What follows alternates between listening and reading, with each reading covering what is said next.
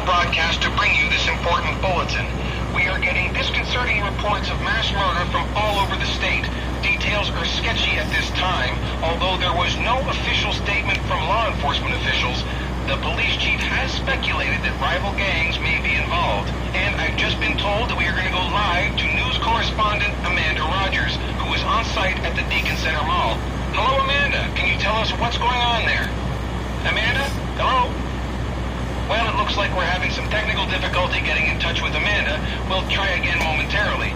This is obviously some very disturbing news, and we will be staying with this story all day long. For those of you just tuning in, we'll be on the air for the remainder of this crisis.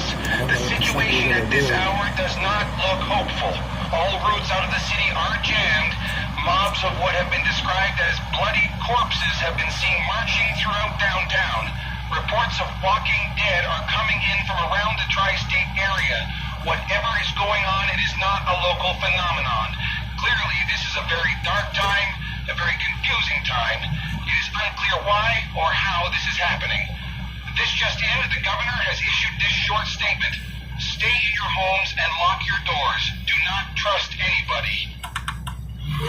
This is Philip Hudson reporting live from the emergency headquarters at the Jared Smith Center for the Performing Arts. We have reports that the West End fires are spreading even further. People living in the area are advised to be very cautious. If the fire gets close, evacuate your family and head to the nearest safe house. Once again, the following is a list of military safe houses. Regional Police Precinct 22 at 239 Ellington Avenue, Old City Hall at 55 Mill Street, and the Jared Smith Center for the Performing Arts at 26 King Street.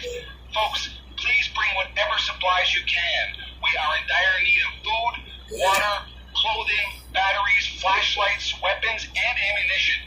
This is Philip Hudson reminding you that we will be doing reports every hour on the hour for as long as we can.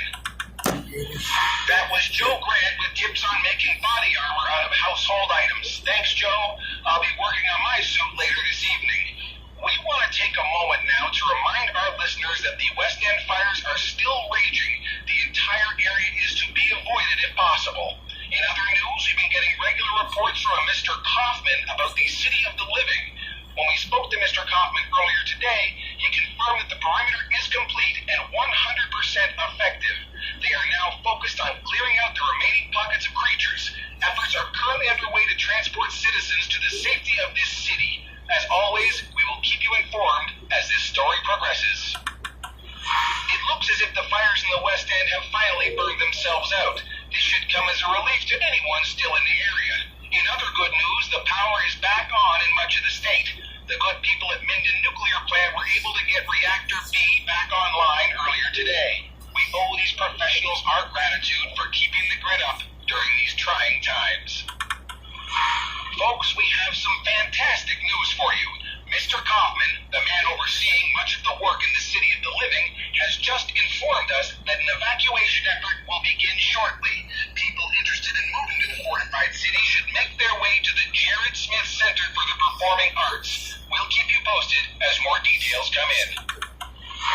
Evacuation efforts to the City of the Living are well underway. People from all over the state have been arriving at the Jared Smith Center throughout the day. We expect that the convoy will move out sometime tomorrow. We have a situation here at the Jared Smith Theater. All the people arriving for the evacuation have led those creatures here. The military is holding them off at the moment, but I've never seen so many of those things in one place. Anyone coming here should be extremely... Angela! Oh no! Not you too!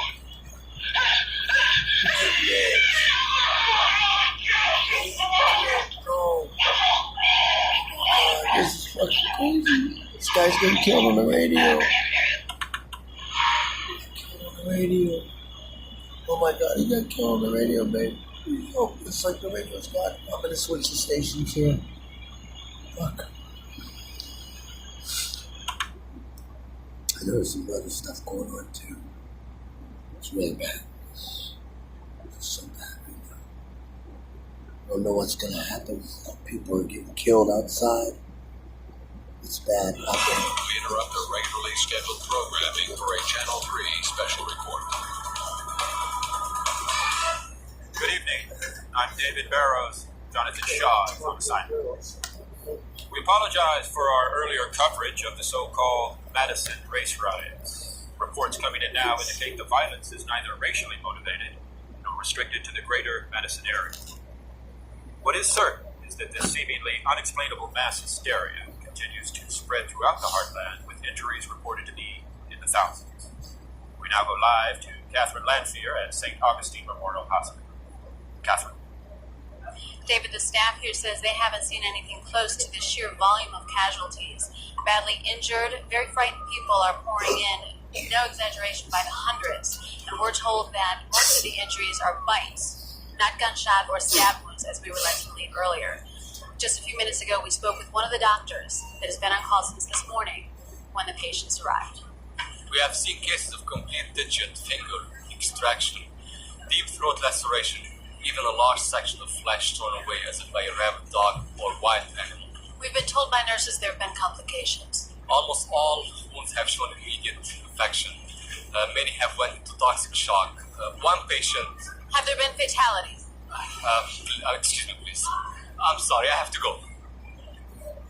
I was coming home from work, and I saw this woman in the road, and she was moaning or something, so I went out to go see. I thought she got hit by a car or something like that, and I went to go reach out to help her, and she bit me in the arm, scratched up my face, and just took off.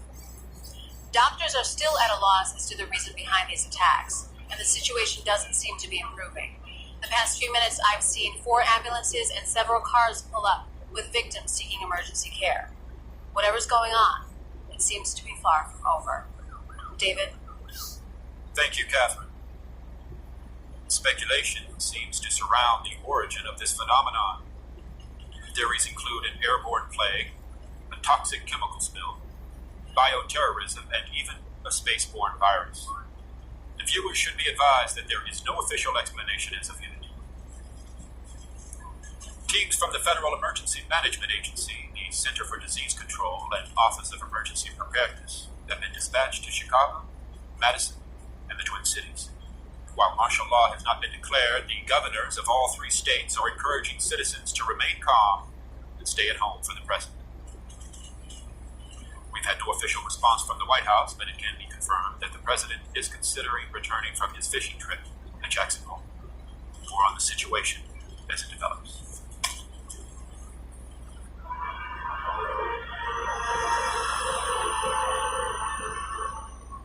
The president wants to make it perfectly clear that this is not a case of bioterrorism. No such agents exist in the arsenal of any nation or known terrorist group. He also wants to stress the need for calm and respect for law and order. The quicker people can get off the streets and into their homes, the quicker the appropriate federal and state agencies can reach these troubled areas.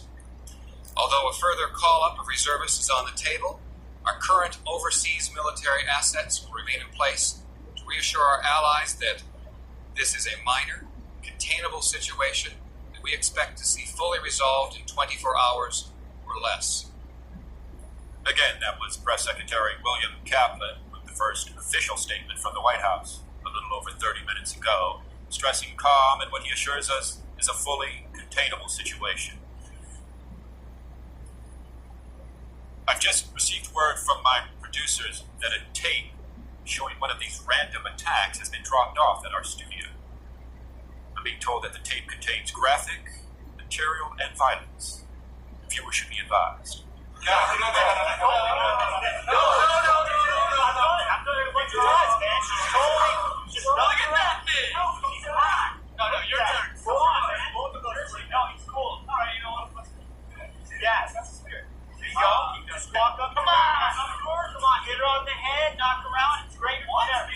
Yes. Dude, look at those melons, man. Come on. Look at that. She is so hot. She's the hottest girl in school. There you go. There you go. Come on, man. You show those wrestling skills, baby. Yeah, that's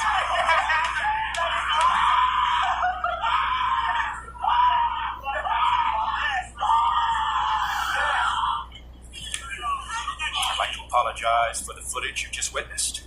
I did not have the chance to previously view it, and I'm sure neither did my producers. or they would have never allowed material of such poor taste to be broadcast on this or any television show, especially a news report.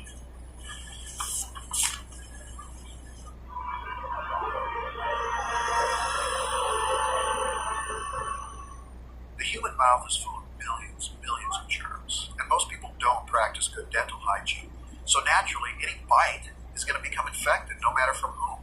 These people don't have some sort of voodoo disease. Yes, but Dr. Collar, how... Look, David, what you fail to realize is that most of these so-called experts are looking in the wrong direction. The problem is not chemical or biological, it's psychological.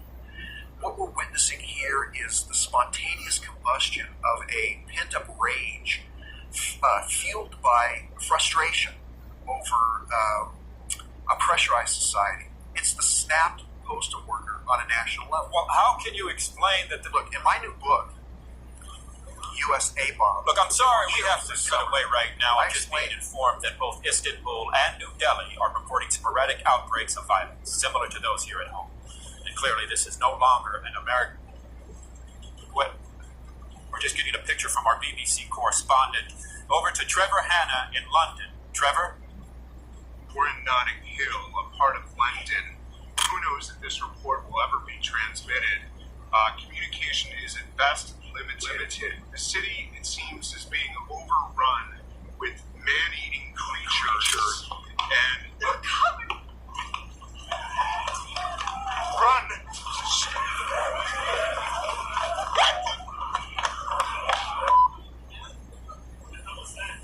Like most stations, we're experiencing technical problems with our satellite connection. But we'll try and follow the situation and bring you up-to-date information from the other side of the globe as it comes.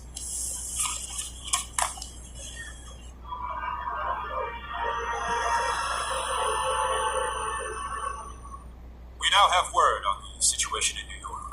All bridges and tunnels to Manhattan are being destroyed, and a barrier of Coast Guard craft is taking up position around the island.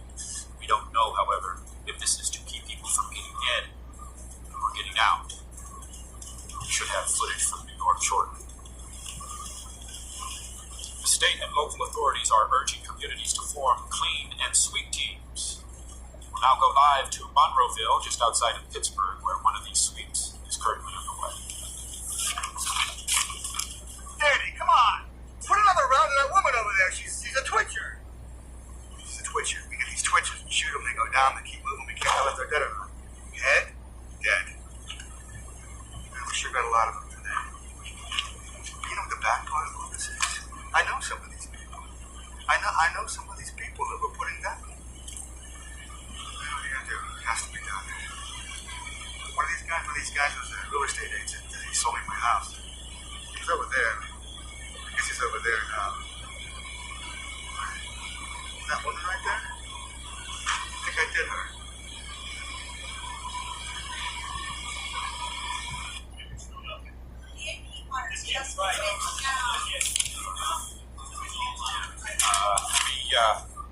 We have some startling information from Fran Parker, live at the Hammond County Medical Examiner's Office. Fran, what I'm about to show you is one of the most horrific. Stand back, and I told her, please keep your distance. You can see how dangerous it is.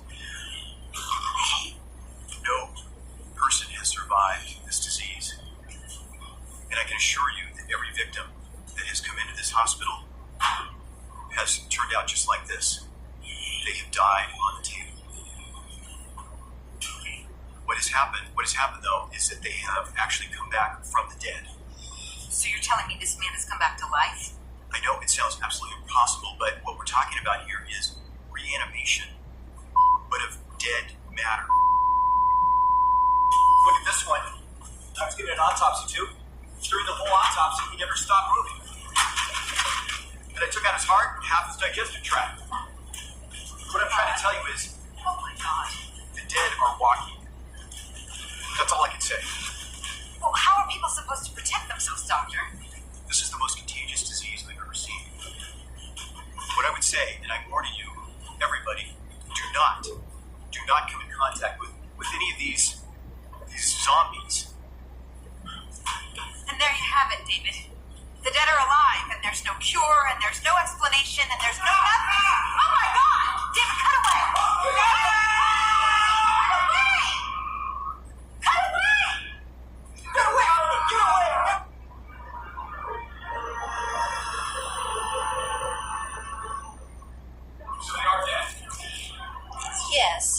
the circulatory, respiratory, and other vital functions terminated, these subjects are technically deceased. Please just let me get through this and then I'll take questions. The infection is spread through direct fluidic contact. It must enter through the bloodstream through an open wound. Infection duration depends on the size of the wound and its proximity to a major blood vessel. Reanimation will occur no later than 1 to 5 minutes after the victim's primary life functions have expired. Once reanimation has occurred, the subject will respond with immediate homicidal aggression.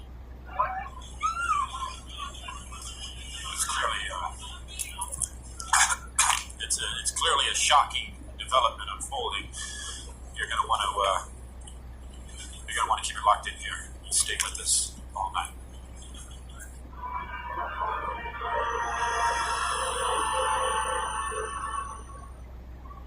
Are we transmitting? Are we transmitting? Point the camera at me. Point it at me. Just roll. Okay. Things are out of control down below. The city of Los Angeles is like a war zone. These creatures, these zombies or whatever the hell they are swarming the city. People are dying in the streets by the thousands. And the freeways, right now the freeways are hopelessly clogged. There is no way out of the city. We had to come up here into the Hollywood Hills just to find some refuge. I think we're safe for the moment, but I'm not going to stay long. Right now, the LAPD has pulled out of South Central Los Angeles entirely and is trying to form a defensive perimeter around Beverly Hills. But I don't know how they're going to stop these things. If you're hearing me, stay away from Los Angeles. The city is out of control. The city is lost. Avoid Los Angeles at all costs. I'm sorry, we had to cut away. We need to go now live to the White House press room for an emergency military briefing. State of emergency has been declared in the United States of America, including all overseas dependencies and the Commonwealth of Puerto Rico. For reasons yet to be determined, the bodies of the recently deceased are returning to life and attacking the living. The scope of this epidemic is now reaching global proportions. The President has sent to Congress a package of initiatives which will be explained by the Secretary of Defense, Mr. Martin Emery. Mr. Secretary. As of 8 a.m. Eastern Standard Time, the President has declared the continental United States under martial law. The nationwide curfew of 7 p.m. tonight has been put into effect, and any citizen caught outdoors between 7 p.m. and 7 a.m. is subject to arrest and detention without counsel. All reserve military personnel and National Guard are ordered to report for immediate deployment. All law enforcement, firefighting, and emergency personnel will be federalized effective immediately. All communications facilities, including the use of landline and cellular telephone facilities, will be reserved for military and rescue operations. In order to halt the spread of this contagion, our nation's borders to Canada and Mexico have been sealed. No longer seek shelter in private residences, no matter how safely protected or well stocked. Retain all ownership records of private property, but do not attempt to transport or defend said property. Rest assured, looters will be prosecuted with deadly force, as will any attempts at vigilantism or secessionist political activity. No questions.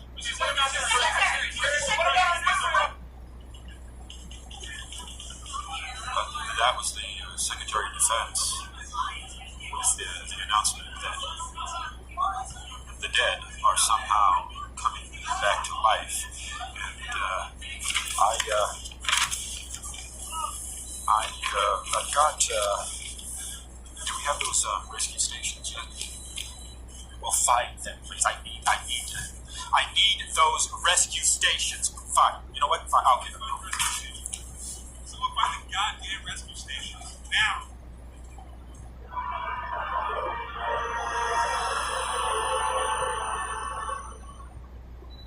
Current estimate in the U.S. puts the number of dead at over 10 million. But this is, many would consider, a wildly conservative estimate. Regarding the entire world, I can't even begin to give you a number. One bright spot to report. We now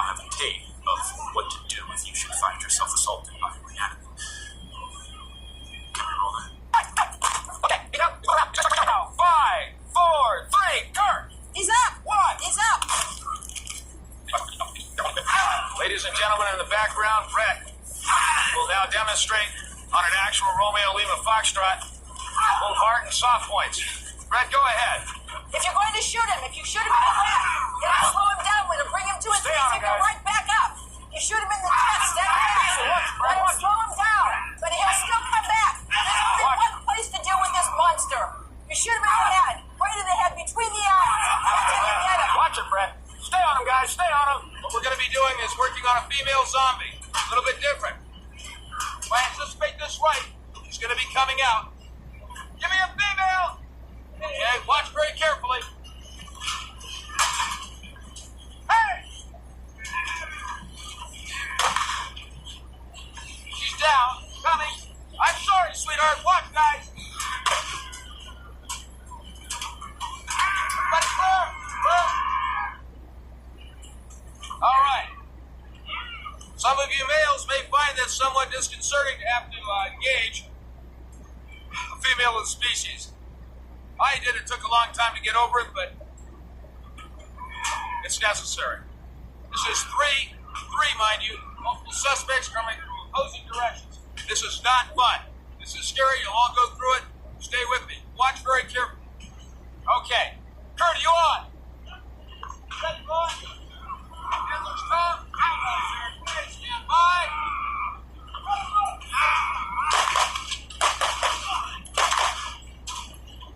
Bring it up, guys. Stay on him. Stay on him. Watch, they're getting up. 3, 2, 1.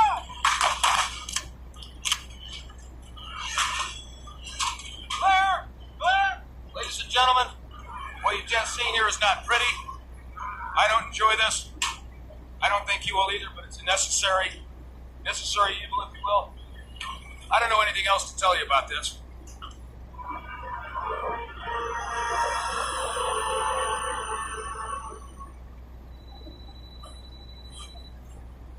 Lucas, are we on? We're on. Yeah, we're still on.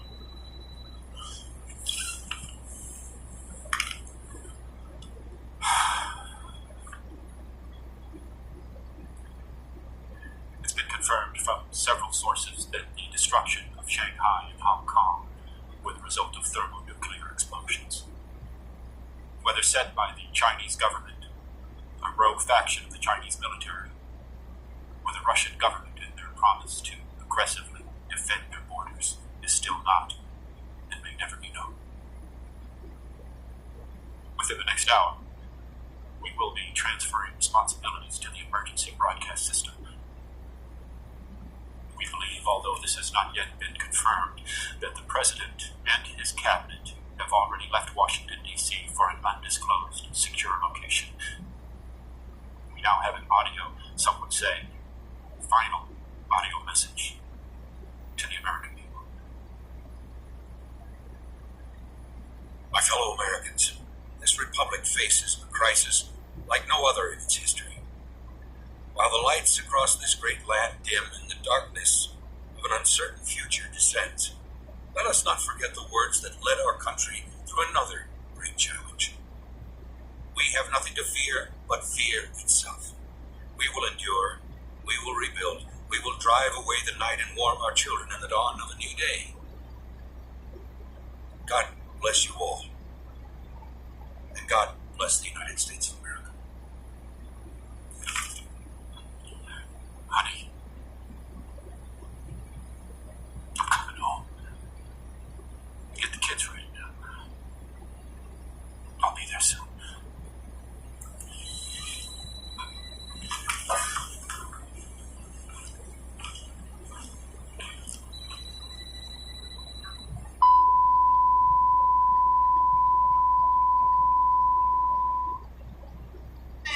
Because I brought all of them running. Before I knew it, I was pretty near surrounded. What did you do?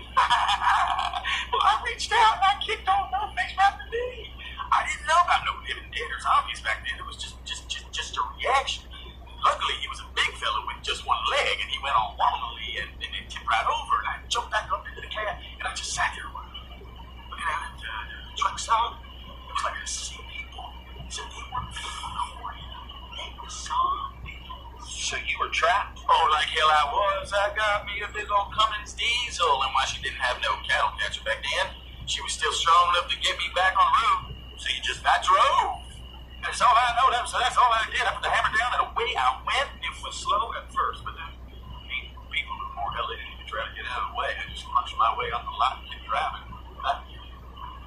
Wasn't fast though. I mean, I think that was much fun. I was pulling what I'm pulling now. Back then, I had to wiggle wagon. Every bolt felt like I was tipped. Wiggle wagon. Though I detached it down the roadways. Once I saw how bad everything really was and heard the chatter on the radio, I figured that I didn't need to deliver the load no more. I wish I stuck it out though. I was hauling up a bunch of stock in one of the improvement stores. Would have come in handy in hindsight. So, what about them? The rest of your caravan? Oh, you mean my big old convoy? Well, I'm not sure, to be honest. I mean, every time I'd stop and fuel up or look for something to eat, there'd be some fella in a van or a bunch of folks in a bus. They'd ask if they could ride along. I couldn't say no. I mean, safety numbers, right? Besides, the company felt good. Radio and did for a while. Yeah, I said that. They never tell me this. My one or two followers turned into a convoy. I mean, lead. So you're the leader then? Well, not like the boss or nothing. Folks looked at me because I know the ropes. And I get some pretty near independent wheels. I don't make no big decisions. I can drive, and sometimes folks follow. What do you miss? From the old days? Yeah. Oh, I'm raw reading. Mostly the same for me. I drive, talk to folks, help. Big Ridge back there keeps the food diner quality for me. Nothing's really changed all that. You have to miss something. Well, yeah. What is it? Oh, snaps. Try it. Don't laugh. I won't laugh. Okay. Well, returns. Hey, you said you weren't gonna laugh. Burrito? Not the real ones. Reg can make this. You're still having those. I mean, the frozen kind. The kind you get in the truck stop at 2 in the morning when there was no one around but other drivers. The kind you had to microwave forever and they'd still be frozen. So you'd stand around jawing with the other guys and swapping stories, trading handles. That's what I miss. Yeah, I miss that too. Hey, we done here? Looks like we got something big up ahead. Might have to solve. Yeah, we're good. Thank you for this, Asian. Yep.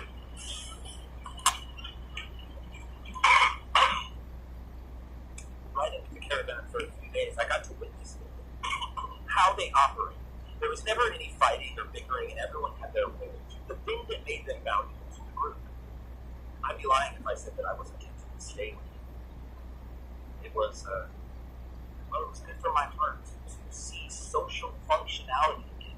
People getting along, doing the job, and helping each other out. One of the more surprising injuries came.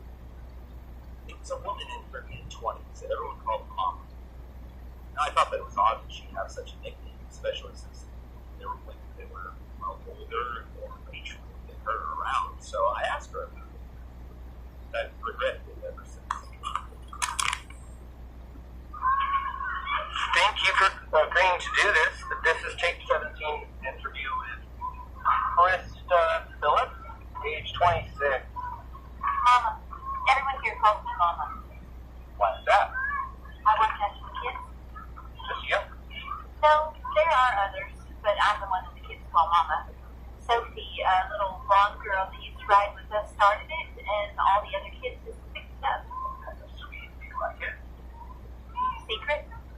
Well, not really. I fucking hate it. Why? Because most of these kids have lost their parents. They've lost their real mothers and fathers, and because I'm there taking care of them, they imprint on me, like baby ducks. I'm not their mama, and it kills me every single time that they say it. It's funny, you'd think that you'd get used to it, and it would hurt less.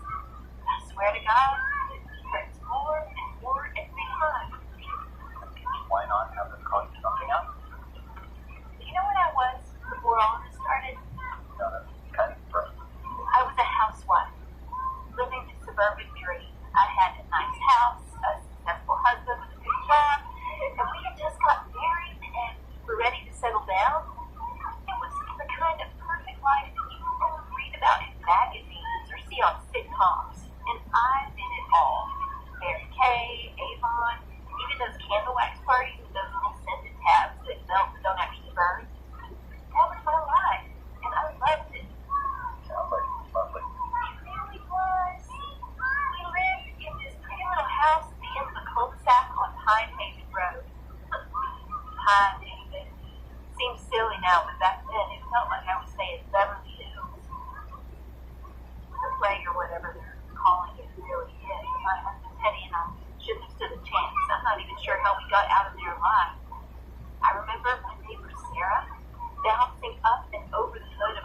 know. Sarah, who bought more Avon than any one woman could use. The same Sarah who still had my good cake pans, dead, and trying to make me the same way. It wasn't your friend anymore. You know that, right? Still didn't make it right. Teddy and I spent the next few days just trying to survive. During the day, we'd park and hide somewhere. Abandoned hotels, the back of a delivery truck. Any place we could be quiet and feel safe. At night, we'd drive. Slowly, no headlights, we'd just drive. Every once in a while, we'd hit something or someone, and we'd just keep going. We weren't sure where we were going, we just knew someplace had to be safe. Someplace had to be better than this. One morning, right at dawn, we decided to break into this corner drugstore. It had great windows and a barn door, and as far as we could tell, it was empty on the inside. Yeah, but it was harder to get into than we thought it would be. Without tools, a locked door stopped the living room as well as stopped the bed. Teddy wouldn't be asleep. He was positive that there would be food and supplies in there, so we kept trying to get in. He was using the tire wrench in the car, this cheap little thing that bent way too easily, and we were almost in when a zombie comes staggering around the corner and grabs me right by the back of the head. I thought I was dead. Teddy let out his deep-throated scream and tackled it. He pulled it right off me. Teddy wasn't a huge guy, to be honest. He was a bit softer than most. He was a computer programmer. They're not known for their physical strength. Right then, it was Hercules. They rolled around for a second until Teddy got on top of it and used an entire iron he caved in its head just over and over again until it stopped moving. I'd never seen him like that. And fear is a powerful motivator. So he's getting fit. We didn't know at first, but when Teddy was wrestling with that thing, it bit him. Not bad, not even really a bite. Just pinched him, barely breaking the skin, but it was enough. We got inside and barred the door behind us, and then we cried. I'm not sure why. It might have been fear, elation at getting away, or just adrenaline. We just sat leaning up against the door, holding each other and crying. Yeah. I mean, we cleaned the wound with rubbing alcohol and bandaged it good, but about an hour later, the fever set in. I'm sorry. Have you ever seen it? Have you ever seen someone go from healthy to infected? Have you ever watched as they get sick and die? Yeah. Sucks, doesn't it? Yeah. When Teddy died, I didn't know what I'd do. I knew that I wouldn't have the strength to keep him from becoming one of those things. I knew that I didn't have it in me to do what the news said we had to do. So what did you do? I dragged him outside and closed the door behind him. I could hear him on the other side of the door, moaning, getting up, shuffling around. What did you do? I got drunk, that's what I did. Blind, stinking drunk. The drugstore had a cooler, and although everything was piss warm, I drank until I felt like I was going to throw up. Then I walked to the pharmacy, got a handful of pills from behind the counter, and I ended it. You tried to kill yourself. No, not me. I took a handful of those San B pills. I guess it could have killed me too, but at that moment I didn't care. We're pregnant. 3 months. Like I said, I was in suburban heaven. But now that hell was walking the earth, I wasn't going to bring a child into this world. Not alone. Not when it could end up. That's when they found the caravan. Bleeding to death from a miscarriage, stupid, drunk, and barely conscious in a corner drugstore. They cleaned me up, they took care of me, and they gave me a reason to keep going. So, now I'm mama to them all, no matter how badly it hurts. Because they deserve a mama. I deserve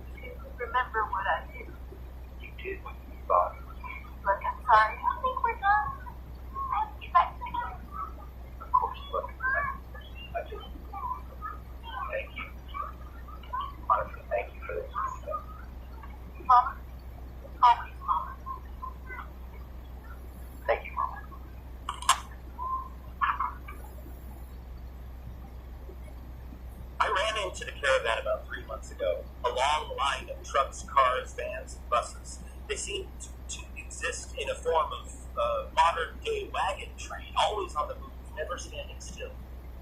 They say that they're looking for a place to safely call home, or at least a place where the dead don't walk the very roads they travel. Out of the 3 people who agreed to be interviewed from that group, Big Reg has to be my favorite. A smile as large as his heart. He's one of the few people that I've seen that seems to have honestly adapted to this hell that we all struggle with.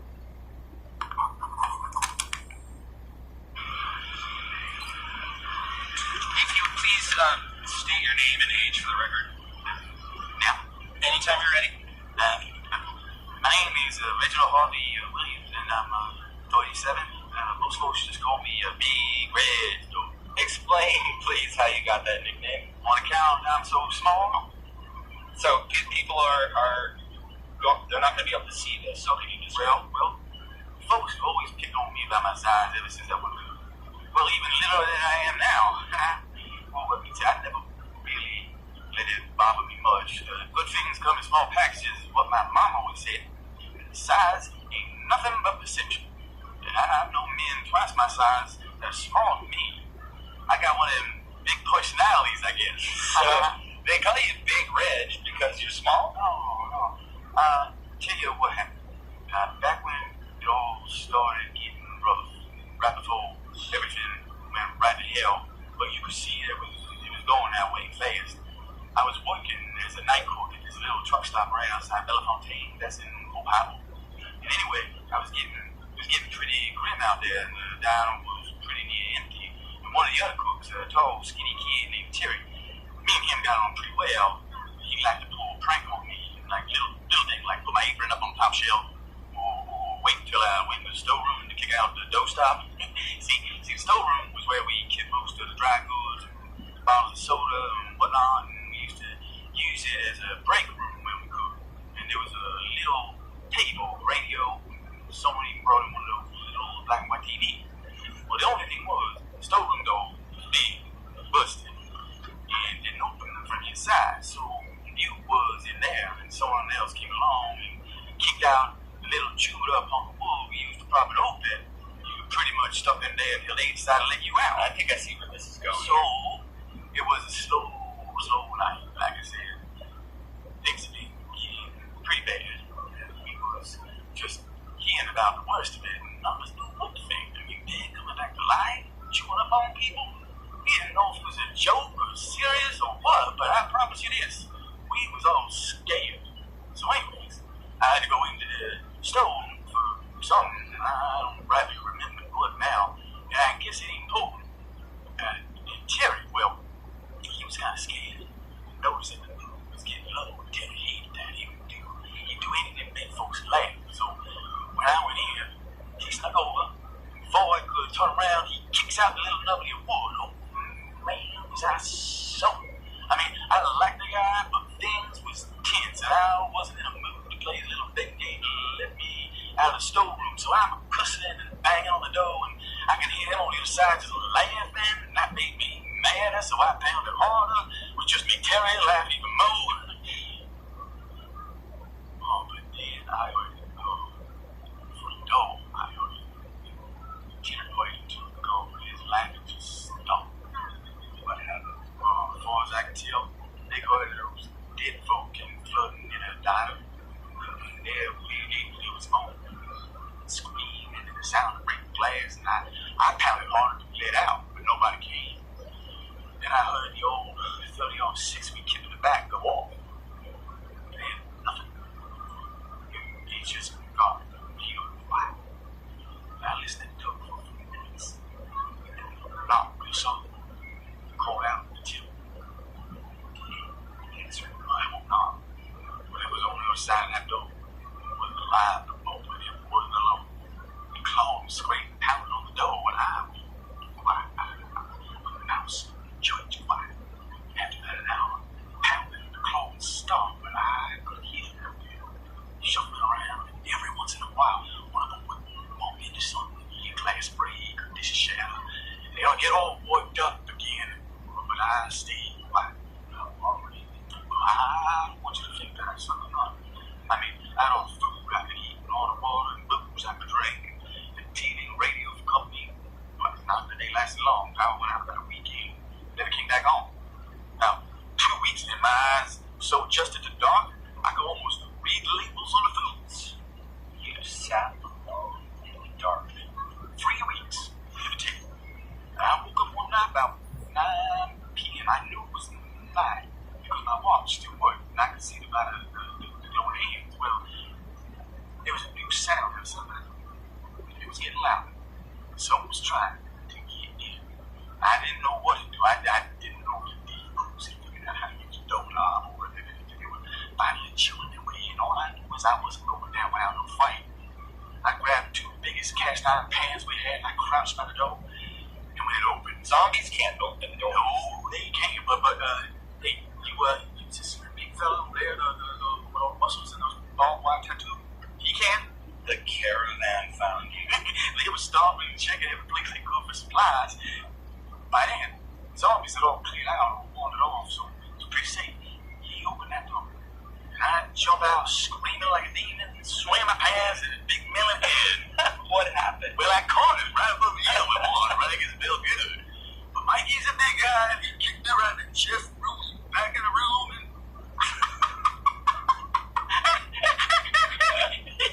he locked me back in the damn stone room. So like I say, I clocked it good, so he goes, help me back to the room. And they're all up in armor, I guess, because it was dark and he's so big. He just assumed that I was dead, so he telling them all that there's this 7-foot tall giant madman back there screaming, broke pants, me, 7 foot tall. Well, they got all the arms and then they go back. They screaming over, telling me to stand down. They open the door. They don't see no giant man. They see me, 5 foot, 120 pound of me, huffing and puffing in the dark and screaming against the line like they ain't never let Mikey live it down. They're right, Mikey. Well, the nickname stuck. I've been riding with a caravan ever since. I figured since that's my cook, they didn't have no one real way around food. I owe them. They complete one and all. Did you ever see Terry again? Yeah. A couple days later. I saw him. He wasn't Terry no more. He was in a big group with them. Probably the same group that came that night. What did you do? Well, I took it. It wasn't playing. I'm right out there beside him. Let me.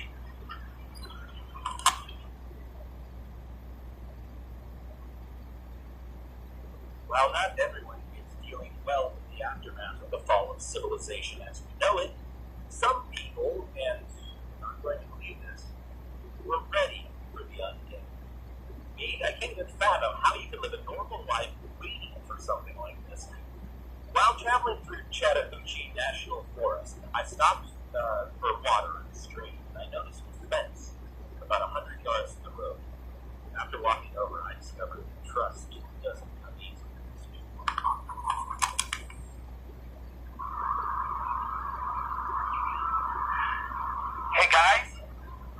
Hey guys, I don't want any trouble. You can put down the guns. I'm just a traveler. I'm sorry, I can't hear you. What? Can I come closer to the fence so that I can hear you better? I'm putting down my things, okay? You're putting down your weapon? What the hell is the matter with you, boy? I see folks come through here and be wearing your skin like a suit. You believe it, Sarah? Could you tell me your name? How about you tell me yours and I don't have room for a 5.56 millimeter round through your head? David. My name is David. Dave. But my friends call me Double D. But it's I'm trying to look really non-threatening, I promise. Well, you're doing a piss poor job of it, son. Commander Dale Edwards, leader of the 23rd Georgia Militia. 23rd Militia? Is that a military organization? Got a camera? So where are you from?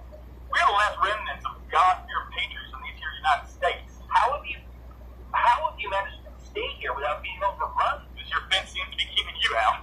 Fair point, but I'm also not a zombie. Let's make something real clear here, Double D. Your entire existence at this point is based on my good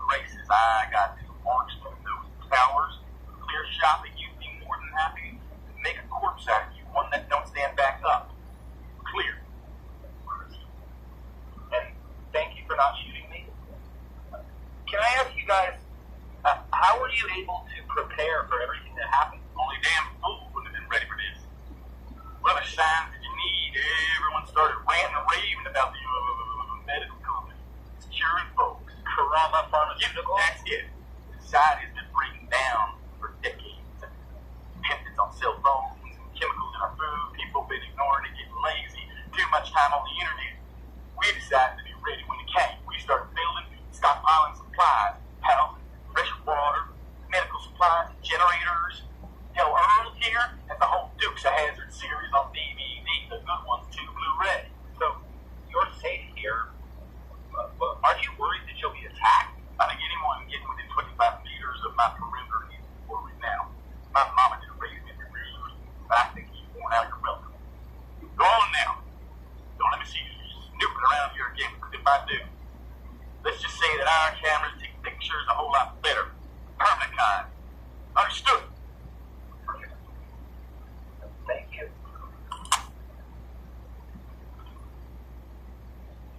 Over the last few months, I've seen the best in humanity. I've seen the worst. I've heard stories that have inspired me and lifted my spirits, and I've witnessed things that will haunt my dreams until I die. One of the most heartbreaking encounters I can remember happened by chance. I was traveling just outside of Fort Madison, Iowa, when the sky suddenly opened, drenching me in a torrential downpour. For the second, I forgot about the road around me as I ran for shelter. There was no worry of a zombie attack or fear of other survivors, just a cold, instinctual need to get out of the soaking rain. Forcing my way into what I thought was an abandoned fast food restaurant, I was so happy to get out of the storm that I didn't notice the loaded pistol aimed at my head until its owner cocked back the hammer. It was a girl. I guessed about 16. She ordered me back outside, motioning to the doorway with the gun.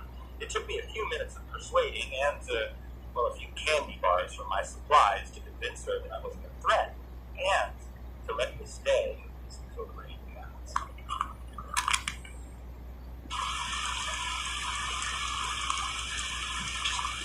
Talking to the reporter. This is stupid. A deal's a deal.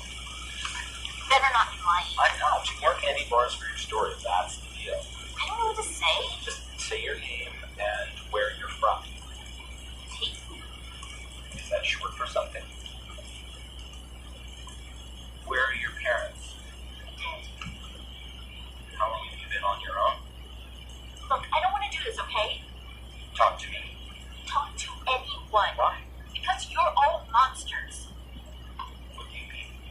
I mean, zombies want to hurt you, kill you. Sometimes people want to say things. Safer to just avoid everyone, living or dead. If I had it my way, I wouldn't have to deal with any of you. Have you had to deal with zombies? You mean like kill them? When I have to, yeah. Most of the time I just avoid them. Stay low, stay quiet. If it gets too bad, flat out run. What about people? Have you ever killed? I can't even tell the difference anymore. Really, you're all the same. I avoid you, and if you keep coming after me, I make sure you stop. It used to bother me. I mean, back when it first started, I remember the first time I had to stop someone. I cried so hard I threw up. Stop a person or a zombie? It doesn't bother me anymore. It used to, but it doesn't. Not anymore. When was the last time that you spoke with another living person? A while, I guess. Mostly it happens like this. Like you. Someone will show up to some place where I am, and I either leave or make them leave. You're lucky it's raining really hard. You look like a wet dog. Or maybe you do.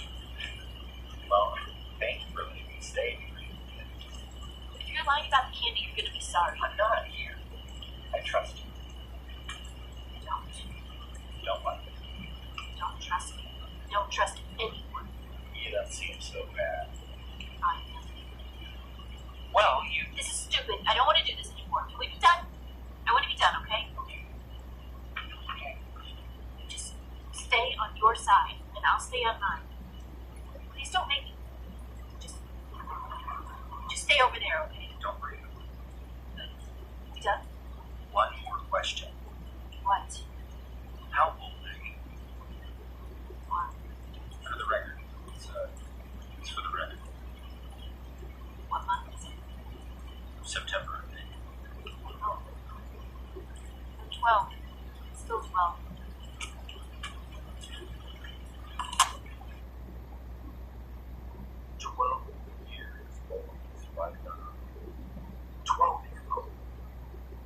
I'd love to tell you that we traveled together and that I eventually got her to trust me to the point where I learned her name. But the truth is, she was gone before I got up the next morning.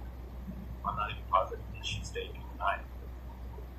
Whatever distrust she had overwhelmed her. I never saw her again. I'm positive she's still out there, though. And she's still alive. And I just hope that she's finally found someone that isn't a monster. I stumbled across a settlement in Ohio run by a man named Jack Hodge. While the area itself had been hit hard by the outbreak, a surprisingly large number of people banded together and survived. Most of the town had been covered and secured and well it made for an excellent trading post. I found that the stories I pulled from there, well, they were more valuable than anything I could have garnered for it.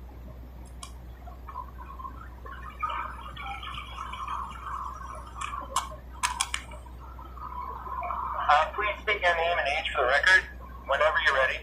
My name is John Hodge, but people call me Jack. Thanks for doing this, Jack. Most of your group seems to be avoiding me. Oh, don't take it personal. We had a bit of bad luck with some bandits and a few weeks back, so we're still not mistrustful. No badge? I heard a woman call you sheriff earlier. I figured that with that and the way that you carried yourself, you used to be a police officer. Whatever it is that makes me feel better thinking I'm the sheriff, then that's what I have people that someone looked up to. So you weren't a cop? Can I be honest with you? Please. I'm only doing this because I need someone to know the truth. I figured even if it's just some kid with a cave in the corner, it should be on record. Something. Well, you realize that I plan on broadcasting this, right? So whatever you say has the potential to be heard by anyone listening. Well, I will do that if one thing ever happens. You really think you're going to be able to get TV or radio station working again? And even if you do, what are the odds that anything you broadcast ever makes it all the way out here? Or for that matter, that we're still even here waiting if you do. I'll take my chances. Besides, I don't have anything more that's not me. Well, when you put it that way. You asked about the cop? I'm guessing you weren't. Just the opposite. I was a criminal. I was what I was before it changed. Most people blame their parents or abuse or make a reason as to why they were being the victim. But the truth is, they were just bad. That was me. It was a small time crook, big time truck, and it took what I wanted when I wanted it. If someone got my way, I earned it. So what changed? Or I guess. I got caught with a stolen car a few towns over in a place called Hill Springs. The police station was an old bank that they had converted, so the cells were actually right in the vault. They booked me, weren't going to let me go, so I settled into the local lockdown before I ended up in one of the larger state places. First day was normal enough, I guess. I got my free squares and private cells. There wasn't much in the way of crime around there. The sheriff was even nice enough to turn the TV in my direction so that I could watch those idiots trying to sing it. The song on American Idol. But late that night, though, everything went nuts. The phone started ringing right on the hook. The sheriff answered about 2 dozen calls in the span of a few minutes, and even from my cell, I could hear gunshots outside. It was the start of the outbreak. Yeah. I didn't know that then. I just figured that there was some sort of public attack. Folks in the hands, some small fair or something like that. That place was right there. Did the sheriff come back? No, not the first day, not the second. You ever been in a jail cell? No one around. I can't say I have. I can't explain to you how honestly frightening it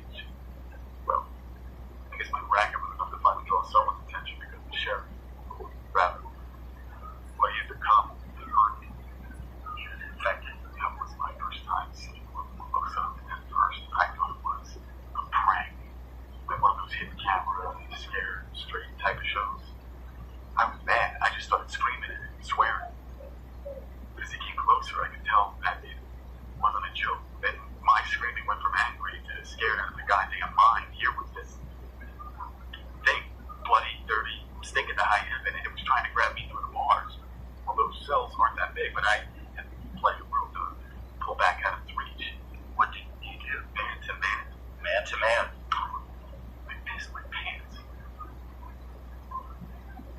I could believe the fact that I was so worried off that I had to drink toilet water for 2 days straight. To the truth of the matter was scared. I felt that before that moment. True, honest to God, fear. I guess I must have passed out because after a bit I feel something tugging at my ship for the zombie, and it was almost on top of me. But you were locked in the cell. The funny thing about prison bars, they're only there to stop the living, but the dead. The sheriff had managed to squeeze himself between the bars, head and all. Whatever force it took, reaching and clawing at me, and pushed his head right up and out, so that his eyes had popped to the sides like a big fish. He must have crushed his skull into a million pieces, and once his head was in, the rest of it was slowly following. Jesus Christ. Yeah. Those were my words, too. Exactly. I panicked, and I started kicking like the devil himself were after me. Well, whatever that thing had done to his head to get in must have made it all soft, because about 3 good kicks in the heel of my shoe came in top of its skull like it was up the melon. Yeah, stop moving. I really don't know what to say. I just sat there for a few minutes, still in my own piss. The stink of what was oozing out of the creature that had just tried to kill me. The only way that I can describe it is I changed right then and there. I changed like God himself had given me a second chance, and I swore on my all that I wasn't going to waste it. I grabbed the keys off the sheriff's belt and I opened the door to my new life. And now you're the sheriff. Whatever the town needs me to be. If they take solace in calling me sheriff, then I'm sheriff. If they need a protector, I'm a protector. If they need a friend, I try to be the best that I possibly can be. But the truth is, I'm more like them than anything else. The zombies. I mean, how so? Because the man that I was died that day, and when I came back, I wasn't the same. I don't think I ever will be. What's more, I don't think that's a bad thing. We came right out at this point, and by the time that I had managed to change it, Jack had been called away to settle a dispute. Still, his story is one of my favorites, and whenever I feel that the world has become too hard or too mean, I stop and I listen to it. If a man like that can become a hero in the face of this horror, then I know in my heart that he can come back from anything. As you heard in the beginning of my interviews with the sheriff, I wasn't getting many bites in the way of interviews in the settlement, and admittedly, this is probably my own fault. I was new to the whole asking people to share their most intimate stories with me thing, and my hesitation to approach them might have fueled their hesitation to be approached. And that to the fact that they had been robbed and forced to kill other survivors a few weeks before I showed up. And you can understand, well, why they were less than welcoming of some stupid kid shoving a battered tape recorder through their face. I was just checking my supplies and getting ready to hit the road when I got my only other interview from the settlement. Boy, am I glad that I started. Okay, so this is how I've been doing this. Just state your name and your age for the record, and I'll ask you a few questions, and that's it. That's it? That's it. You look nervous. We're going to hate me after this. Hate you? Why would they hate you? You want me to just answer? Or do you still want my name and all that? Oh, yeah, sorry. Okay, please state your name and age for the record. Erin McGuire, I'm 19 years old. What brought you here today, Erin? Some people were saying that you were a reporter and that you were collecting stories from news or something like that. Something like that. Do you have a story for me? Erin. This is my fault. Are you okay? We can stop. We can just try to stop. No, keep it going. People have to know what I did. Okay. What did you do? All of it, this is my fault. The town, the bandit? No, all of it. The zombies, I didn't. I don't think this was you, Erin. How could one person that... I was always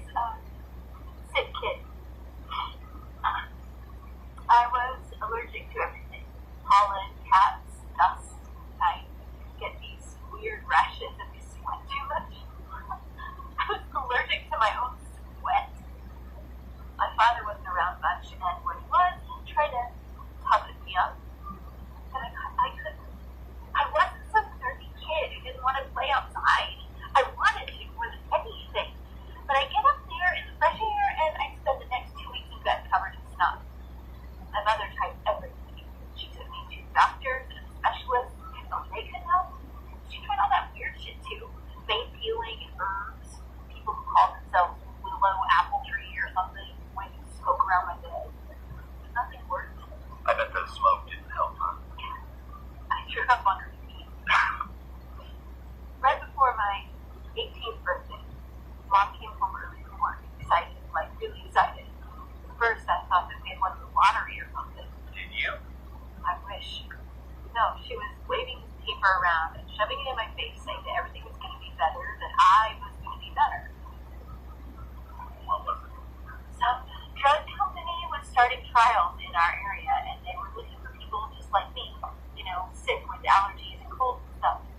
They had a medicine that they were testing, supposed to be the cure for everything. Colds, allergies, the works. Did you sign up? Yeah, but I didn't get in right away. I had to be 18 to take part in the study, and I'm still a few weeks out. But we signed up anyway. A couple months later, they called, and I thought that my mother was going to have a heart attack. So you went in. Yeah. Did you know what they gave you? The name of the drug or the company sponsoring the testing? Not really. Everything was pretty secretive, and we had to sign a lot of forms before they could pass those. Test groups for some company called Curvana. They said that we might not even get the medicine, and we could just end up taking sugar pills for a couple of months. Well, that's how they do most testing, actual test groups and control groups. I wasn't in the control group. There's no real way to be sure of that. Oh, I'm sure. The very next day at home, I was getting something down on the shelf for my mother, and I took a bunch of dust right in the face.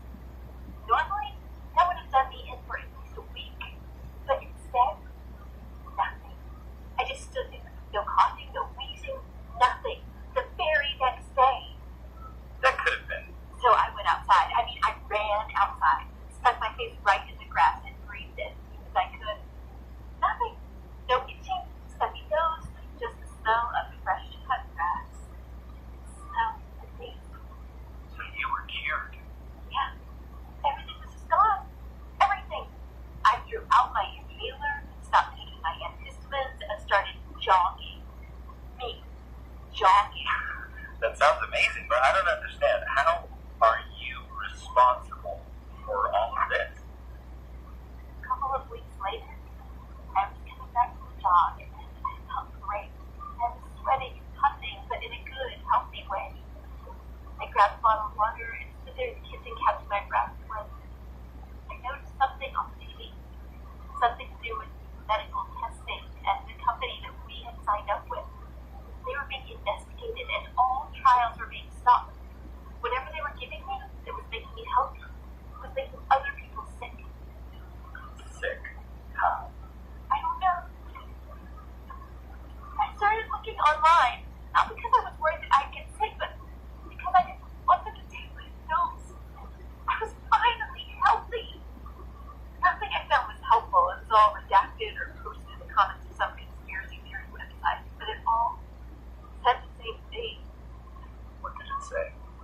That Karama was making people sick by making them healthy.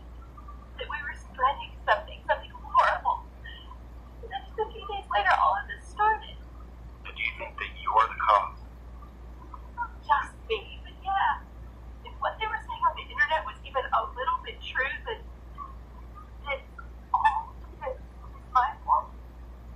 Aaron, no one knows what really happened. You don't know that some drug trial was the start of all this. You don't even really know that you got the drug.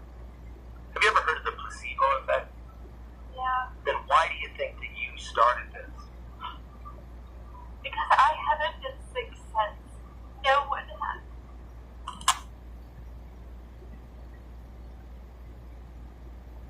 I stopped the interview there because Aaron was pretty much inconsolable from that point. She started crying harder and apologizing, and the more that she did, the more I actually started to believe her.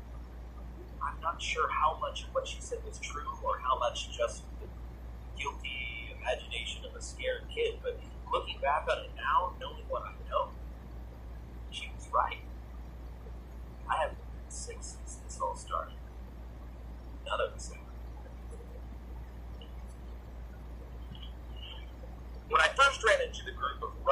I didn't know what to expect. I'd love to tell you that the world was full of good Samaritans and helpful people, but I haven't seen it. I've seen enough bandits and scumbags preying on the weak to be that blind.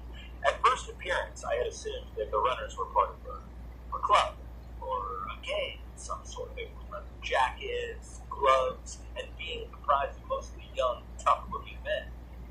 I prepared myself for the worst, but what I found instead inspired me. It keeps me on the road to this very future.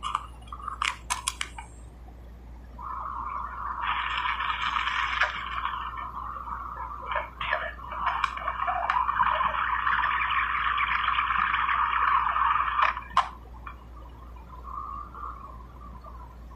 Alright, okay, I think so. That's it, I think. Could you please state your name and age for the record? My name? The guys call me Raton, but the ladies call me Romeo. Raton in Spanish, right? Rat. Man, ain't no rat, it's Raton, man. You know, like a mouse now. Because I'm small, man, the queen. I'm in and out before you never know I was there if you know what I'm saying. Now, you rat thing is little big and clumsy and stupid, like fast, like a mouse. Cute like a mouse. Hey, use that, man. If anyone asks about my phone, you tell them that I look like the actor guy. What's his name? The one that married a chica. Brad Pitt. Yeah, man, him. Anyone asks, I look like Brad Pitt. Latino Brad. Okay. How old are you? Old enough to get you whatever you need to say. I can't.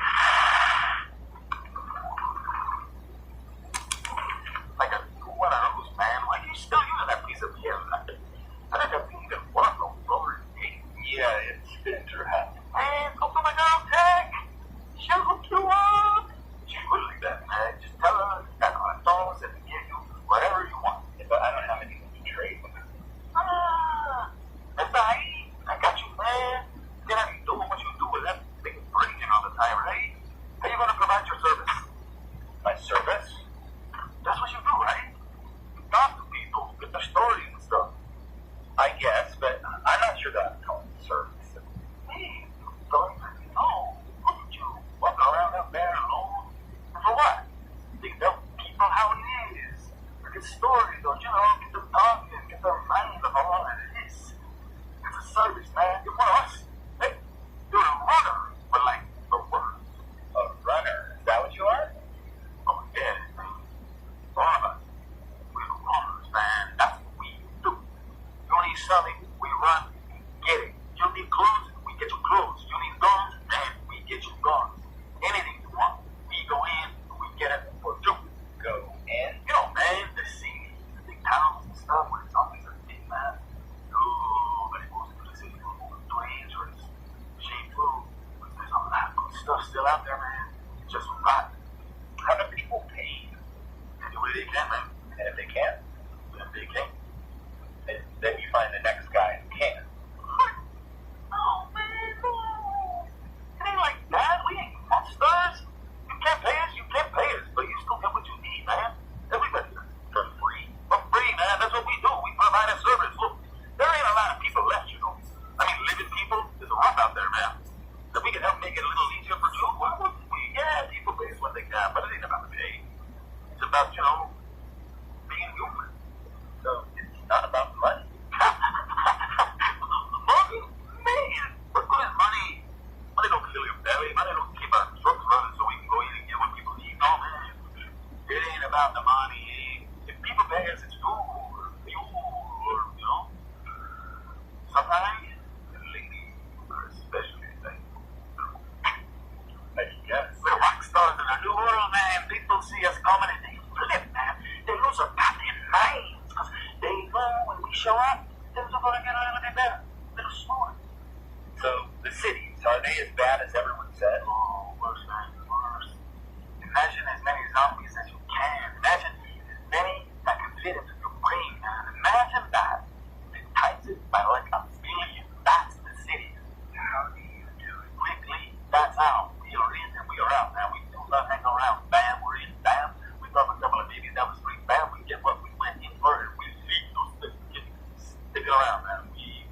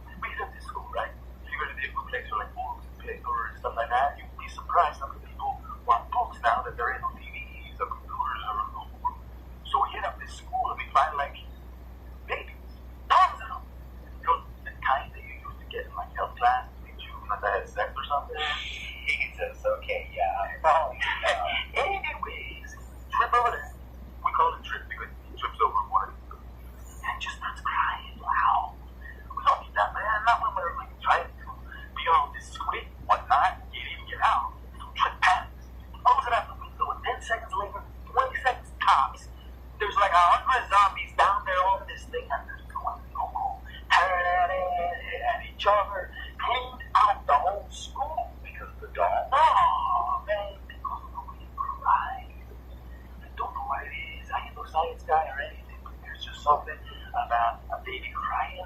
Now we just work some up, get them going.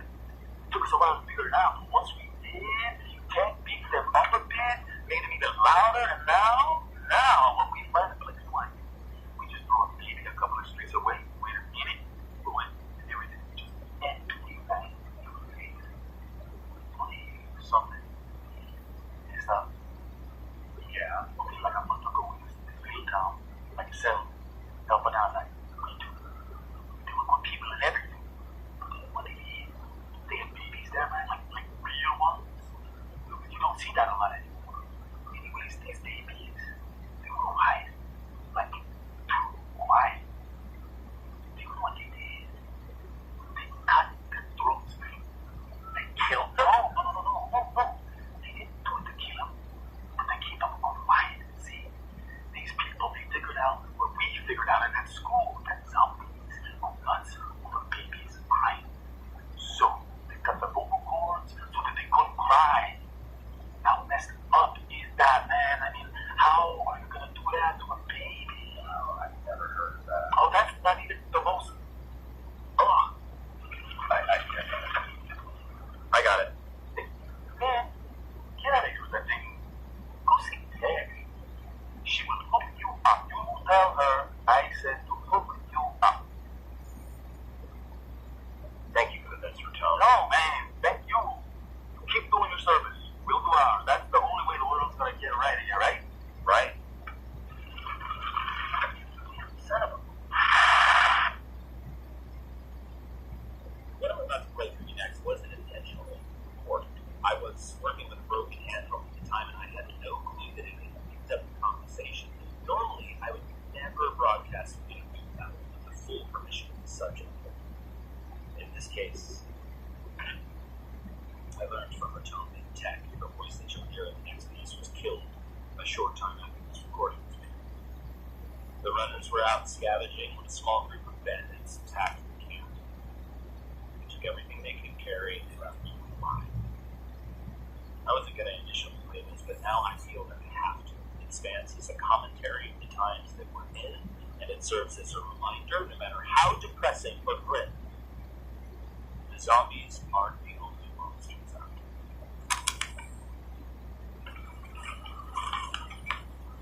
there. Hey. You Tech? Yeah, who are you? Dave. Ratone said to come and see you. You the reporter? Is that what they're calling you? Yeah, they're big on nicknames here. I picked up on that. What did you need? I don't suppose that you have any digital recorders or batteries laying around. Wow. Did someone to death with this thing? She's certainly well. Pretty nice. I don't have anything that still uses tape, but I got a few recorders. Take what you want. As for batteries, I have some, but you should take this with you. You can't be charged. You have to wind it forever, but it should keep you from running out of juice. Take these rechargeables. They'll last longer than the normal ones. Wow. Thank you. You guys really do have a head. Who need it, they get it. That's what they say. So you're not a runner. Me? Hell no, I'm just a tech.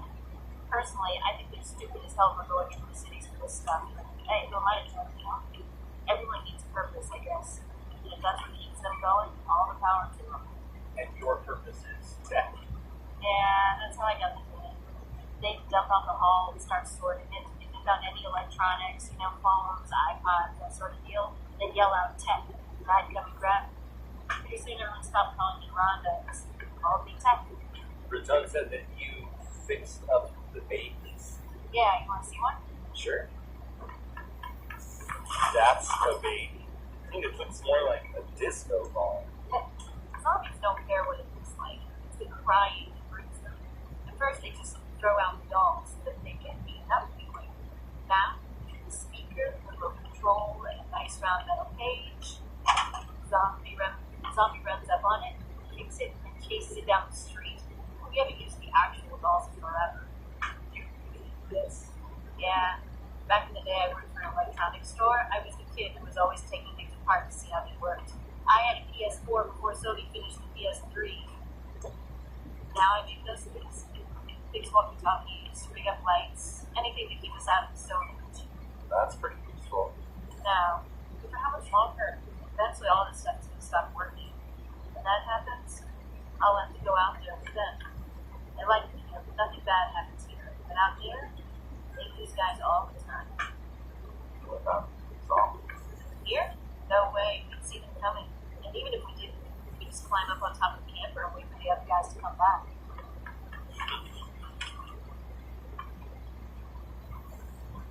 Well, thank you for all this stuff, Ted. I gotta say, you're a lifesaver, whether you know it or not. Yeah, no problem. Good luck on your reporting. I hope you figure this whole mess out. Do you mind if I keep the old recorder? That's all my stuff with Dutch on top. Nah, but I've got dozens. Well, thanks again.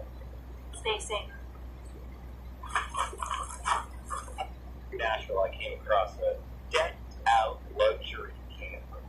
Oh, man. There was a guy driving it who was really trying to make the best out of a bad situation. He had been driving from town to town, in every bank and jewelry store that he came across, and had amassed a hoard of riches large enough to put every pirate from history to shame. To this day, I have never seen that much cash or jewelry in one place. Thanks again for the ride and well, agreeing to do this. So you think this is going to make you famous? Well, I'm not really looking for fame. I'm just trying to make a record of what happened for future generations. I'm going to be rich and famous. Just watch. I mean, I've already got the rich part down, right? There's no denying that. If you could please state your name and age for the record. Oh, you bet. Hello, lady. Slick Rick Jarvis here. You probably all know me by now, but this is how it all started. And how old are you, Rick? True blue at 32. Right. If you could describe in your own words the vehicle that we're in. This is just temporary. I couldn't fit everything into the marrow anymore, so I had to expand. I call it the bone in the bus. What do you think? Well, it's certainly Right. I mean, look at all of this stuff, Jill. Won't you? It's says I've got it all. Do you know how much money I have back there? How much? Enough to drop every pair of panties from here to California. That's how much. Over $10 million. Seriously. And that's just the cash. I've got so much money that I had to stop taking anything smaller than a 50 because I ran out of room. You believe that? You know what else I got back there? A bed frame full of $100 bills. That's like 2 million in $100 bills. And I sleep on it. That's the bed, lady. wow. Is it comfortable? You bet your ass it is. $2 million comfortable, though I don't ever sleep on the whole lot. I usually use the cot next to it.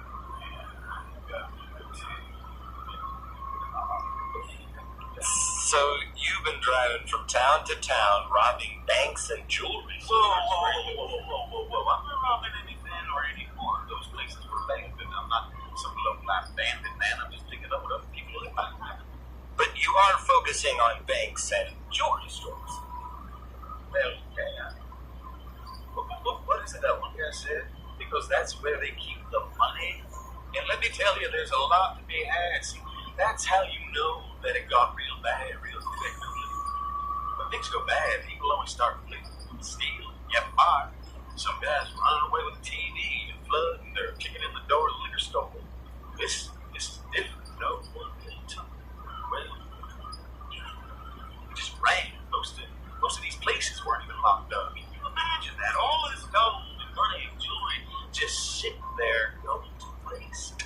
Well, there really isn't a huge need for money right now. No real use for Oh, that's your mistake right there. You're just like everybody else thinking in the now. Oh, Rick's thinking of the future. You're telling me that the government isn't going to fix this, that the army isn't going to show up, and eventually everything goes back to the way it was. They probably created this whole thing just to bend the herd. Money might not be worth anything now, but when this is all fixed, I'm going to get rich and famous. So you think that all of this is just temporary? Probably.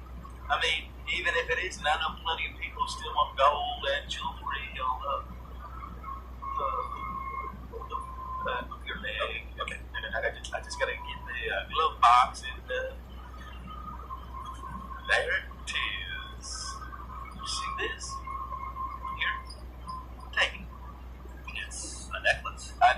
diamond necklace. Look at the price tag. Seriously, look. Wow. $18,000. You're holding $18,000 in your hand right there. And you know what? I bet this asshat back in Nashville real hard trying to get all these guns and all this food. So I tried trading for some. You know what he wanted to give me for this? A sandwich. A goddamn sandwich. $18,000 in gold and jewels. This guy thinks I'm going to trade for PBJ. I mean, where the hell are people's priorities, man? Do you want this back in the glove box? You know what? You hold on to it. Call it a gift. I got 100 of them. This way you have something to show people once it's all over, you know? So that they believe in you. Thank you. No problem, man. No problem. You happen to have any badge? I wrote the brick for a few more hours, but the remainder of the conversation turns to sex. And all of the things that he's going to do in this world of space. I traded him the last of my protein bars for a little gold bonus. Not because I wanted to, but because I felt kind of bad. Ironically enough, I ended up trading for a sandwich a couple of days later. And to be honest, it was absolutely worth it.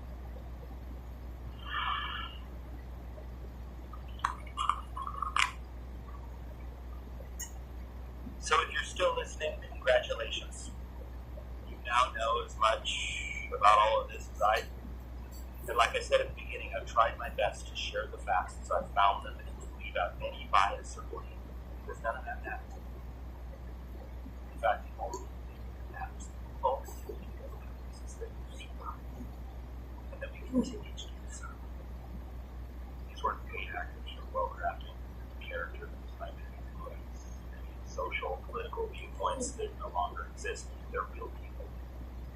Somehow, honestly, that what's left in this world dust settles all of you experts who are supposed to have made it. Because in the end, survival comes down to two things: natural instinct and blind. Hey friends, welcome to the Horror Sleep. Almost 90% of you watching aren't subscribed.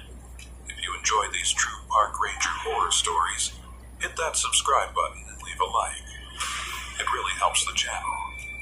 Oh, and where are you watching from tonight? Let me know in the comments. Have you ever experienced that feeling when walking alone at night? That someone else is walking alongside you at the same pace? Step by step, breath by breath. Like a shadow you can't escape. Now imagine experiencing that feeling for 6 hours in the mountains, in such thick fog that you can't even see your own feet, and that there is no one else within a 12-mile radius.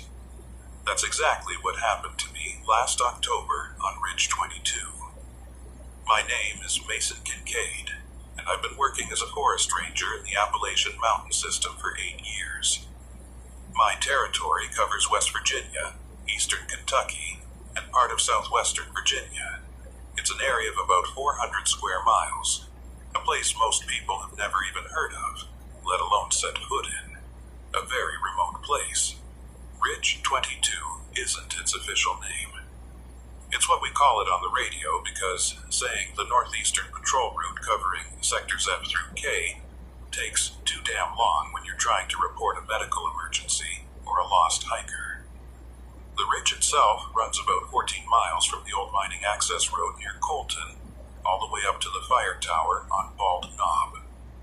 It's not the hardest hike in our region, but it's far from easy. The elevation gain is brutal, trails poorly marked in places, and cell service is non-existent for the entire route. Most importantly, it's isolated. We don't get many visitors up there, especially not in late fall when the weather turns. That's exactly why I was assigned to do a routine patrol that week. We'd had reports of illegal camping and poaching in the area, and my supervisor Harper Ellison wanted someone to check it out before hunting season officially opened. Harper's been with the Park Service for 23 years, and she's forgotten more about these mountains than most people will ever know. She's also not the type to send rangers out on wild goose chases. If she thought something needed checking, it needed checking. I started the hike just after dawn on October 18th. The weather forecast called for clear skies and temperatures in the low 50s. Perfect hiking weather. I packed light, water, first aid kit, emergency blanket, headlamp, radio, and enough trail mix to keep me going. The plan was simple. Hike the ridge, document any signs of illegal activity, check the 2 emergency shelters along the route, and be back at the ranger station by nightfall. The first few hours were uneventful. The trail was in decent shape considering we hadn't done any maintenance on it since early summer. I passed the ruins of an old homestead around mile 4. Nothing but a stone chimney and some rotted timbers slowly being reclaimed by the forest. A little further up, I found evidence of a recent campfire, but it looked like whoever had been there knew what they were doing. They'd properly extinguished it and packed out their trash. I made a note in my field book and kept moving. By noon, I'd reached the first emergency shelter at mile 7. These shelters are basically 3-sided wooden structures with a roof, a raised platform for sleeping, and not much else.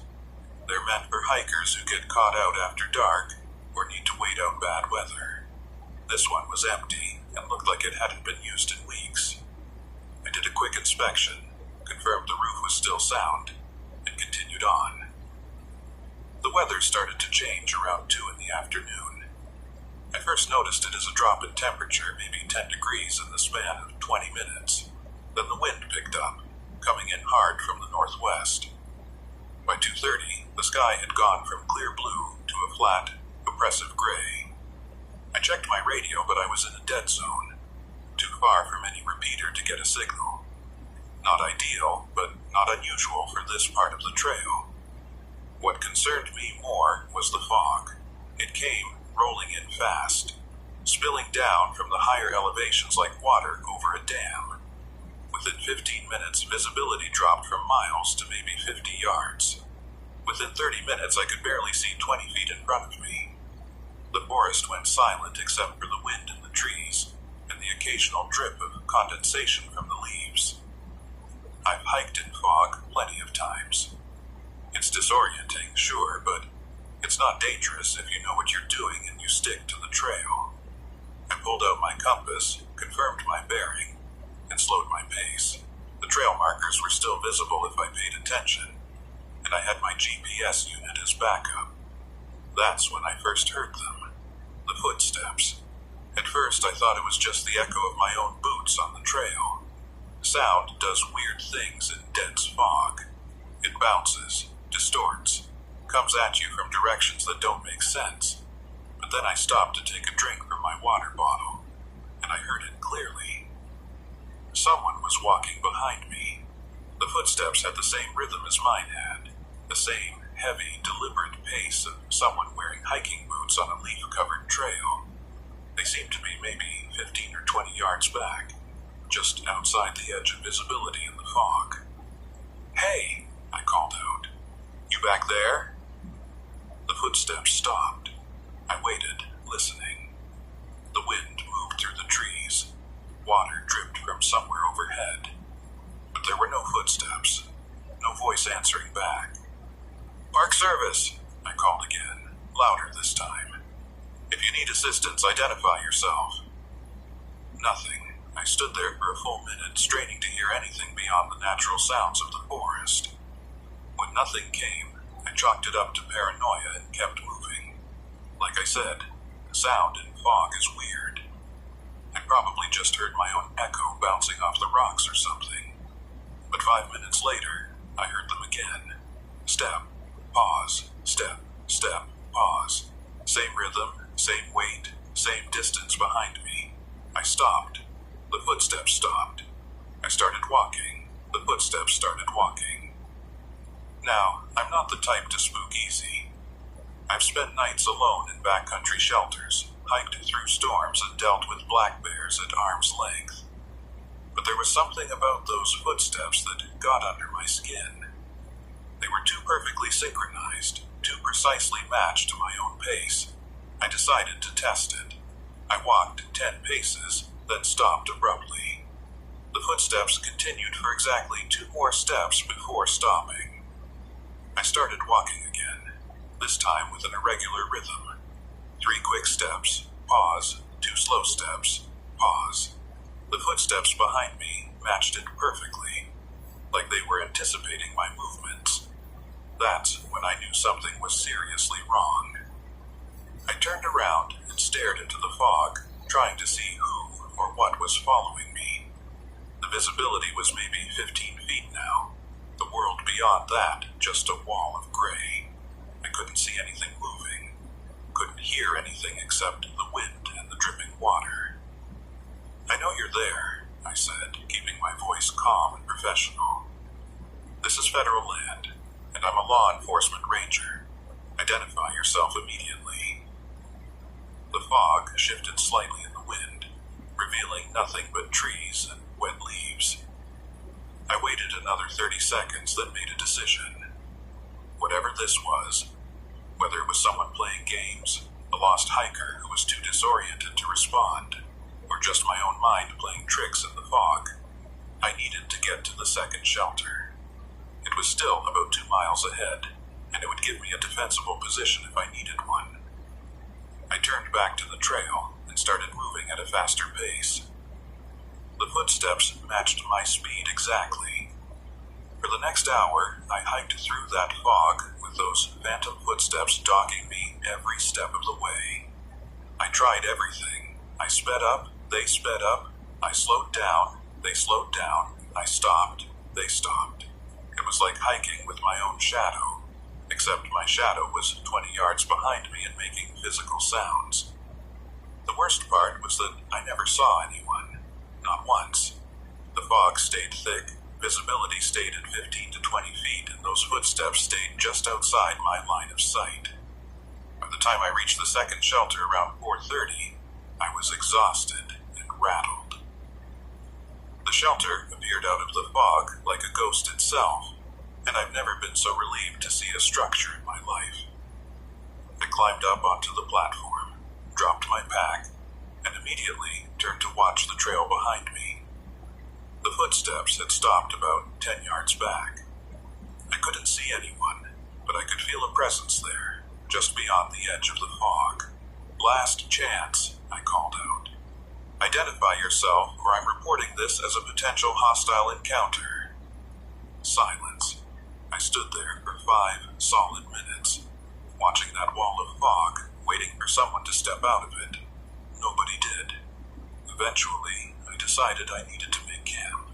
It was getting close to dark, and there was no way I was hiking Ridge 22 at night in this fog. I set up my sleeping bag, ate some trail mix, and tried my radio again. Still nothing. I thought about trying to push through the rest of the trail in the dark, but that would have been stupid. Better to wait it out until morning when the fog would hopefully lift. As darkness fell, the fog got even thicker. My headlamp beam couldn't penetrate more than a few feet into it.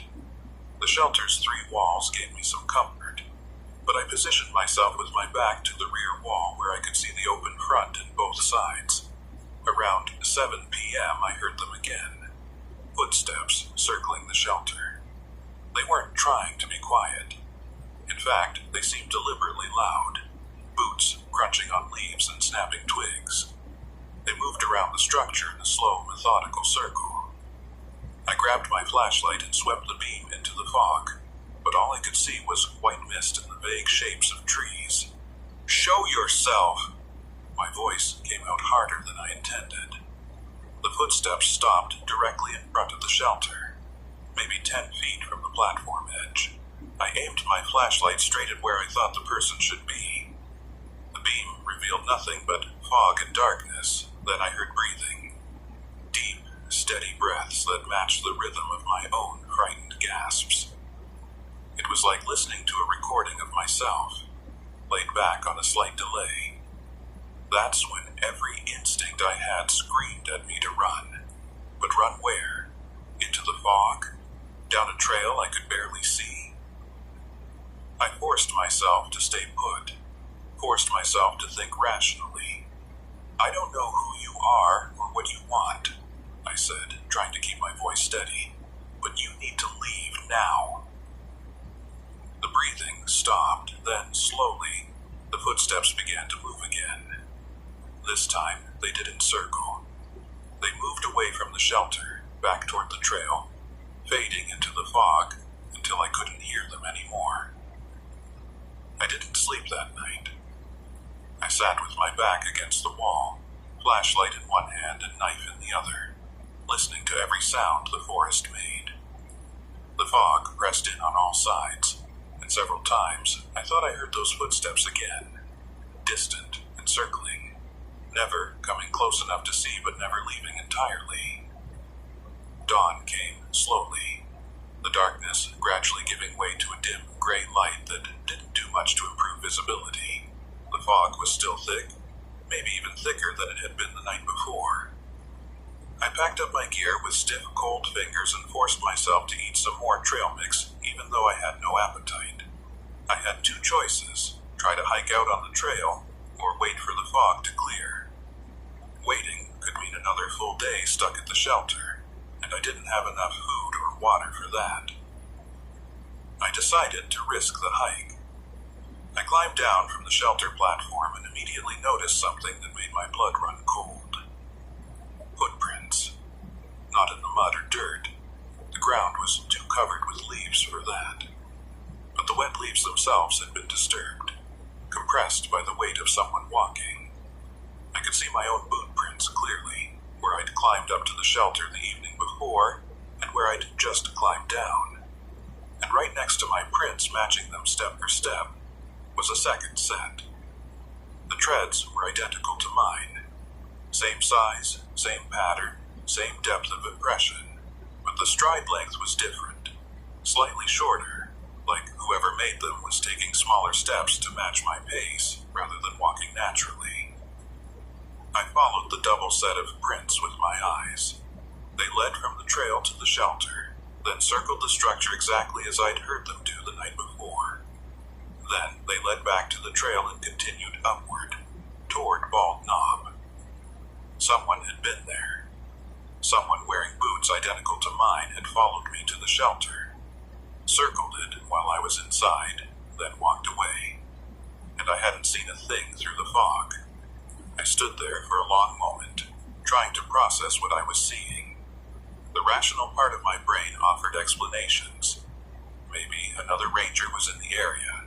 Maybe someone bought the same brand of boots I wear. Maybe the fog had disoriented me and these were old prints I'd made myself earlier. But I knew none of those explanations made sense. I was the only ranger assigned to Ridge 22.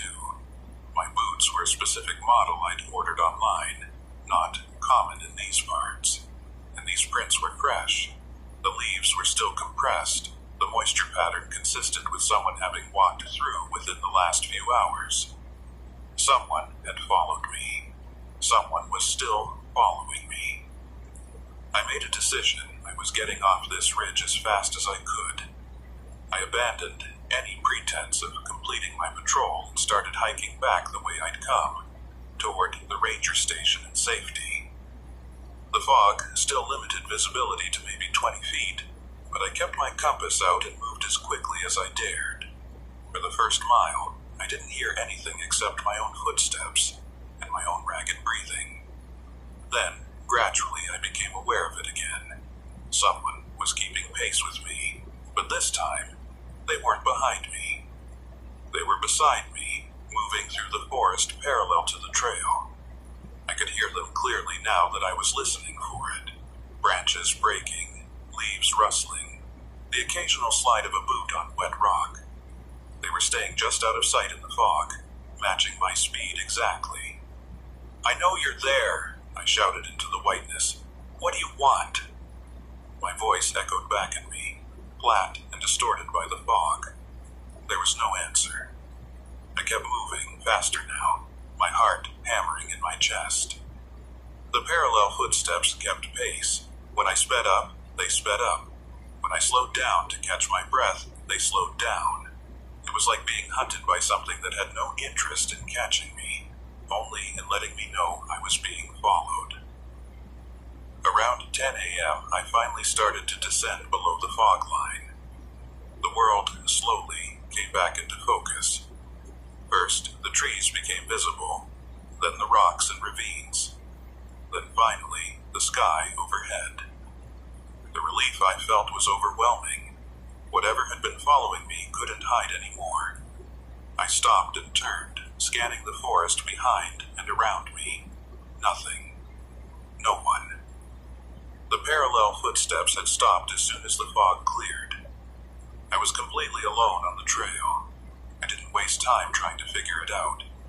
I just kept moving, almost jogging now, desperate to get back to the ranger station and other people. By noon, I was at the old mining access road. By 1 p.m., I was back at my truck. By 1:30, I was sitting in Harper's office trying to explain what had happened. Harper listened to my story without interrupting, her expression neutral. When I finished, she was quiet for a long moment. "You hear about the Davidson incident?" she finally asked. I shook my head. "What Davidson incident?" "Before your time. Maybe 15 years ago. Ranger named Tom Davidson was doing a solo patrol on Ridge 22, similar route to yours. He radioed in around midday, saying he thought someone was following him. We told him to identify the person and report back. He never did. Search and rescue found him 3 days later at the second shelter." "Found him?" I asked. "What do you mean?" Harper's expression was grim. "He was alive, but he wasn't right. Kept saying someone had been walking with him, matching his steps, breathing with him. Said they'd circled the shelter all night. Said he'd seen their footprints in the morning, right next to his own. Same boots, same size, same everything." My mouth went dry. "What happened to him? Medical leave, then disability, then, I don't know, lost touch with him. You're saying this has happened before?" "I'm saying Ridge 22 has a reputation," Harper said carefully. "Among the older rangers anyway. Most won't patrol it alone anymore. We try to send people in pairs when we can, but budget's tight and the younger rangers think the old-timers are just telling stories. So, what was it?" I asked. "What's out there?" Harper shrugged. "Could be a lot of things. Could be nothing. Fog does strange things to sound. Exhaustion does strange things to perception. Or maybe..." She paused. "Maybe there's something about that ridge that we don't understand." "That's not an answer," I said. "No," Harper agreed. "It's not, but it's the only one I've got." I took 2 days off after the Ridge 22 incident, but I couldn't stop thinking about those footsteps. At night, lying in bed, I'd hear them in my head. That steady, rhythmic crunching of boots on leaves, always matching my pace, always just out of sight. Harper had told me about Tom Davidson, but she'd been vague on the details. So, on my 3rd day off, I decided to do some digging. The Park Service keeps records of all significant incidents going back decades, and most of the old files had been digitized a few years ago. I drove to the regional office in Beckley and spent the afternoon in front of a computer terminal, searching through incident reports. Tom Davidson's name came up multiple times in the records. He'd been a ranger for 12 years before the Ridge 22 incident, with an exemplary service record. Multiple commendations, 0 disciplinary actions, well liked by his colleagues. Then, in October of 2008, everything changed. The first report was logged on October 12th at 1:47 p.m. Davidson had radioed in from somewhere on Ridge 22, requesting backup. The dispatcher asked for clarification. Davidson's response was logged verbatim. "Someone's tracking me. Can't see them in the fog, but I can hear them. Same pace as me, same boots. Need another ranger up here to help identify." The dispatcher told him to hold position and that backup was en route. But But by the time two rangers reached the trail 3 hours later, the fog had cleared and there was no sign of Davidson or anyone else. They followed the trail to the second shelter and found him there, sitting on the platform, unresponsive. The medical report made for disturbing reading. Davidson was physically unharmed, but mentally dissociated. He responded to questions, but his answers didn't make sense. He kept saying things like, "They never stopped walking," and "2 sets of prints, same boots, same depth," and "it knew when I was going to stop before I did." He was brought down from the mountain and taken to a hospital for evaluation. The doctors found nothing physically wrong with him. The psychological assessment was more concerning. Acute stress reaction, possible brief psychotic episode triggered by isolation and environmental factors. They recommended rest and counseling. Davidson never came back to work. According to the files, he went on medical leave in November 2008, then filed for disability in January 2009. After that, the trail went cold. I did some searching online and found an obituary from 2014. Tom Davidson had died at age 51 of a heart attack. The obituary mentioned his years of service with the Park Service, but said nothing about why he'd left. I also found something else in the records that Harper hadn't mentioned. Davidson wasn't the first ranger to report strange experiences on Ridge 22. There were 3 other incidents going back to the 1970s, all with similar details. Fog, phantom footsteps, the feeling of being followed. One ranger reported finding footprints that matched her own. Another reported hearing breathing that synchronized with his own. A third reported seeing a figure in the fog that moved like his own reflection. None of the incidents resulted in physical harm, but all of them ended the same way. The rangers involved requested transfers to other districts or left the Park Service entirely. The files also contained a geological survey from 1982 that noted unusual magnetic readings along certain sections of Ridge 22. The surveyor had written a note suggesting the mineral deposits in the area might cause compass interference and perceptual anomalies in low visibility conditions. But no follow-up study had ever been done. I printed out everything I could find and drove back to my apartment. That night, I spread the reports across my kitchen table and tried to make sense of them. The incident spanned 40 years and involved different people, but the patterns were unmistakable. Same ridge, same fog conditions, same phantom footsteps, same feeling of being tracked by an unseen presence. The rational explanations didn't hold up. Compass interference didn't explain synchronized footsteps. Exhaustion and isolation didn't explain identical boot prints, and no psychological condition I'd ever heard of could affect multiple people across decades in exactly the same way. I thought about calling Tom Davidson's family, trying to get more information, but that felt like an intrusion on their grief. Besides, what would I even ask them? "Hey, did your dead father ever mention being haunted by his own footsteps?" Instead, I decided I needed to go back. I know how that sounds. Why would anyone voluntarily return to a place that had scared them so badly? But I needed to understand what had happened out there. I needed to know if it was real, or if my mind had played tricks on me in the fog.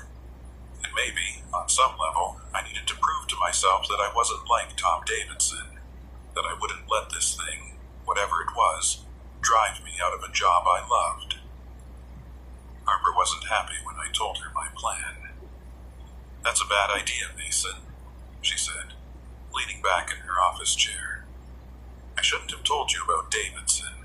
I thought it might help you process what happened, but now you're fixating on it." "I'm not fixating," I said. "I'm trying to understand it." "There's nothing to understand. You had a disorienting experience in bad conditions. It happens. The smart thing to do is learn from it and move on. What if it happens again? What if another ranger goes up there and has the same experience? Don't we have a responsibility to figure out what's going on?" Harper was quiet for a moment. You want to know what I think is going on? She finally said. I think Ridge 22 is in a part of the mountains where the topography and weather patterns create perfect conditions for acoustic anomalies. Sound bounces in unexpected ways. The fog amplifies and distorts it. Add in isolation, exhaustion, and the power of suggestion, and people's minds fill in the gaps. They hear their own echoes and interpret them as something else. It doesn't explain the footprints, I said, doesn't it? You were exhausted. You'd been awake all night, scared and stressed.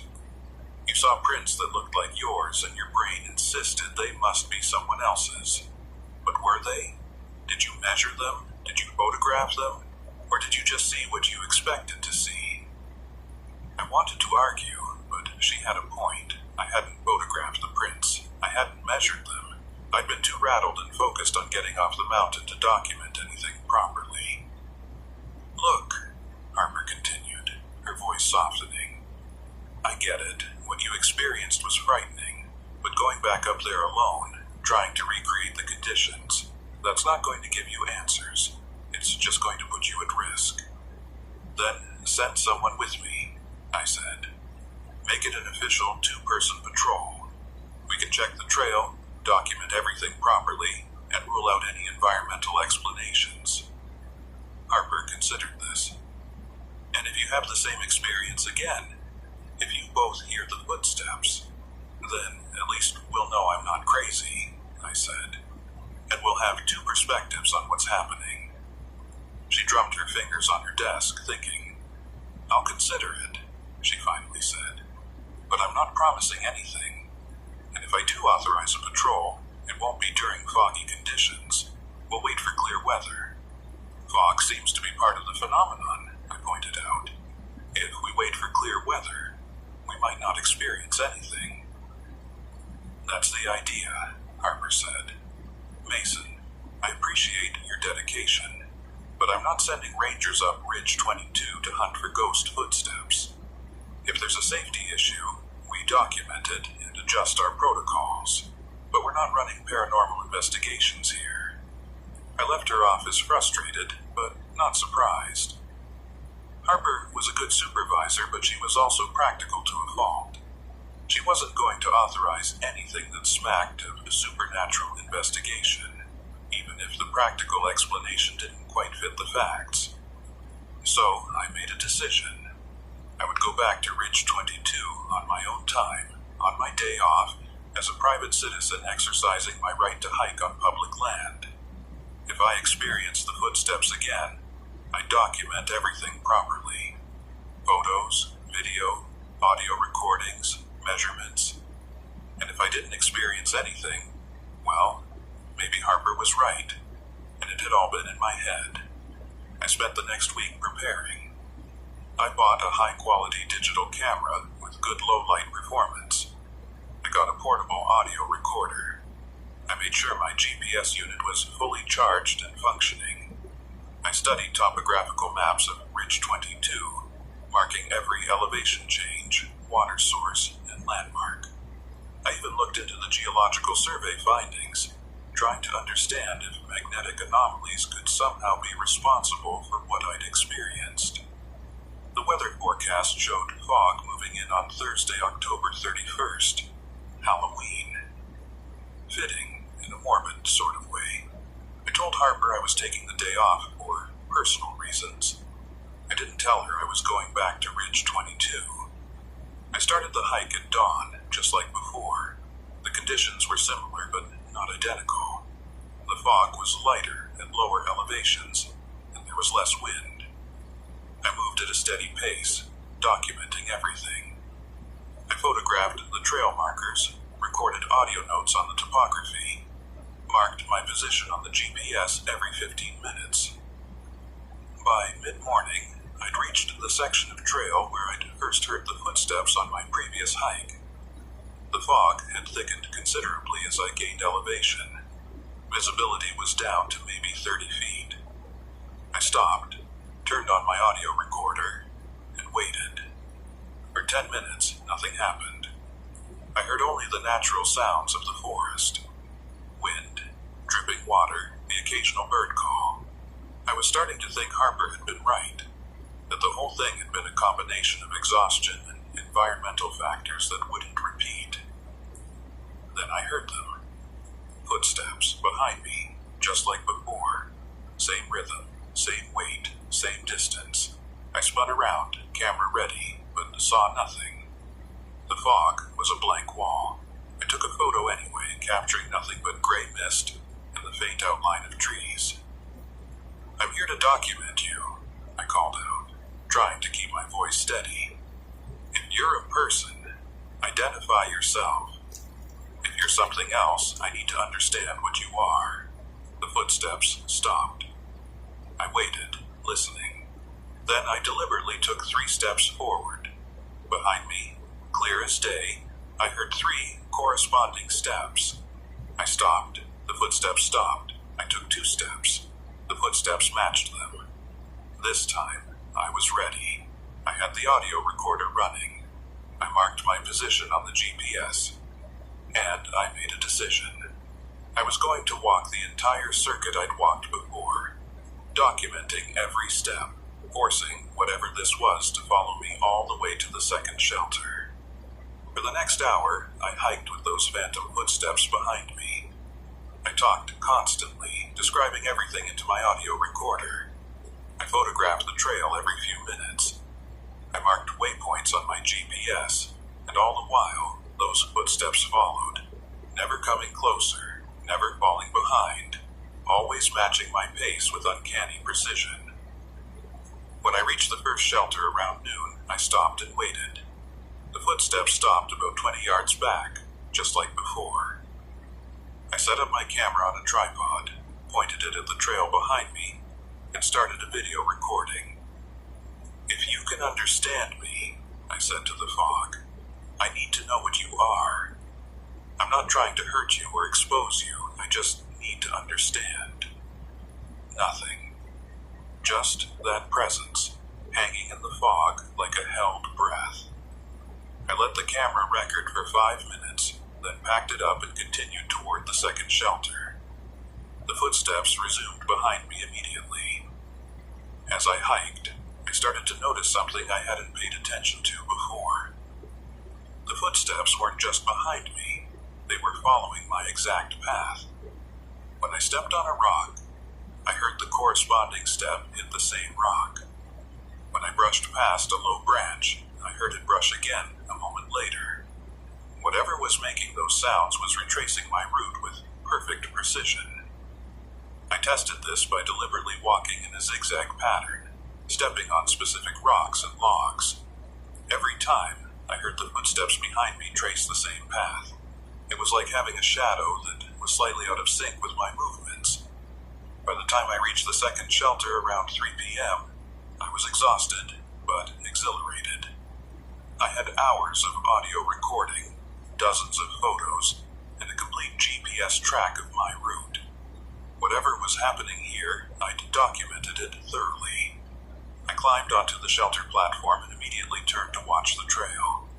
The footsteps had stopped in their usual position, about 10 yards back. I could feel that presence again, waiting in the fog. This time, I didn't wait for darkness.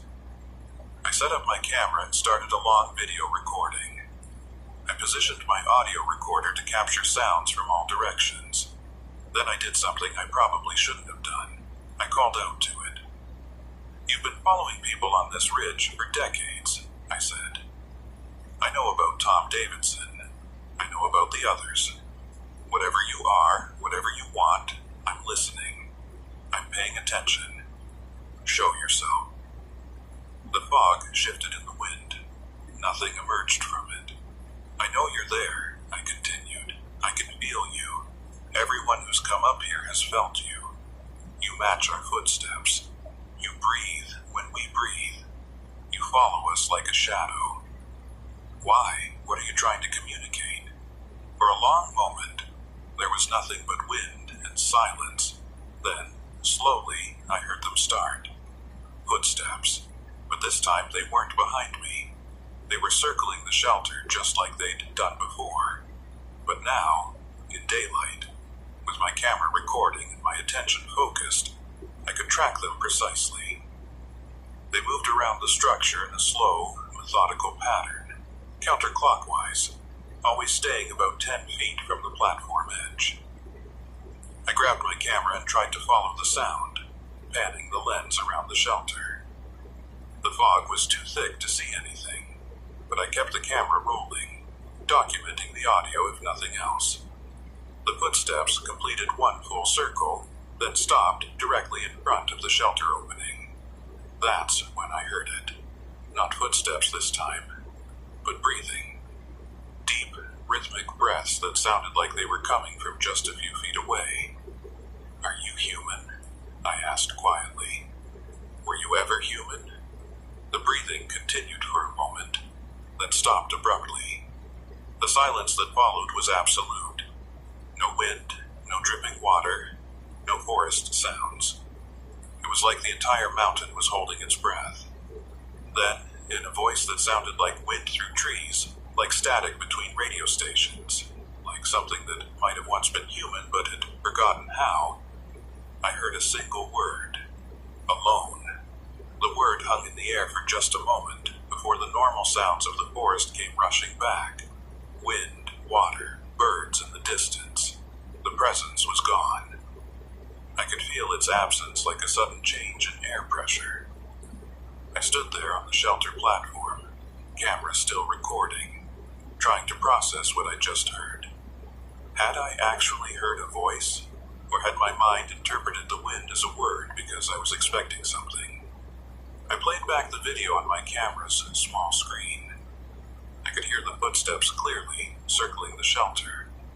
I could hear the breathing, and right at the end, there was something, a sound that could have been wind, could have been static, could have been a voice.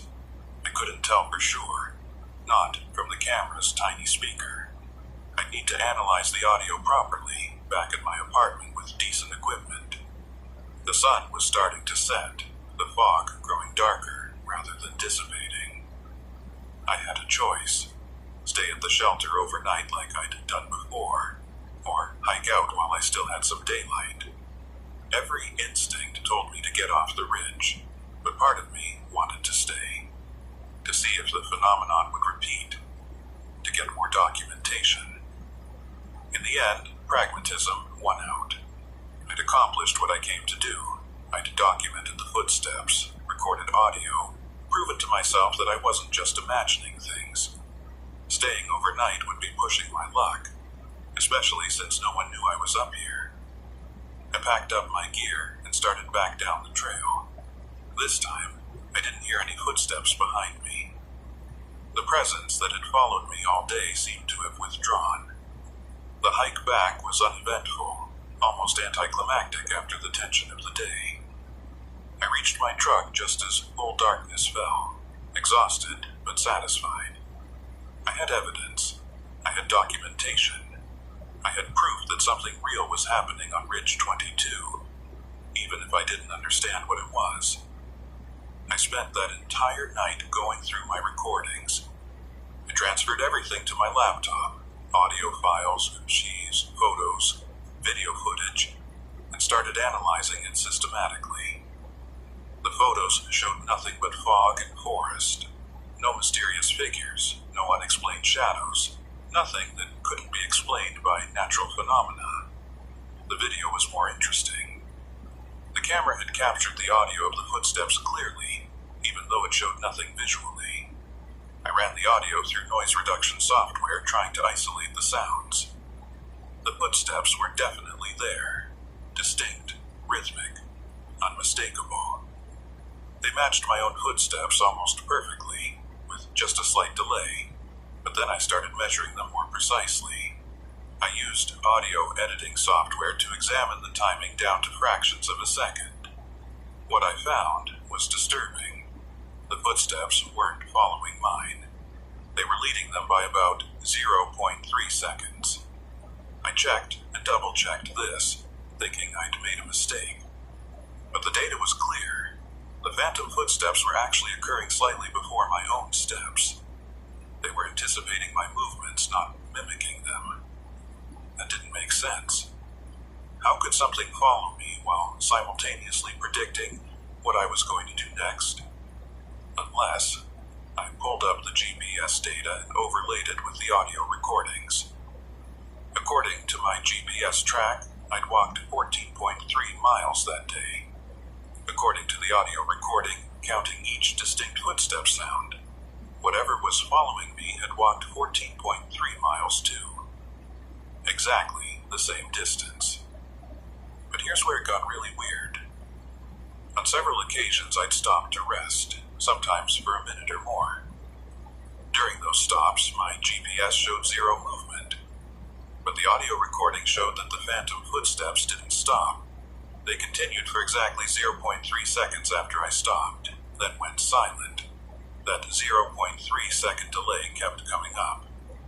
It was consistent across the entire recording, never varying more than a few hundredths of a second.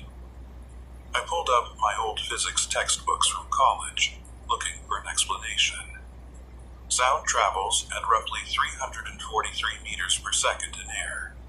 A 0.3 second delay would mean the sound source was about 103 meters away, roughly 338 feet.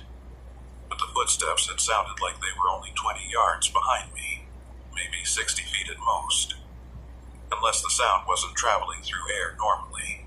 Unless something about the fog or the magnetic anomalies in the area was causing some kind of acoustic effect that I didn't understand. Or unless the footsteps weren't actually behind me at all. I opened up a topographical map of Ridge 22 and started marking my position at each waypoint where I'd heard the footsteps most clearly. When I connected those points, a pattern emerged. The sounds had been loudest at specific locations, places where the trail ran along ridge lines, where there were open areas on one or both sides, where the topography created natural amphitheaters. These were also the exact locations where the 1982 Geological Survey had noted magnetic anomalies. I spent the rest of the night researching magnetic fields, acoustic anomalies, and perceptual phenomena. I found some interesting information about how certain frequencies can create the sensation of a presence, how standing waves in confined spaces can amplify sounds in unexpected ways, how magnetic fields can affect the human brain's temporal lobe and cause auditory hallucinations. But none of it quite explained what I'd experienced. The footsteps had been too clear, too consistent, too perfectly synchronized with my movements. And that voice at the shelter, alone, how did that fit into any natural explanation? Around 4 a.m., exhausted but unable to sleep, I did something I'd been avoiding. I pulled up Tom Davidson's incident report again and read through it more carefully. Davidson had used a phrase in his statement that I'd glossed over the first time I read it. Like listening to myself on a time delay. That was it. That was exactly what it had felt like. But why would I hear myself on a time delay? And more importantly, why would multiple people across decades hear themselves on a time delay in the exact same location? I called Harper the next morning, Halloween afternoon, as soon as I knew she'd be in the office. I went back, I told her, to Ridge 22, on my own time, and I documented everything. There was a long silence on the other end of the line. Mason, she finally said, her voice tight. We talked about this. I know. I'm sorry. But I needed to understand. And I think I found something. I spent the next 20 minutes walking her through my findings, the audio recordings, the 0.3 second delay, the correlation with the magnetic anomalies, everything. To her credit, Harper listened without interrupting. Send me the files, she said when I finished. All of them. And then don't go back up there again without my explicit authorization. Understood? Understood. I sent her everything. Audio, video, photos, GPS data, my analysis notes. Then I waited. 3 days later, Harper called me into her office. Sitting with her was a man I didn't recognize, maybe mid-40s, wearing casual outdoor clothing but with an air of authority. "Mason, this is Dr. Eric Pemberton," Harper said. "He's a geophysicist with the USGS. I sent him your recordings, and he had some interesting thoughts." Pemberton shook my hand and got straight to the point. "What you documented is consistent with a phenomenon called infrasound resonance, combined with magnetic field interference," he said. "The geology of Ridge 22 creates natural conditions for standing waves in the infrasound range, below 20 Hz, inaudible to human hearing. These waves can cause feelings of unease, the sensation of a presence, even auditory hallucinations. But I heard distinct footsteps," I said. "Multiple people have heard distinct footsteps. How does infrasound explain that?" "It doesn't, directly," Pemberton admitted. "But here's the interesting part. The magnetic anomalies in that area are strong enough to interfere with electronic equipment, and possibly with the human brain's processing of auditory information. We think what you're experiencing is a combination of effects. The infrasound creates the sensation of a presence. The magnetic fields cause timing disruptions in how your brain processes sound, and your own footsteps provide the actual acoustic material that gets distorted and fed back to you with a delay. So I was hearing myself," I said, "just delayed and distorted by natural phenomena. Essentially, yes. Think of it like an acoustic hall of mirrors. The topography, the fog, the magnetic fields, they all create conditions where sound gets trapped, delayed, and reflected back at you. Your brain interprets this delayed feedback as someone else's footsteps because the timing is just off enough that it doesn't register as your own echo." "What about the voice?" I asked. "I heard a voice say alone. Is that explained by this too?" Pemberton looked uncomfortable. "Auditory hallucinations induced by infrasound can sometimes manifest as voices. Usually they're indistinct, but in a heightened state of fear or expectation, the brain can interpret random sounds as speech. Or," Harper interjected, "it was wind through the trees that sounded like a word because you were expecting to hear something. The brain is very good at finding patterns in random noise." I wanted to argue, but I couldn't. Their explanation was logical, backed by science, and accounted for most of what I'd experienced. It was certainly more plausible than ghosts or supernatural phenomena. "So, what now?" I asked. "Now we update our protocols," Harper said. "Ridge 22 gets flagged for solo patrol restrictions. We'll only send 2-person teams up there, and we'll avoid it during fog conditions when possible. Dr. Pemberton has agreed to do a full survey of the area and help us understand exactly what we're dealing with. And if other rangers experience the same thing," I asked, "then we'll explain it to them the way we've explained it to you," Harper said. "Knowledge is the best defense against fear. Once you understand what's causing the phenomenon, it loses its power over you." I left that meeting feeling like I should have been satisfied. I had an explanation, backed by science, provided by an expert. The mystery was solved. I could move on, but I couldn't shake the feeling that something was missing from that explanation. The delayed footsteps, the magnetic fields, the infrasound, all of that made sense. But it didn't explain why Tom Davidson never recovered. It didn't explain why multiple rangers had requested transfers rather than face Ridge 22 again. It didn't explain the specific word I'd heard, alone, or the intelligence that seemed to be behind the phenomenon. Natural forces don't choose words. They don't communicate. They don't follow you with apparent purpose. 3 weeks later, Dr. Pemberton completed his survey of Ridge 22. He confirmed the presence of significant magnetic anomalies and documented acoustic properties consistent with standing wave formation. He recommended that the Park Service install monitoring equipment to track the phenomenon and warned against solo patrols during fog conditions. His report was thorough, professional, and convincing. Harper filed it away as the official explanation for the Ridge 22 incidents and closed the case. But I noticed something in Pemberton's report that wasn't in his verbal explanation. In a footnote on page 47, buried in technical language, he noted, "While the geophysical conditions documented in this survey can account for most reported phenomena, the precise consistency of reported experiences across multiple individuals separated by decades remains statistically anomalous. Further study may be warranted." I emailed Pemberton and asked him about that footnote. He took 3 days to respond, and when he did, his answer was brief. Some phenomena resist neat explanations. The challenge is knowing when to stop looking for one. Sometimes the not knowing is safer than the knowing. I never got a chance to ask him what he meant by that. 2 months later, I heard that Dr. Pemberton had resigned from the USGS and taken a teaching position at a small college in Florida, as far from mountains as you could get in the eastern United States. That was 5 years ago. I'm still a ranger, still working these mountains, still loving my job. But I've never gone back to Ridge 22.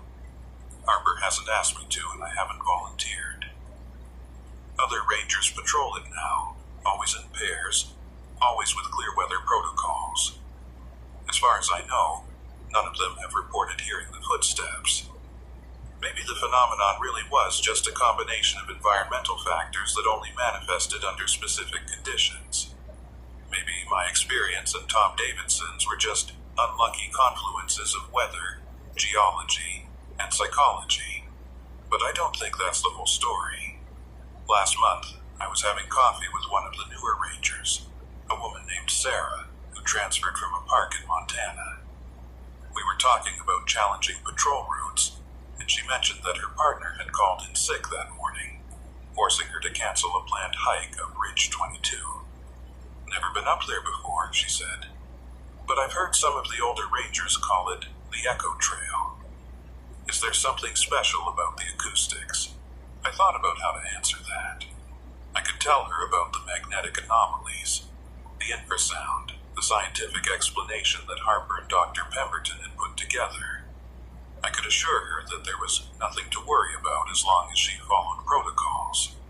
Instead, I said, "If you do go up there, and you're in fog, and you hear something that sounds like footsteps behind you, don't try to investigate. Just finish your patrol and come back down." Sarah laughed. "That sounds ominous. Is this a hazing thing for new rangers?" "No," I said. "Just trust me on this one." She must have heard something in my voice because her smile faded. "You're serious." "I'm serious. Has something happened up there?" I thought about Tom Davidson dying of a heart attack at 51. I thought about the other rangers who'd transferred rather than face that ridge again. I thought about Dr. Pemberton fleeing to Florida. I thought about those footprints in the wet leaves, perfectly matching my own, but with a subtly different stride. "Just be careful up there," I said finally.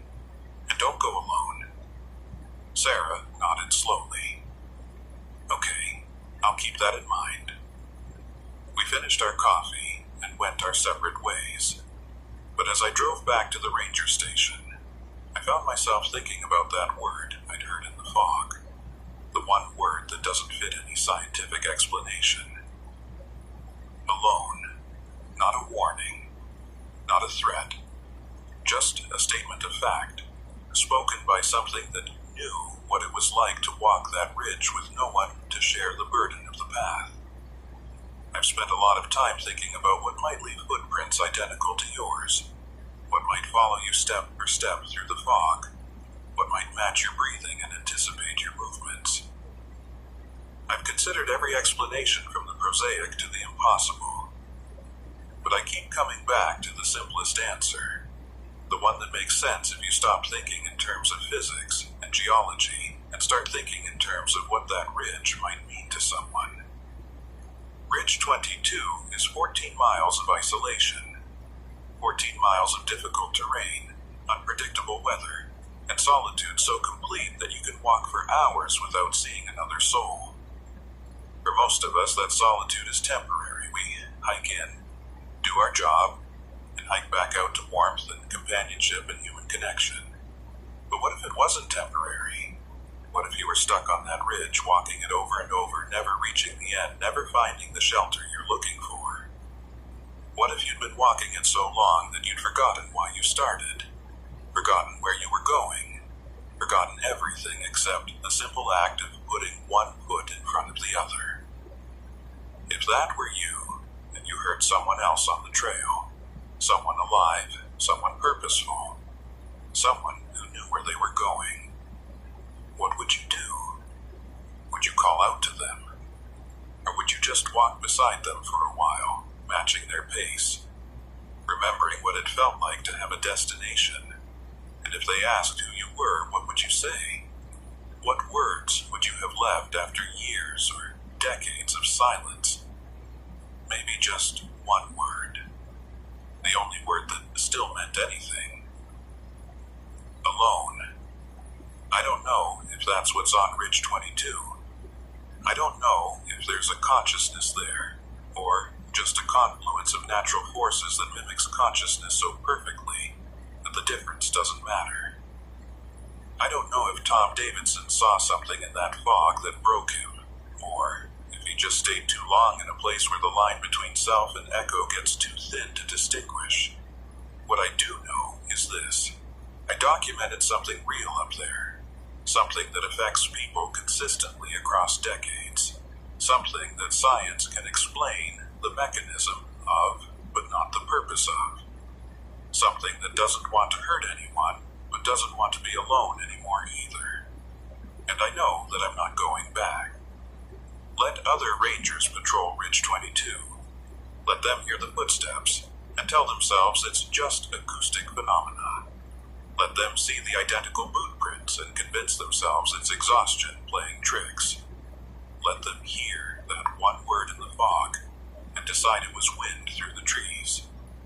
I know better, and knowing better means knowing when to leave some paths unwalked, some questions unanswered, some footsteps unfollowed. There are trails in these mountains I'll never hike again, and Ridge 22 is at the top of that list. Whatever walks that ridge, matching the pace of every ranger who climbs it, anticipating their movements with perfect precision, whispering that one word into the fog, it can have the trail to itself. I've got plenty of other ridges to patrol, plenty of other trails to walk, and I've learned an important lesson that no training manual teaches. Sometimes the bravest thing a ranger can do is recognize when a place doesn't want to be patrolled. Sometimes the forest keeps its secrets, and sometimes the wise thing to do is let it. But every October, when the fog rolls in thick onto the higher elevations, I think about Ridge 22. I think about those footsteps that aren't quite echoes, those boot prints that aren't quite mine, that voice that might have once been human. And I wonder if it's still up there, walking that 14-mile circuit, waiting for the next ranger to climb into the fog, waiting for someone to walk beside, even if they never see who's keeping pace, waiting for someone to understand what it means to be alone on a trail that never ends. I hope Sarah listens to my advice. I hope she doesn't go up there alone, and I hope she never has to stand at the second shelter at dusk, listening to footsteps circle in the fog, and realize that some of the things we can document are still mysteries. Because there are worse things than not knowing. There's knowing and not being believed. There's knowing and not being able to explain. And there's knowing that something out there in the mountains is waiting for you to come back. Matching your stride, breathing your breath, walking your path exactly 0.3 seconds ahead of you. Always anticipating, always following, always alone. And maybe that's the real horror of Ridge 22. Not that something unnatural is up there, but that it's something perfectly natural, just stretched across time and space in a way that makes it seem like something else.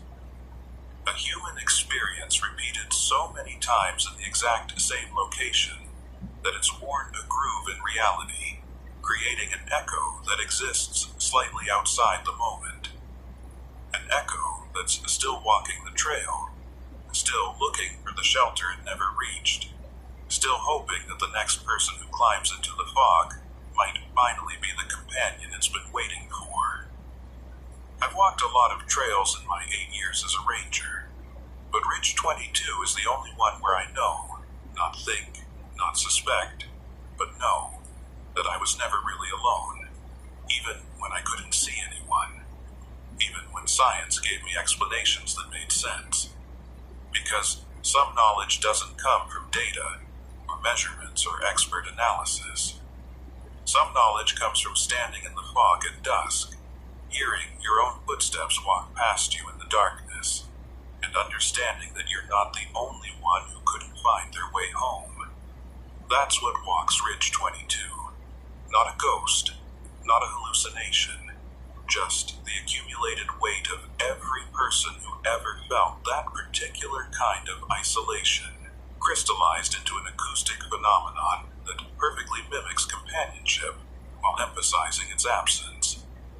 And if you ever find yourself on that trail, in that fog, hearing those footsteps match yours stride for stride, remember this. The thing following you isn't trying to hurt you. It's just trying to walk with you for a while. Because being alone in the mountains is one thing. Being alone in the mountains forever is something else entirely. That's the real story of Ridge 22. That's what Tom Davidson understood too late. That's what Dr. Pemberton suspected but couldn't prove. And that's what Harper knows but won't acknowledge. Because acknowledging it means accepting that there are places in these mountains where the boundary between echo and entity has worn too thin to distinguish. I've made my peace with that knowledge. I've documented what I could, accepted what I can't explain, and moved on to other trails. But the memory stays with me. Those perfectly matched footsteps, those identical boot prints, that single word spoken in a voice that might have been wind, or might have been something that remembered what words were for. Alone. It's the story of Ridge 22. It's the story of every ranger who's walked that trail in the fog. And it's the reason I'll never go back. No matter how many times Harper asks, no matter how many protocols they implement, no matter how many scientists come up with explanations. Because some trails are meant to be walked alone, and some companions are meant to stay in the fog. There's something about abandoned mines that makes them different from other kinds of ruins. An old house slowly crumbles back into the earth with a kind of dignity. A collapsed barn becomes part of the landscape. But mines feel like open wounds, like something reached into the mountain and tore out a piece that should have stayed buried. I've been thinking about that a lot these past few months. About wounds that don't heal, about things that should stay buried, about the moment you realize you've stepped into a situation you don't fully understand, and by the time you figure it out, it's already too late to walk away. My name's Joel Whitaker, and I've worked as a backcountry ranger in the Southern Appalachians for the past 6 years. The territory I cover spans portions of West Virginia, eastern Kentucky, and the North Carolina border, some of the most remote and rugged country in the entire mountain chain. It's beautiful land, but it's also scarred. These mountains have been mined for coal, copper, and iron since before the Civil War, and the landscape is dotted with the remnants of that industry. Collapsed shafts, rusted equipment, stone foundations of company towns that no longer exist. Most of these old mines have been sealed or fenced off for safety reasons, but some are so remote that they've just been left to decay on their own. The Park Service keeps a registry of known mine locations, and part of my job is to check on them periodically, make sure the barriers are intact and that nobody's trying to explore them. It's tedious work, but it's necessary. Every year, Someone somewhere decides to play amateur spelunker in an unstable mine, and every year we end up coordinating a recovery operation that usually doesn't end well. That's what I thought I was dealing with when I got the call about Riley McBride. It came through on a Tuesday morning in late September. I was at the ranger station filing paperwork when my supervisor radioed that we had a missing hiker report. Female, mid-20s, last seen 2 days ago heading out for a day hike on the Laurel Creek Trail. Her roommate had filed the report when she didn't come home and stopped answering her phone. The name caught my attention immediately. Riley McBride. I knew that name. Riley was what we called a regular, someone who hiked the backcountry trails frequently enough that we got to know them by sight. She'd been coming through our district for about a year, always solo, always well prepared, never causing problems. We'd chatted a few times at trailheads. She was a graduate student at the university, studying something related to Appalachian ecology. Nice woman, quiet, knew what she was doing in the woods, which made her disappearance more concerning, not less. Experienced hikers don't just vanish on well-marked trails. When they do, it's usually because something went seriously wrong. I volunteered to lead the search. I knew the Laurel Creek area better than anyone else on the team, and I'd seen Riley enough times to have a sense of where she might go off-trail if she was chasing an interesting plant specimen or trying to get a better view. We assembled a search team of 4 rangers plus 2 volunteers from the local SAR group, and by noon we were at the Laurel Creek trailhead. Riley's car was still in the parking area. That was both good and bad. Good because it meant she was definitely somewhere in the area. Bad because it meant she'd been out here for at least 2 full days without returning. We checked the vehicle registration to confirm it was hers, then organized our search grid.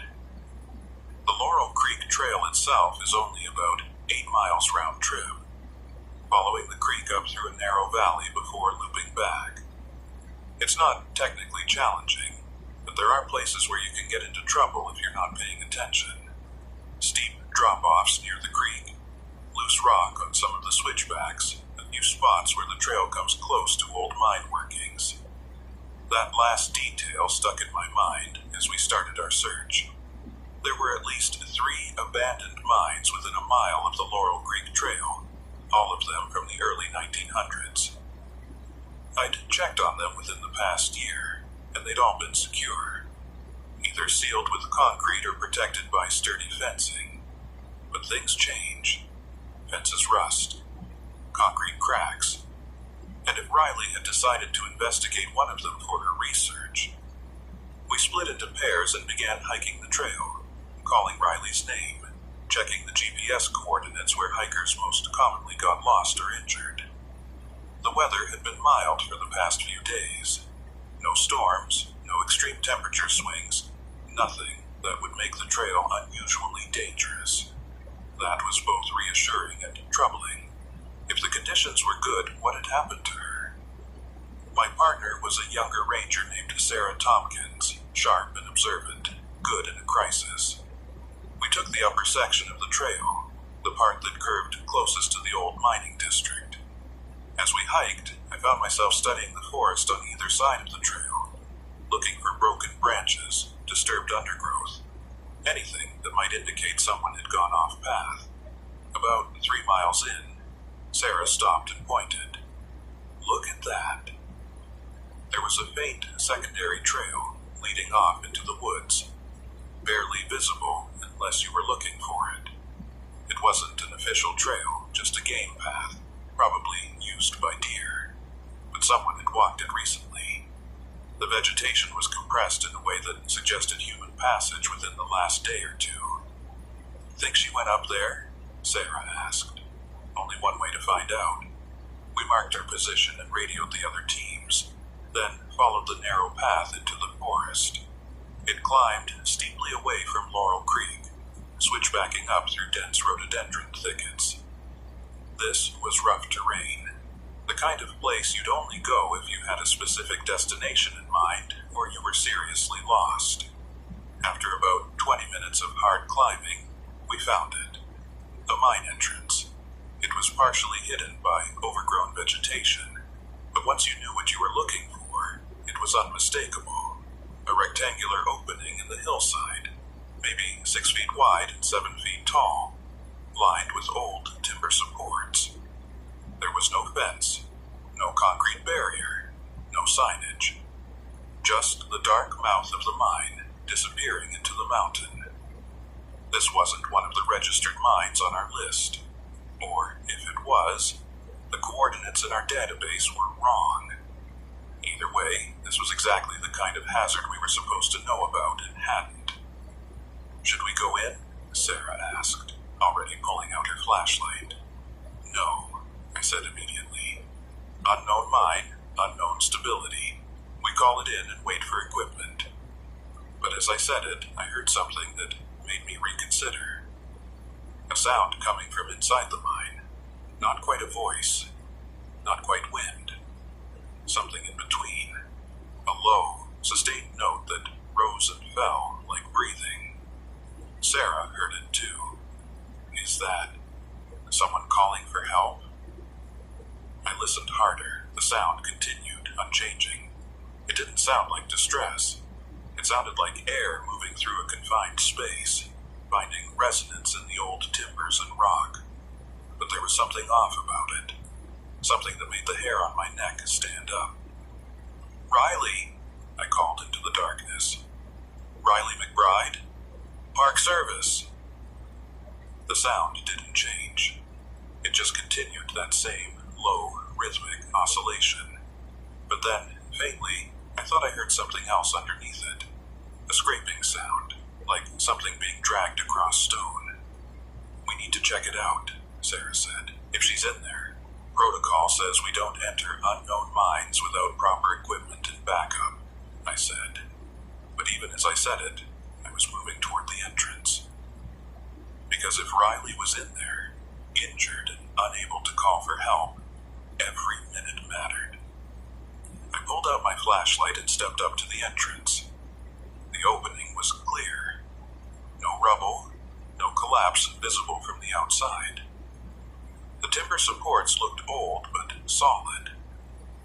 The floor of the tunnel sloped gently downward, disappearing into darkness after about 15 feet. The air coming out of the mine was cold, unnaturally cold. I could feel it on my face, a steady draft that carried the smell of damp stone and something else, something organic and faintly unpleasant, like old wet cardboard or rotting leaves. And that sound, that breathing sound, it was definitely coming from inside, but I couldn't pinpoint where. It seemed to fill the entire space, echoing off the walls in a way that made it impossible to judge distance.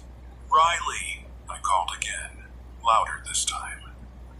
The sound stopped, just like that. One moment it was there, filling the silence, and the next moment there was nothing but the drip of water somewhere deep in the mine. Sarah and I looked at each other. That's not wind, she said quietly.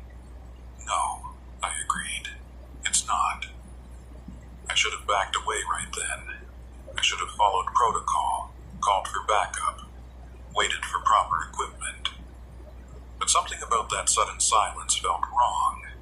It felt like the silence of something holding its breath. Something waiting. I took one step into the mine. My flashlight beam cut through the darkness, revealing rough-hewn stone walls and the gleam of water on the floor. The tunnel extended straight ahead for maybe 30 feet, then appeared to branch off in two directions. That's when I saw it. A piece of paper, weighted down with a small rock, sitting right in the center of the tunnel floor. The paper was recent, clean white against the mud and stone dust. Someone had placed it there deliberately. I moved forward carefully, testing each step before putting my weight on it. The floor seemed stable. The timber supports overhead were discolored with age and moisture but showed no signs of imminent collapse. When I reached the paper, I crouched down and picked it up. It was a note, written in pencil on what looked like a page torn from a field notebook. The handwriting was neat and careful, each letter precisely formed. It said, "I didn't go in here." That was it. 5 words. No signature, no date, no additional context. "What does it say?" Sarah called from the entrance. Not willing to follow me in without permission, I read it out loud. "I didn't go in here." "That's weird," Sarah said. "Is it Riley's handwriting?" I thought about the few times I'd seen Riley sign trail registers or make notes in her field book. The handwriting looked similar, the same careful printing, the same way she dotted her I's. But I couldn't be certain. "Maybe," I said. "I'm not sure." I turned the paper over. The back was blank. I lifted the rock that had been weighing it down, checking to see if there was anything underneath. Nothing but bare stone. Someone had walked into this mine, placed this note in a very specific location where anyone following them would find it. And then, what? Walked deeper into the mine despite claiming they hadn't gone in. Turned around and left, leaving the note as some kind of marker. None of it made sense. I stood up and played my flashlight beam down both branches of the tunnel. The left branch seemed to descend more steeply, the walls narrowing as it went. The right branch stayed level, appearing to curve around following the contour of the mountain. Both disappeared into darkness after about 20 feet. "Riley," I called again. "If you can hear me, make some noise. Call out." Nothing. Just the drip of water and the sound of my own breathing. "Joel, we should really call this in," Sarah said from the entrance. "This is beyond what we're cleared for." She was right.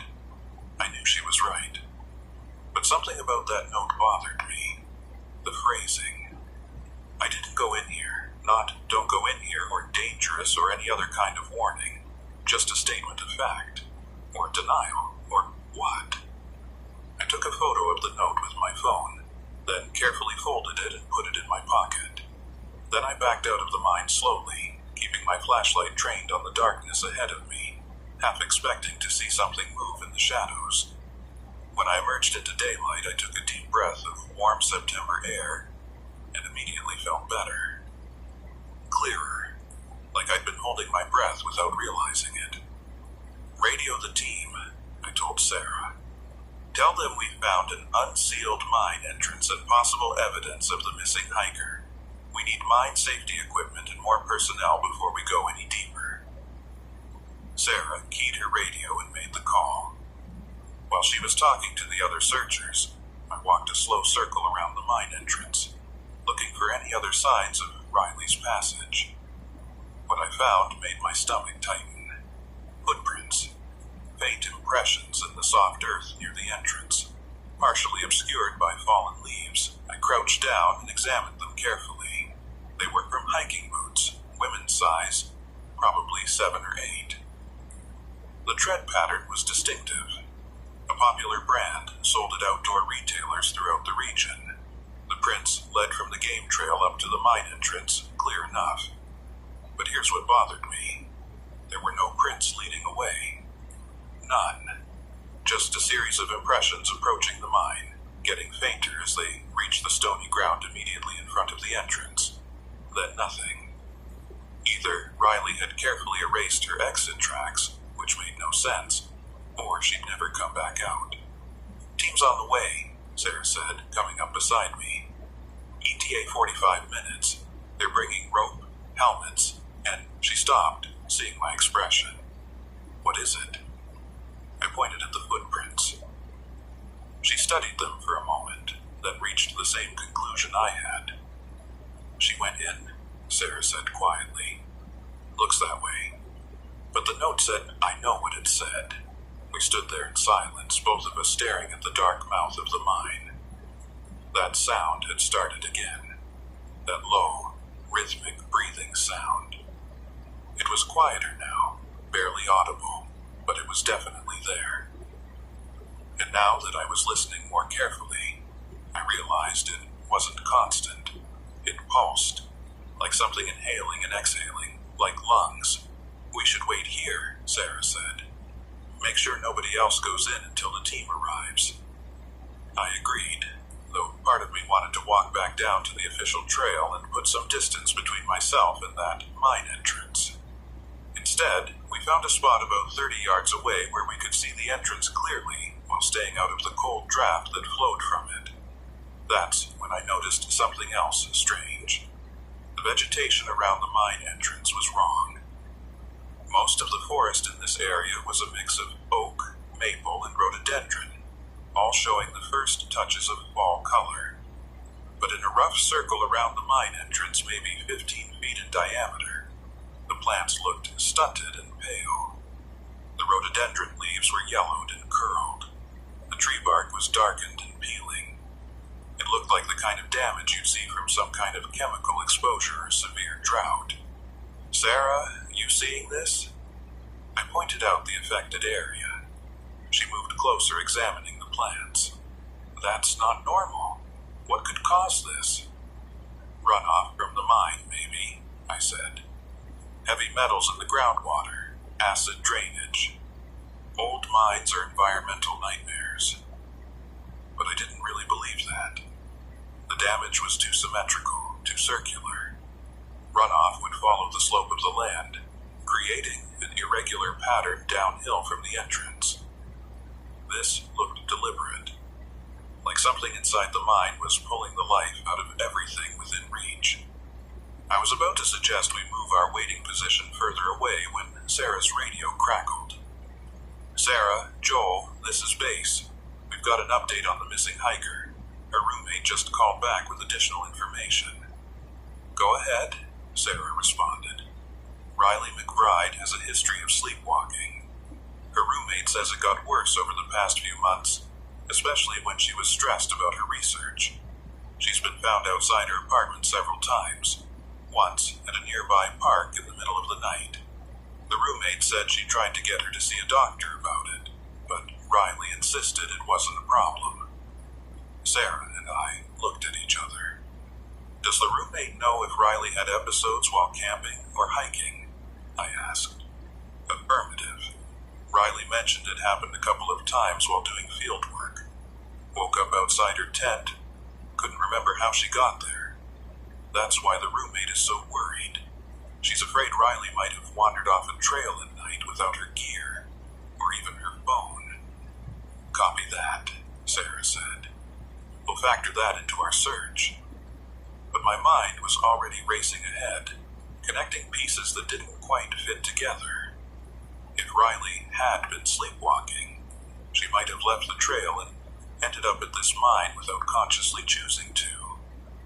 She might have written that note while disoriented, insisting she hadn't gone in even as she was walking into the darkness. Or she might have written it after regaining consciousness, realizing what she'd done. Or, and this possibility made my skin crawl, she might have written it as a warning to her future self, a message from one state of consciousness to another. The team's here, Sarah said, pointing down toward the game trail. I could see flashlights bobbing through the trees, heard voices calling out positions. Within 10 minutes, we had 4 additional rangers and both SAR volunteers assembled at the mine entrance.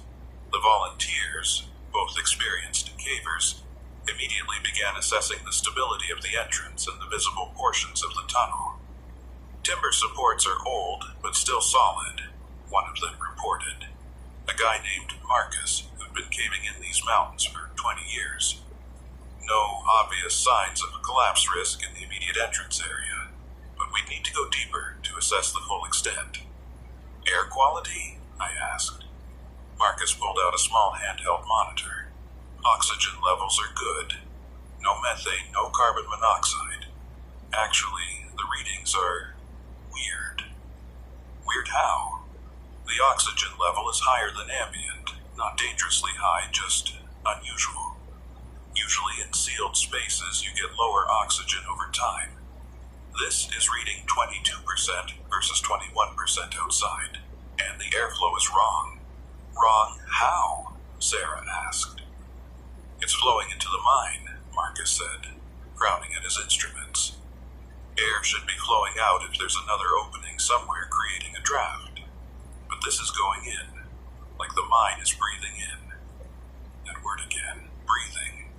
That's what the sound had reminded me of, and now Marcus was using the same description for the airflow. Could there be a natural chimney effect? Another ranger suggested. Temperature differential pulling air in? Maybe, Marcus said, but he didn't sound convinced. But I've never seen readings quite like this. We spent the next 15 minutes preparing for entry. Helmets, headlamps, rope systems, first aid kits, radio repeaters to extend our communication range. The plan was simple. Marcus and I would make an initial survey of the accessible tunnels, looking for any sign of Riley. Everyone else would remain outside, maintaining radio contact and ready to assist if needed. Before we entered, I pulled out the note I'd found and showed it to the group. This was lying in the middle of the tunnel, maybe 30 feet from the entrance, I said. We think it might be from Riley, but we're not sure. The handwriting looks similar to hers. One of the other rangers, an older woman named Catherine, who'd worked this district for years, studied the note carefully. That's odd phrasing, she said. I didn't go in here. Why wouldn't she just write, "Don't go in" or "dangerous" if she was trying to warn people? That's what I thought, I said. Unless, Catherine continued slowly, she was trying to convince herself, like, the note is for her, not for us. A reminder not to go in, maybe written before she did exactly that. The group was quiet, considering this. Finally, Marcus broke the silence. Well, either way, someone went in there. And if it was Riley, she's been in there for at least 2 days without food, water, or proper gear. We need to find her. He was right. Whatever weird atmospheric readings or strange sounds we were dealing with, there was a real person potentially trapped in that mine, and every hour we delayed reduced her chances of survival. Marcus and I checked our gear one final time, then stepped into the darkness. The first 30 feet were exactly as I'd seen them earlier. Rough stone walls, damp floor, the 2 branches leading deeper into the mountain. We paused at the junction, and Marcus checked his instruments again. Air is still flowing in, he said. Stronger now. And that sound... We both listened.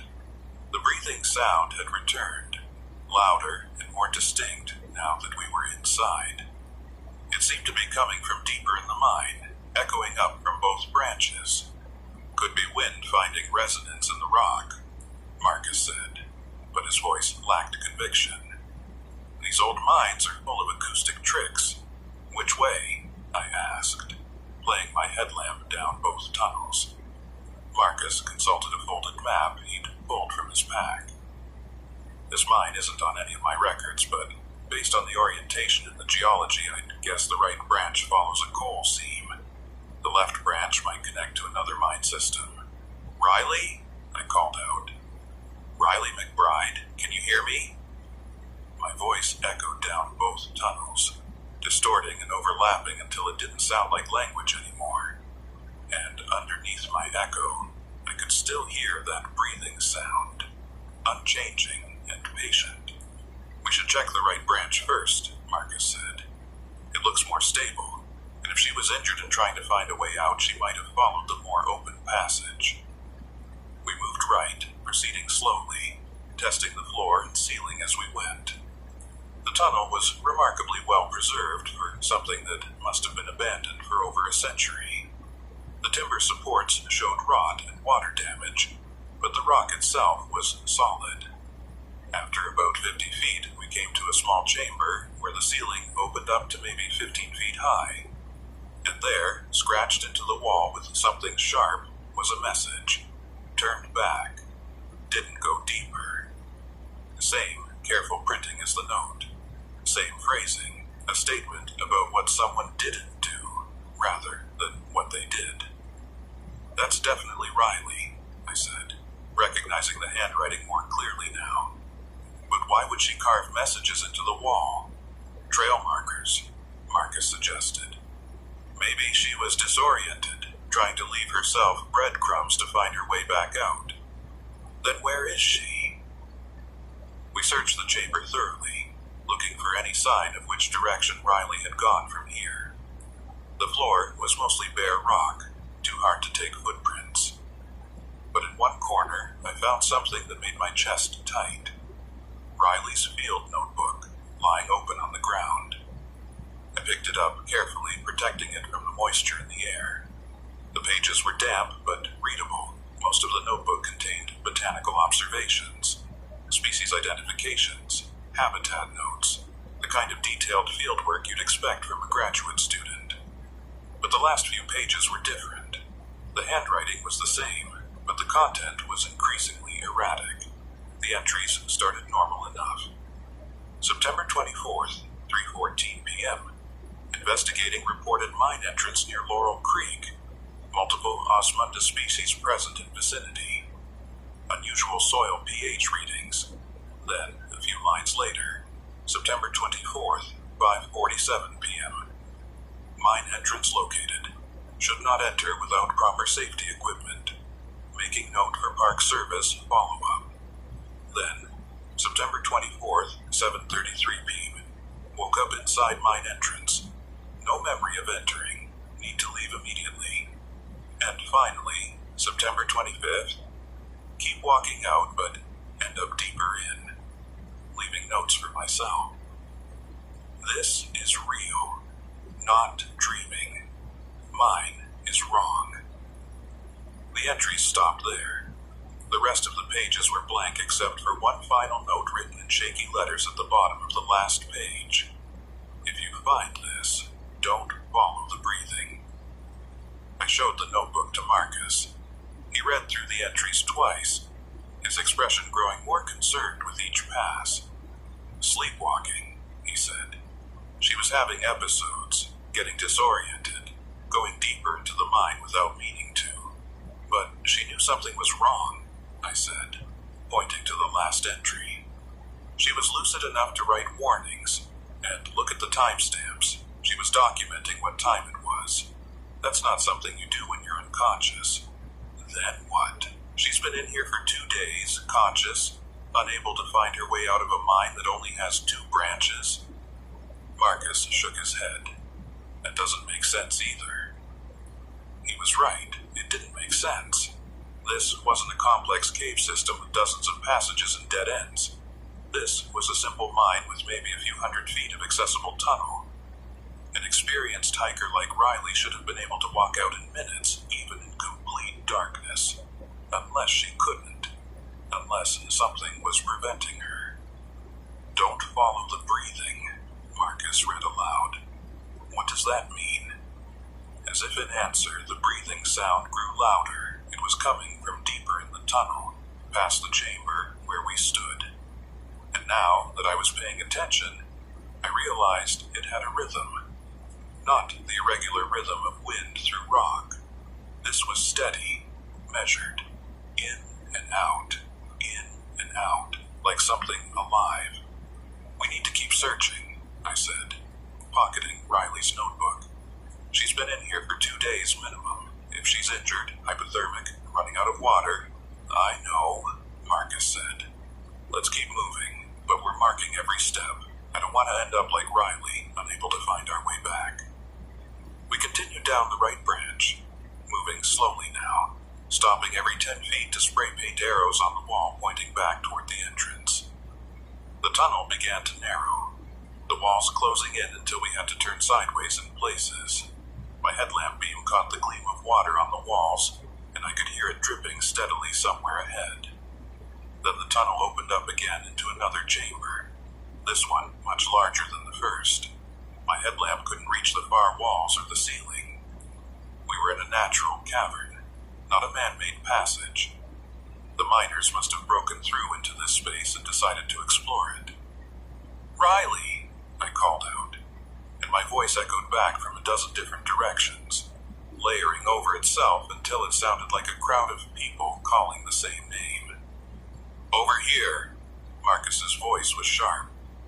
He was standing at the edge of the cavern, playing his flashlight across something on the floor. I moved to join him and saw what he'd found. Footprints.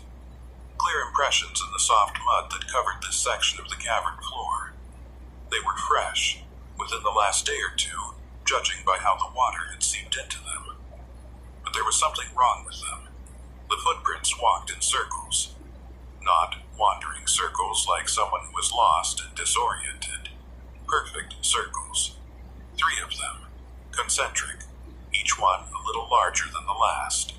And in the center of those circles, another message scratched into the mud with a stick. Went back. I'm not in here. Jesus, Marcus breathed. What the hell is going on? I studied the circular tracks more carefully. They'd been made by Riley's boots. I could match the tread pattern to the prints we'd found outside the mine, but the gait was off. The stride was too regular, too mechanical. People don't walk in perfect circles, not naturally. Their steps vary, they drift, they make corrections. These circles were precise, geometric. We need to get out of here, I said suddenly. Something is very wrong. We can't leave without Riley, Marcus said. She might be just ahead. She might need immediate medical. Look at those footprints, Marcus. Look at them. Something is wrong with how she was walking. Wrong with how she was thinking. And every message she's left has been about what she didn't do, not what she did. It's like she's trying to deny reality, or she's fighting something that's making her... I stopped because the breathing sound had changed. It was no longer coming from deeper in the mine. It was coming from all around us, echoing off the walls of the cavern. And it was getting faster. Not in panic, but in anticipation. Like something was excited. We're leaving, I said. Now. We mark this location. We get out, and we call for specialized cave rescue. This is beyond what we're equipped for. Marcus started to argue, but then his instrument started beeping. He looked at the readings and his face went pale. Oxygen level just dropped to 19%, he said. In the past 30 seconds. That's not possible unless something in here is using the oxygen, I finished. Move. Now. We turned back toward the tunnel we'd come through, following our spray-painted arrows. But after maybe 20 feet, I stopped. Marcus, did we pass this junction before? He played his light around. The tunnel split into 2 passages, both angling upward, both marked with our arrows pointing back the way we'd come. No, he said slowly. There was no junction here. We came down one straight passage into the cavern. Then how? I don't know. But both of these passages have our markers on them. Either we're more turned around than I thought, or... He didn't finish the sentence. Neither of us wanted to say it out loud. Either we'd somehow gotten completely disoriented in a simple mine system, or the mine itself had changed. I pulled out my GPS unit. No signal. Expected this deep underground. But I'd been marking waypoints at regular intervals, and I should have been able to see our track leading back to the entrance. The screen showed our path clearly. We'd entered the mine, moved down the right branch, and arrived at the cavern. A simple, straight line. But now, according to the GPS, we were somehow 200 feet further from the entrance than we'd been when we were in the cavern. That was impossible. We'd been walking back toward the entrance. The GPS should show us getting closer, not further away. Pick a tunnel, Marcus said. We'll follow our arrows. One of them has to lead out. We took the left fork, moving quickly now, not bothering with careful surveying. The breathing sound followed us, echoing through the stone. And I could swear it was getting closer, like something was walking behind us, matching our pace. After what felt like 10 minutes, but was probably less than 3, we emerged into another chamber. For a moment, I felt relief. We'd found a larger space, which might mean we were near the entrance. Then my headlamp found the wall and my blood went cold. Another message, scratched into the stone. Already left. Nobody here. And beneath it, in the soft earth, more circular footprints. 3 perfect circles just like before. This is the same chamber, Marcus said, his voice tight. We've gone in a circle. That's not possible. We followed the arrows. We walked in a straight line. Then, we're missing something. There must be a passage we didn't see, or the layout is more complex than... He stopped because we both heard it at the same time. Footsteps. Not our own. Someone else walking through the tunnel behind us. Slow, measured steps, getting closer. Riley? I called out. Hope and dread mixing in equal measure. The footsteps stopped. Riley McBride, if that's you, please respond. We're here to help you. Silence. Then, faintly, a voice. Female, echoing through the tunnels. I'm not in here. My skin went cold. The voice sounded like Riley. I'd spoken to her enough times to recognize it, but there was something flat about it. Mechanical. Like someone reading words off a page rather than speaking naturally. Riley, we need to get you out of here. Where are you? I'm not in here, the voice repeated, with exactly the same inflection. I didn't go in. I already left. Marcus and I looked at each other. His face was pale in the harsh beam of my headlamp. That's not right, he whispered. That's not how someone talks when they're lost. That's what all her messages said. I finished. Denials. Statements about what she didn't do. What if she's not trying to lie to us? What if she's trying to tell us the truth? What do you mean? What if Riley never actually went into this mine at all? What if something else came out? Even as I said it, I knew how insane it sounded. But nothing about this situation made sense. The circular footprints, the messages denying her presence, the mine layout changing, the breathing sound that got louder when we tried to leave, and now a voice that sounded like Riley but spoke like a recording. I'm not in here, the voice called again, closer now. I didn't go in, I already left, nobody here. It was repeating all of Riley's messages, stitching them together into a single statement. We need to move, I said. Different direction. Try the other tunnel. We backed out of the chamber and took the right fork this time, practically running now. The footsteps behind us sped up, matching our pace. And that breathing sound. It was all around us now, filling every inch of the tunnel. In and out, faster than before. The tunnel began to slope upward. Good sign. We were moving toward the surface. My headlamp caught spray-painted arrows on the walls, pointing the direction we were going. Our own markers, we were on the right track. Then the tunnel opened up and we stumbled into another cavern. The same cavern. Same circular footprints in the same positions. Same message on the wall. We'd somehow ended up back where we started, despite following different tunnels. This isn't possible, Marcus said. His voice was starting to crack.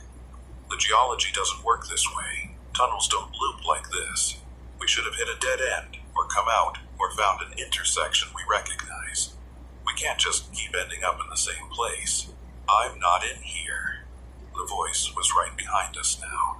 Close enough that I should have been able to see whoever was speaking when I turned around. But there was nothing. Just empty tunnel, and that sound of breathing, so loud now it was almost deafening.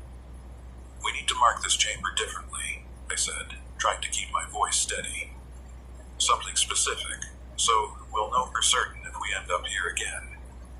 I pulled out my spray paint and wrote in large letters on the wall. Second time, 4:47 p.m. Now we pick a tunnel, and we do not stop moving until we either find Riley or get out, I said. Agreed? Marcus nodded, looking as scared as I felt. We chose a tunnel at random and started walking. I counted my steps aloud, trying to keep track of how far we'd gone. At 300 steps, we should have covered at least 500 feet, far more than the depth of this mine system. But the tunnel just kept going, sloping gently downward, the walls pressing in on either side. At 400 steps, I saw spray paint on the wall ahead. My spray paint, the mark we'd made in the cavern.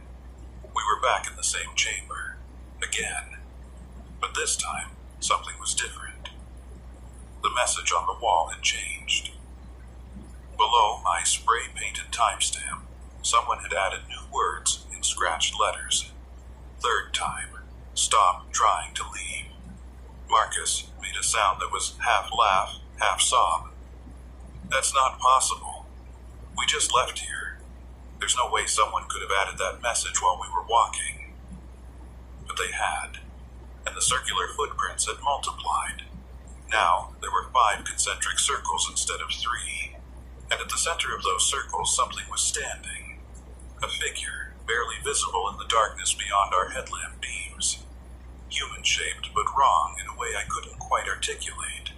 It stood perfectly still, facing us, and in a voice that sounded like Riley McBride, but came from somewhere deeper and older, it spoke.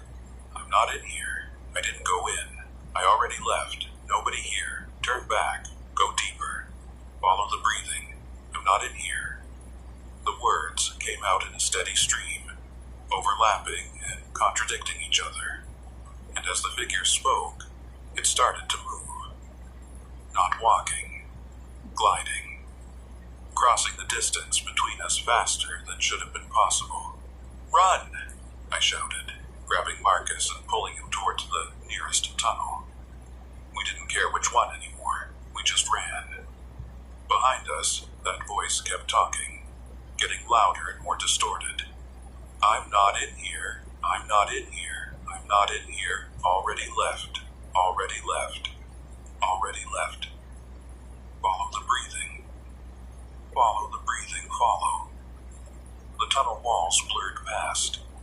My lungs burned. The breathing sound was everywhere, matching our panicked gasps. And I could hear footsteps behind us, perfectly synchronized with our own. Like something was matching our stride exactly. We burst into another space. Not the cavern this time, but a different chamber, smaller, with modern equipment scattered on the floor. Rescue gear. Our rescue gear. The same equipment we'd brought into the mine. How? Marcus gasped. This is what we left at the entrance. This is outside. But we weren't outside. The chamber had 4 tunnels leading away from it, all sloping downward. We were deeper in the mine, not closer to the surface. Somehow our rescue gear had ended up here, in a place it shouldn't exist. It's the mine, I said, finally understanding. It's not letting us leave. Everything in here, the layout, the messages, the footprints, it's all trying to confuse us. Make us give up. Make us accept that we're lost. But why? Mines don't do this. They're just empty holes in the ground. Most mines are, I said. But what if this one isn't empty? Before Marcus could respond, something emerged from one of the tunnels, not the figure we'd seen before. This was worse.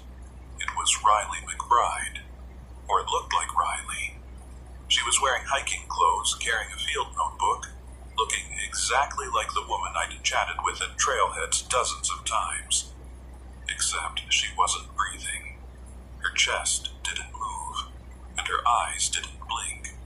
And when she spoke, her lips didn't quite sync with the words. I'm not in here, she said in Riley's voice. You should leave. I already left. There's nobody to rescue. Go deeper to go up. Follow the breathing. It wants to meet you. Riley, Marcus said uncertainly. Is that really you? The thing that looked like Riley tilted its head at an angle no human neck should bend. I'm not in here, it repeated. Riley isn't here. She didn't go in. She wrote messages to tell you. Why didn't you listen? And then I understood. All those messages, I didn't go in here. Turned back. Didn't go deeper. Already left. Nobody here. They weren't denials. They were the truth. The real Riley had somehow known what this place would do.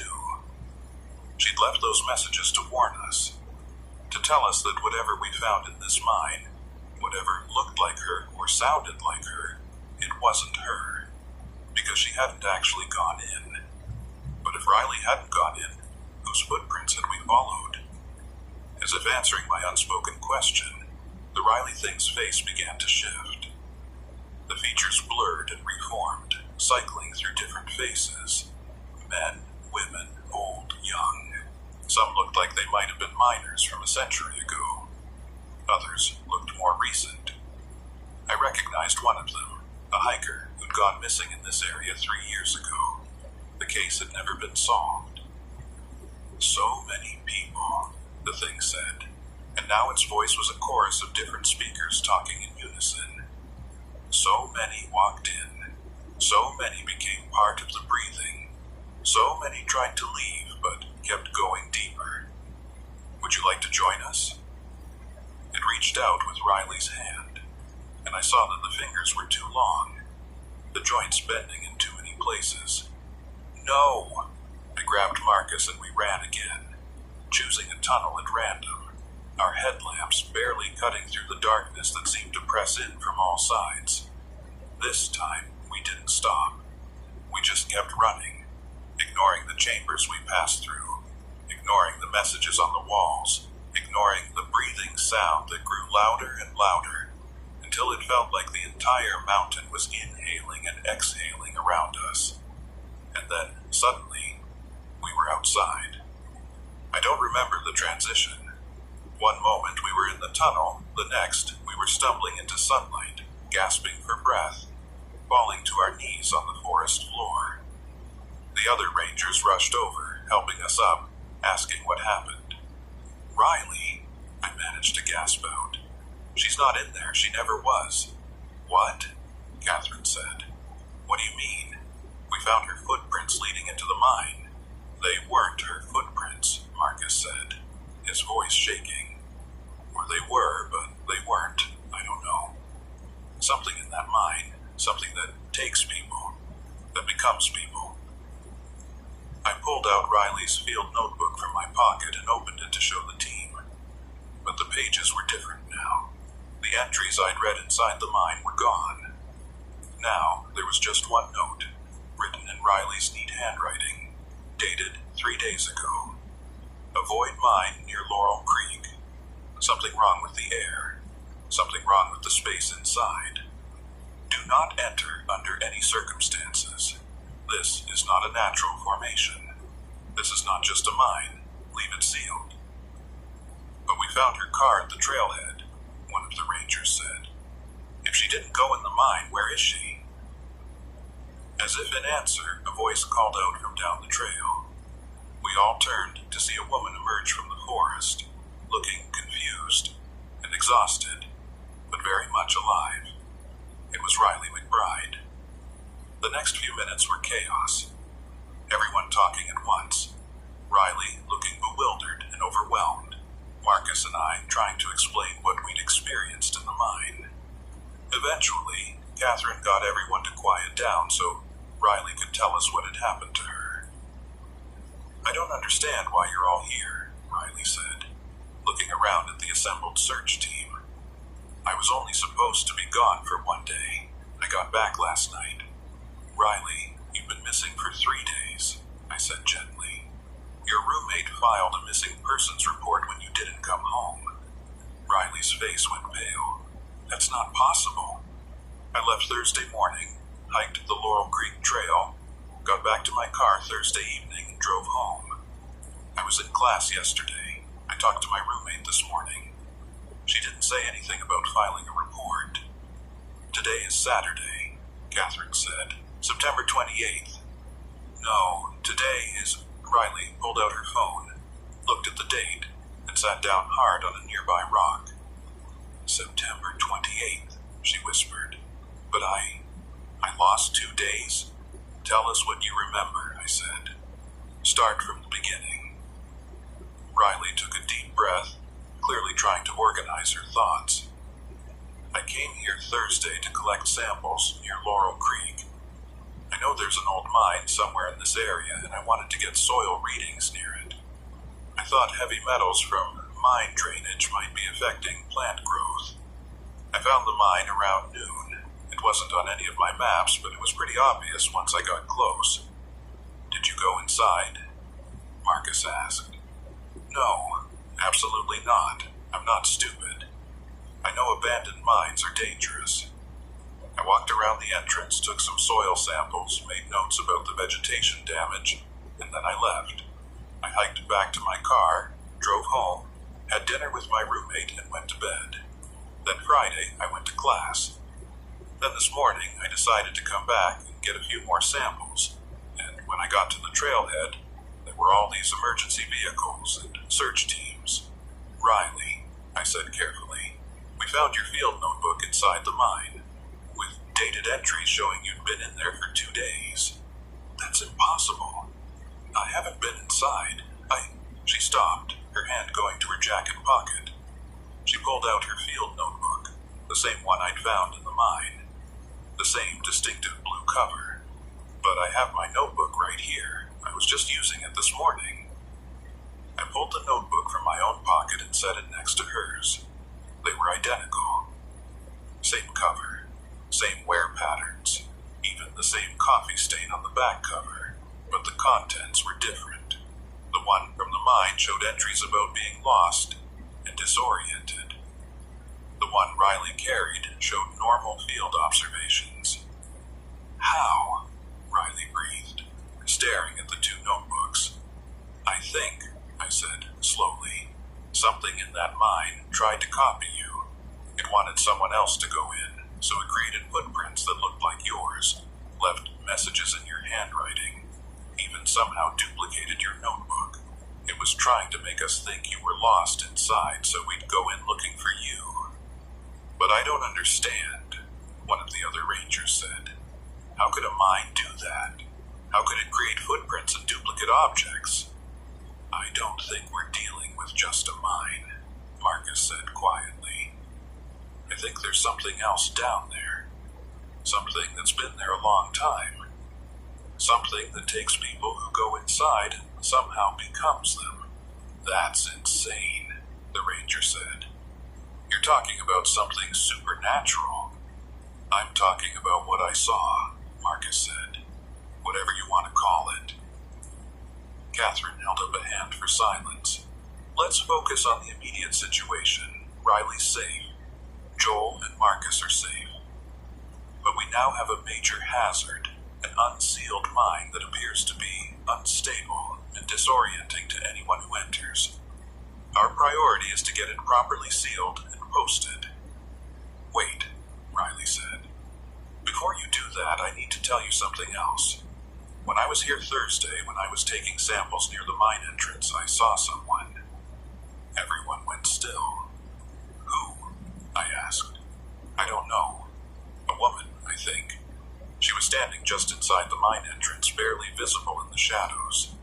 She looked like she wanted to come out, but couldn't. She said something to me, but I couldn't hear it clearly. Something about not coming in, about leaving. And then she just faded back into the darkness. Why didn't you mention this before? Catherine asked. Because it seemed crazy. I thought it was a trick of the light, or someone playing around. Or maybe one of those tourists who ignore warning signs. But now, after hearing what you found in there, Riley trailed off, looking at the mine entrance visible through the trees. What if it wasn't a real person? What if it was one of those things you saw trying to lure me in? Or, I said, thinking of all those faces cycling through the creature we'd seen, what if it was a real person? One of the people the mine has taken. Maybe some part of them is still conscious enough to try to warn others away. The group fell silent, considering this horrible possibility. If I was right, then the mine wasn't just dangerous. It was a prison, holding an unknown number of victims who'd wandered in over the decades, or even centuries, since it was first dug. We need to contact the State Mine Safety Office, Catherine said, pulling out her radio, and probably the FBI. If there are missing persons from this area going back years, There might be a pattern we've missed. Multiple cases that seemed unrelated, but were actually... She was interrupted by a sound from the direction of the mine. That breathing sound, the same one Marcus and I had heard inside. But now it was loud enough to hear from outside, echoing through the forest. And it was changing, speeding up, getting more agitated. Everyone back to the trail, Catherine ordered. Now. Nobody gets close to that entrance. We gathered our gear and started moving away from the mine. Riley walking with us, still clutching both field notebooks. As we walked, I looked back over my shoulder. For just a moment, I thought I saw figures standing at the mine entrance. A dozen or more, all different ages and appearances, all watching us leave with expressions I couldn't quite read. Longing, maybe, or warning. Then they were gone, if they'd been there at all. The hike back to the trailhead took about 40 minutes. Nobody spoke much. We were all processing what had happened, what it might mean, what we should tell the authorities without sounding completely insane. Riley walked between Marcus and me, still looking shaken but increasingly alert as we got further from the mine. I just realized something, she said as we approached the parking area. My roommate. You said she filed a missing persons report? That's right, I said. Thursday evening when you didn't come home. But I did come home. I had dinner with her. We watched a movie. We talked about my research. Riley pulled out her phone and scrolled through her messages. Look, I have texts from her from Friday morning. She's asking me to pick up milk on my way home from campus. She showed us the phone. The texts were there, dated September 27th, exactly as she described. But her phone records will show she called the ranger station to report you missing, Catherine said. Which means either your memories are wrong, or hers are, or something made us both believe different versions of reality, Riley finished. The same way it made you believe I was in the mine when I wasn't. That possibility was somehow more disturbing than anything else we'd encountered. If the mine, or whatever was in it, could affect people's perceptions and memories from a distance, then how far did its influence extend? Who else might have had their reality subtly altered? And how would we ever know? When we reached the trailhead, there was a sheriff's deputy waiting by Riley's car, along with two people I didn't recognize. One was a young woman about Riley's age, crying with relief when she saw her. The roommate. The other was an older man in a suit, carrying a briefcase. Riley! The roommate rushed forward and hugged her tightly. Oh my God, where have you been? I've been so worried. I'm okay, Sarah, Riley said, hugging her back. I'm confused about what happened, but I'm okay. You just disappeared, Sarah said through tears. Thursday morning, you left to go hiking and then you never came back. You didn't answer your phone. You missed class. Nobody knew where you were. Sarah, I came home Thursday night. We had dinner together. Don't you remember? Sarah pulled back, looking at Riley with genuine confusion. No, you didn't. I called the police when you didn't come home by midnight. Riley, you've been missing for 2 full days. They stared at each other, both clearly certain of their own memories, neither able to reconcile with what the other was saying. The man in the suit stepped forward. Miss McBride, I'm Detective Garrison with the state police. We've been coordinating the search for you. I'm very glad to see you safe, but I need to ask you some questions about where you've been. I don't know, Riley said, her voice small. I thought I was home. I have memories of being home. But everyone else is telling me I wasn't, and I can't explain that. Detective Garrison looked at Catherine, then at me and Marcus. And you two found evidence that Ms. McBride entered an abandoned mine. We found evidence that someone did, I said carefully. But now we're not sure it was actually her. Explain that. So we did. All of it. The footprints that led into the mine, but not out. The messages in Riley's handwriting claiming she wasn't there. The notebook with entries about being lost, the layout that seemed to change, the creature that wore Riley's face, the breathing sound that got louder when we tried to leave. To his credit, Detective Garrison listened without interrupting, though his expression grew increasingly skeptical. When we finished, he was quiet for a long moment. "Let me get this straight," he finally said.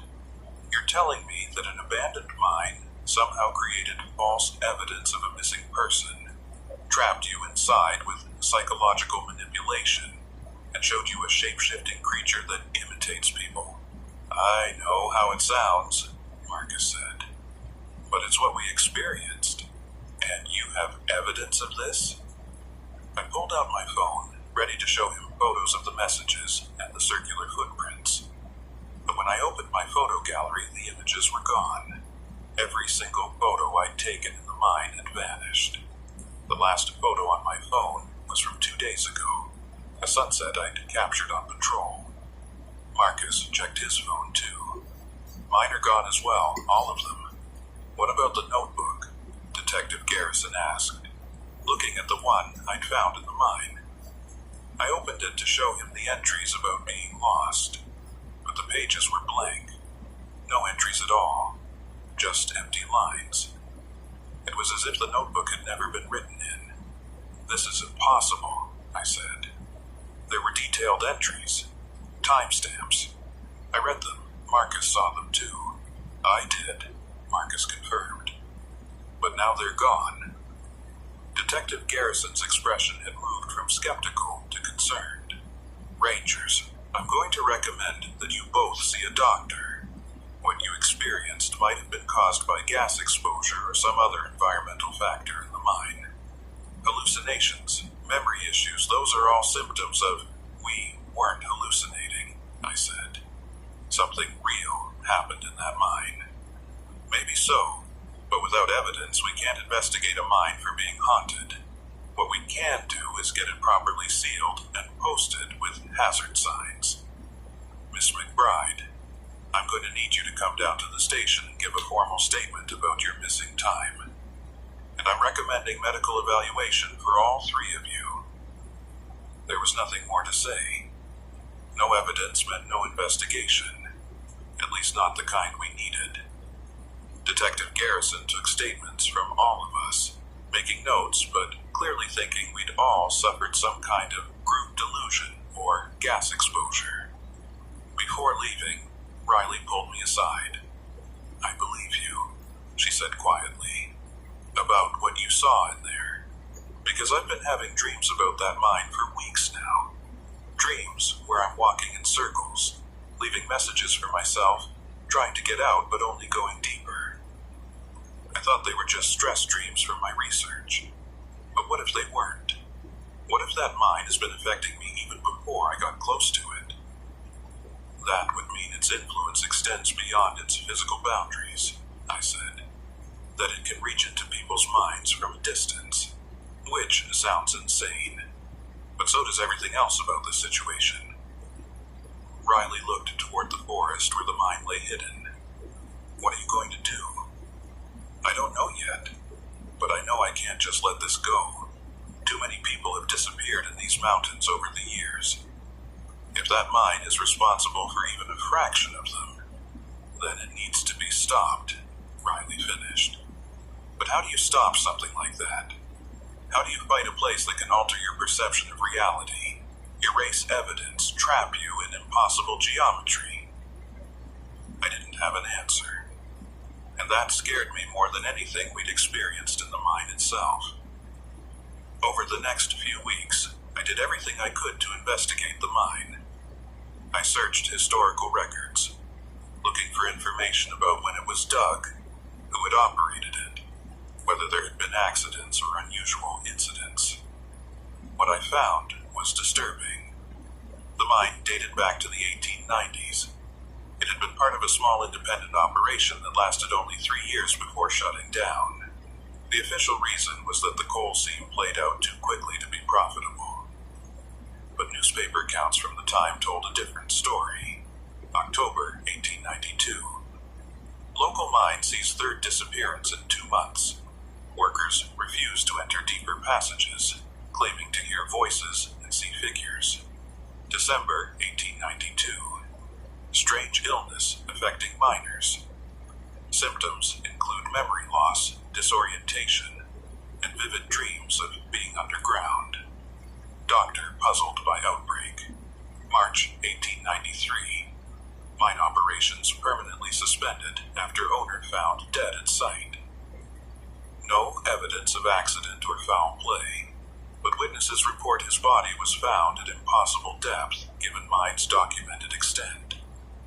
The mine had been trouble from the start, and based on what I could piece together from scattered records, at least a dozen people had disappeared in or near it over the following century. Miners, hikers, curious locals, all vanished without a trace, their cases eventually going cold. I presented all of this to Catherine, arguing that the mine needed more than just a ceiling. It needed serious investigation, maybe by experts in geology or psychology, or I wasn't even sure what kind of expert you'd call for something like this. Joel, I understand your concern, Catherine said, but we don't have budget or authority to mount an investigation into historical missing persons cases. The mine is being sealed. That's what we can do, and that's what we're doing. What about the people who might still be in there? If even one person is trapped in a mine where you yourself documented impossible geometry and reality warping phenomena? Joel, even if I believed every word of your report, which I want to because I trust you, what exactly do you propose we do? Send another team in to get lost? Risk more lives trying to rescue people who might not be rescuable? She was right, and I knew it. But that didn't make it any easier to accept. The mine was sealed 2 weeks later.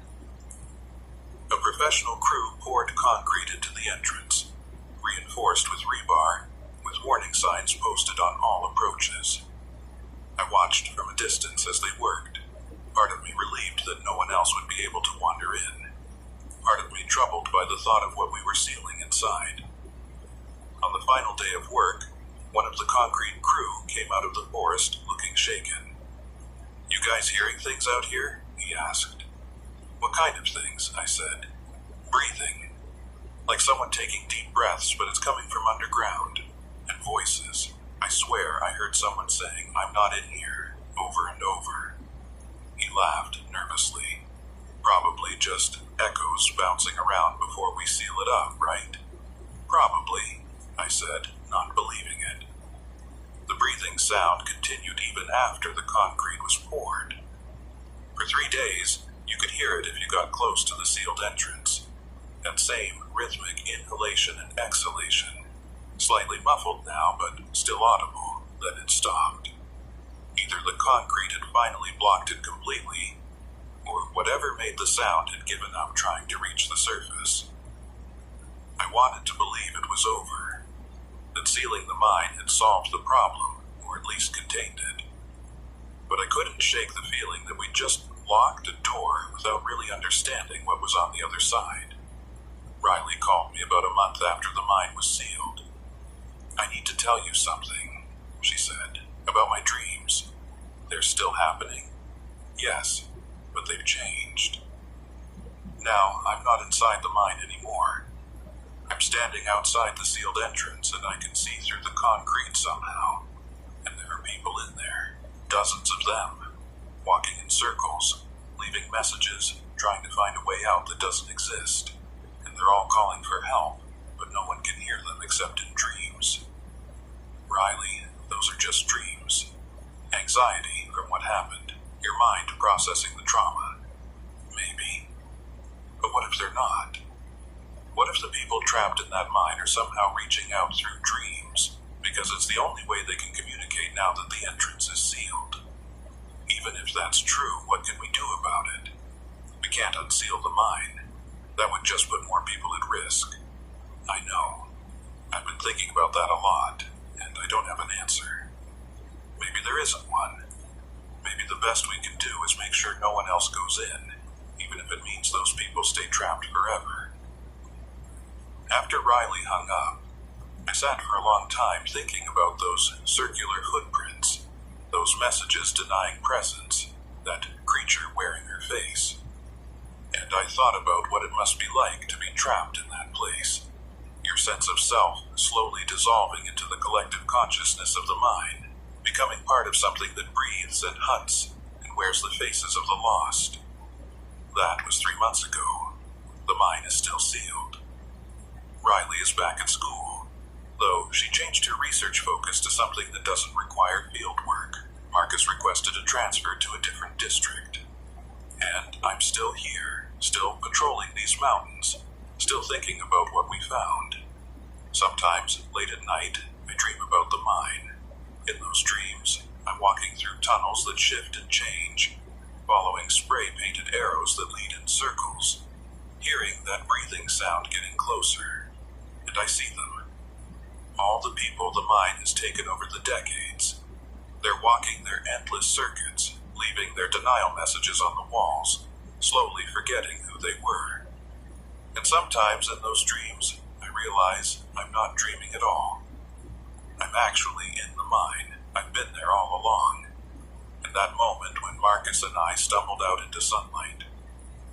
That was the dream, the illusion, the lie the mind told to keep us calm while it absorbed us. In those dreams, I try to leave messages like Riley did. I try to warn whoever finds them. But the words come out wrong. Instead of, I'm trapped in here, or help me, what I write is, I'm not in here. I didn't go in. I already left. And then I wake up gasping for air, checking to make sure I'm really in my apartment and not in some chamber deep underground. But each time I wake, I'm a little less certain. Each time, it takes a little longer to convince myself that I really did get out. Because that's the real horror of the mine. Not that it traps you. Not even that it takes your identity. It's that it makes you doubt your own escape. It plants the seed of uncertainty that maybe, just maybe, you never really left at all. I've been trying to figure out why the mind does what it does. Is it alive? Is it conscious? Or is it just a place where natural forces, magnetic fields, gas pockets, unusual geology, create conditions that cause psychological effects? I've read everything I can find about acoustic phenomena, infrasound, electromagnetic fields and their effects on human perception. The scientific explanations help, a little. They give me something rational to hold on to when I wake from those dreams. But they don't explain the footprints that matched Riley's even though she never went in. They don't explain the notebook that duplicated itself. They don't explain how Marcus and I ended up back in the same chamber, no matter which tunnel we took. Some things resist explanation. Some things exist in the spaces between what we think we know about reality and what reality actually is. And some places in these mountains, old places, wounded places, places where humans dug too deep or disturbed something that should have stayed sleeping, some of those places don't follow normal rules. I'm writing this down because I need a record, something outside my own memory, which I'm increasingly unable to trust. If I do end up back in that mine, really back, not just dreaming, I want there to be evidence that I tried to warn people, that I understood what it was doing and fought against it. And if you're reading this, if you're a ranger or a hiker or just someone curious about abandoned mines, please listen. Stay away from sealed mine entrances in the southern Appalachians. Stay away even if you hear sounds coming from inside, especially if you hear sounds coming from inside. Those are not people calling for help. Those are lures, bait, the mine trying to attract new victims. And if you find messages scratched into trees or rocks near a mine, messages that seem to deny someone's presence or claim they didn't go in, believe them. Those are the most honest words the trapped can manage to communicate. They're not lying or confused. They're telling you the truth in the only way the mind will allow. They're not in there. They didn't go in.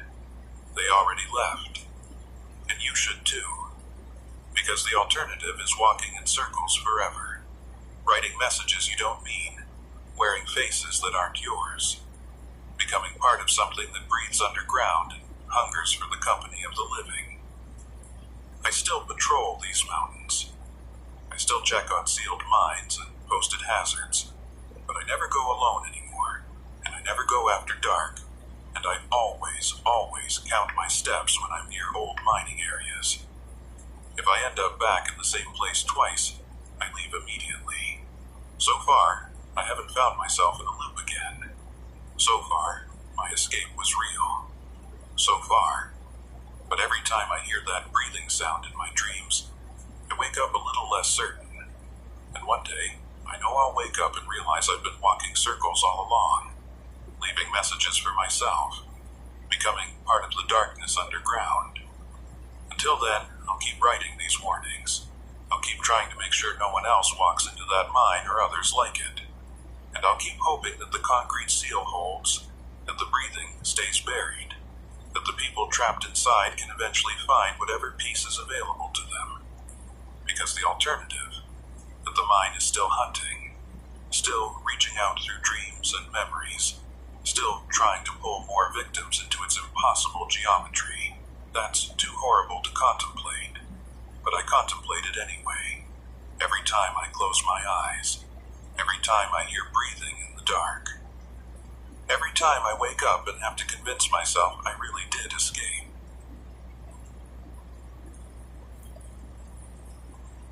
Sound does strange things in the mountains. It bounces off rock faces, travels through valleys, wraps around ridges in ways that make distance impossible to judge. A voice that sounds like it's coming from 50 feet away might actually be half a mile off. A cry for help from upstream can echo downstream until you're chasing ghosts. I learned that lesson the hard way at Laurel Fork. My name's Avery Holt, and I've been working as a backcountry ranger in the southern Appalachians for 4 years now. The territory I cover includes parts of West Virginia and the North Carolina border. Some of the most remote and beautiful country you'll find anywhere. It's also some of the most unforgiving. These mountains don't care how experienced you are or how prepared you think you are. They'll humble you if you let your guard down for even a moment. Laurel Fork is a creek that runs through a narrow valley about 12 miles from the nearest road. The trail that follows it is moderately difficult. Popular with day hikers in good weather, but rarely used in late fall when the temperatures drop and the fog rolls in. The creek itself is fed by dozens of smaller streams coming down from the high ridges, and after heavy rain it can swell from a gentle brook to a roaring torrent in a matter of hours. There's an old stone bridge about 4 miles up the trail, built sometime in the 1930s by the CCC. It's a beautiful piece of work, single arch, maybe 15 feet across, with a clearance of about 8 feet above the normal water level. The locals call it Mercy Bridge, though nobody seems to remember why. Some say it's because the bridge was a mercy for travelers who used to have to ford the creek. Others say it's because a woman named Mercy drowned there in the 1950s. I've heard at least 5 different stories about the name, and they're all probably wrong. What matters is that the bridge is solid, still in regular use, and right at the spot where the valley narrows and the acoustics get weird. Stand under that bridge and whisper, and you'll hear your voice come back to you from 3 different directions. Shout, and the echo will chase itself up and down the valley for what seems like minutes. I was thinking about that, about echoes and how they distort, when I got the call about Nora Calloway. It came in on a Wednesday morning, October 16th. My supervisor radioed that we had a ranger who'd missed 2 scheduled check-ins. Nora had been on a routine patrol of the Laurel Fork Trail, supposed to radio in Tuesday afternoon and again Tuesday evening. When she didn't respond to either check-in time and didn't return to the station by midnight, they'd started to worry. She's experienced, my supervisor said over the radio, but she's been working double shifts all week. Exhaustion might have caught up with her. We need you to hike in and find her. Her truck's still at the trailhead, so she's somewhere on the trail system. I knew Nora fairly well. We'd worked together on several search operations, and she was competent and careful. Not the type to get lost or injured on a trail she'd hiked 100 times. But my supervisor was right about the exhaustion. We'd been short-staffed all month, and Nora had volunteered for extra shifts to cover. That kind of fatigue can make you sloppy, make you miss things you'd normally catch. I packed my gear and drove out to the Laurel Fork trailhead. Nora's truck was there, just like they'd said. A green Park Service pickup, locked and empty. I checked the registration to confirm it was hers, then suited up and started hiking. The weather was decent for October, mid-40s, partly cloudy, with a light breeze coming down from the ridge. The trail was in good shape, well-maintained and clearly marked. I kept my radio on, calling Nora's name every few minutes, but got no response. The creek was running at normal levels, which was good. No recent flooding to worry about. About 2 miles in, I found her first marker. Rangers on patrol typically leave small cairns or marks on trees at regular intervals, a way of documenting their route in case anyone needs to follow it. Nora's mark was clear. 3 small stones stacked on a flat rock beside the trail, with a small arrow made of twigs pointing upstream. It looked fresh, probably placed sometime the previous day. I continued following the trail, finding more of Nora's markers every half mile or so. They were all consistent, all pointing in the same direction, upstream toward the Mercy Bridge. Nothing unusual, nothing to suggest she'd gone off trail or encountered any problems. But then, about 3.5 miles in, the markers stopped.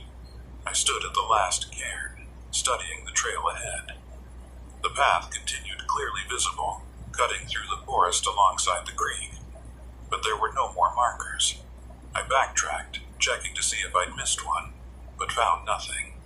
For some reason, Nora had stopped leaving markers right here, at this exact spot. I keyed my radio. Base, this is Avery.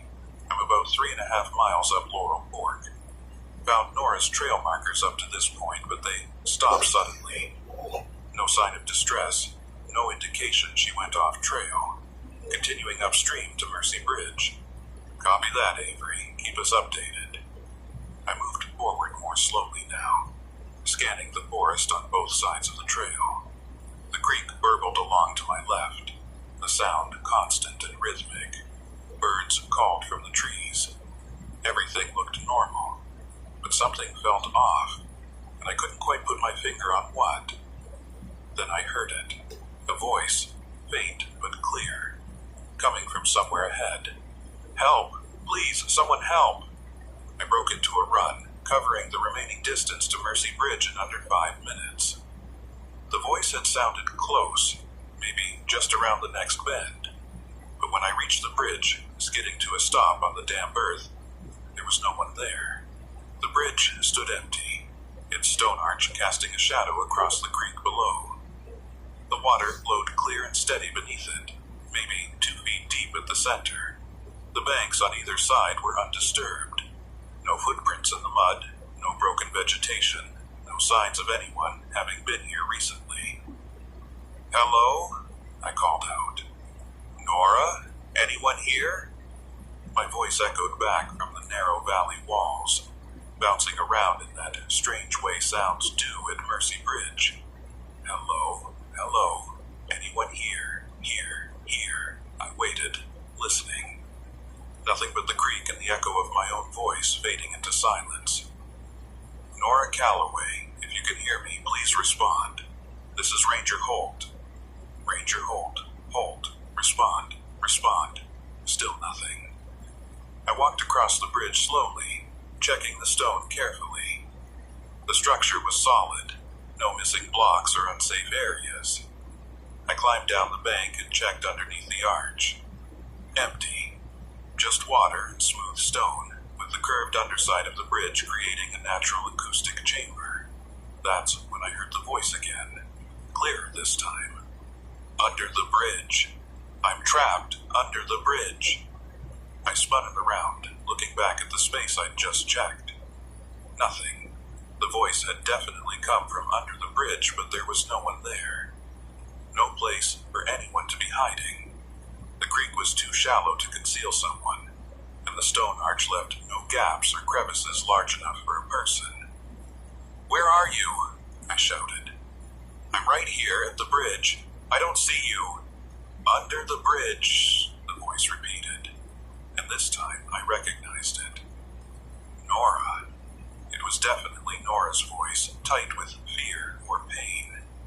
"Please, I can't get out." But she wasn't there. I was looking right at the underside of the bridge, and it was empty. I waded into the creek, soaking my boots, and physically put my hands on every surface. Stone, water, mud. No person, no hidden spaces, nothing. "Nora, I can hear you, but I can't see you. Where exactly are you?" The voice didn't respond. Instead, I heard splashing, like someone moving through water. But the creek surface remained undisturbed except for my own movement. The sound was coming from under the bridge, but there was nothing under the bridge making it. I stood there in the cold water, trying to make sense of what I was hearing. Echoes. It had to be echoes. Nora was somewhere else, maybe further upstream, and her voice was carrying back to the bridge and getting reflected in strange ways by the stone arch in the narrow valley. That had to be it. Sound does strange things in the mountains. I climbed out of the creek and continued upstream, calling Nora's name every few minutes. The trail became rougher past the bridge, less maintained, with several fallen trees blocking the path. I could see evidence that someone had climbed over the obstacles recently. Disturbed bark, scuff marks on the logs, but I couldn't be sure it was Nora. Could have been a hiker from days ago. About half a mile past the bridge, the trail crossed a small tributary stream. The crossing was marked with stepping stones, but one of them was missing, leaving a 2-foot gap that would be tricky to jump. I was about to attempt it when I noticed something caught on a branch hanging over the water. A piece of fabric, green, like park service uniforms. I carefully retrieved it. It was a torn piece of sleeve, still damp, with what looked like blood on one edge. My stomach tightened. I pulled out my radio. "Base, this is Avery. I found what appears to be fabric from a ranger uniform, possibly Nora's. There's blood on it. I'm about a half mile upstream from Mercy Bridge, requesting backup and medical support." "Copy that, Avery. Backup is 2 hours out. Can you continue searching?" "Affirmative. I'm going to follow the trail as far as it goes, then work my way back if I don't find her." I pocketed the fabric carefully and continued upstream. The valley was narrowing now, the walls rising steeply on both sides.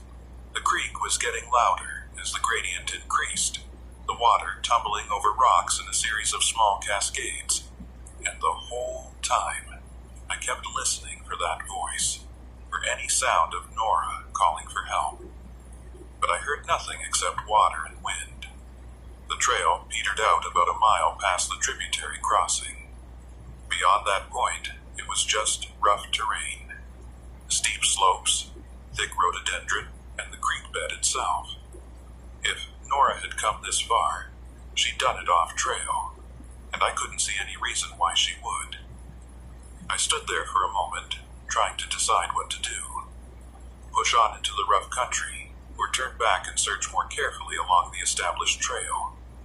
Training said to maintain communication, wait for backup, don't take unnecessary risks. But Nora was out here somewhere, possibly injured, and every minute mattered. Then I heard it again.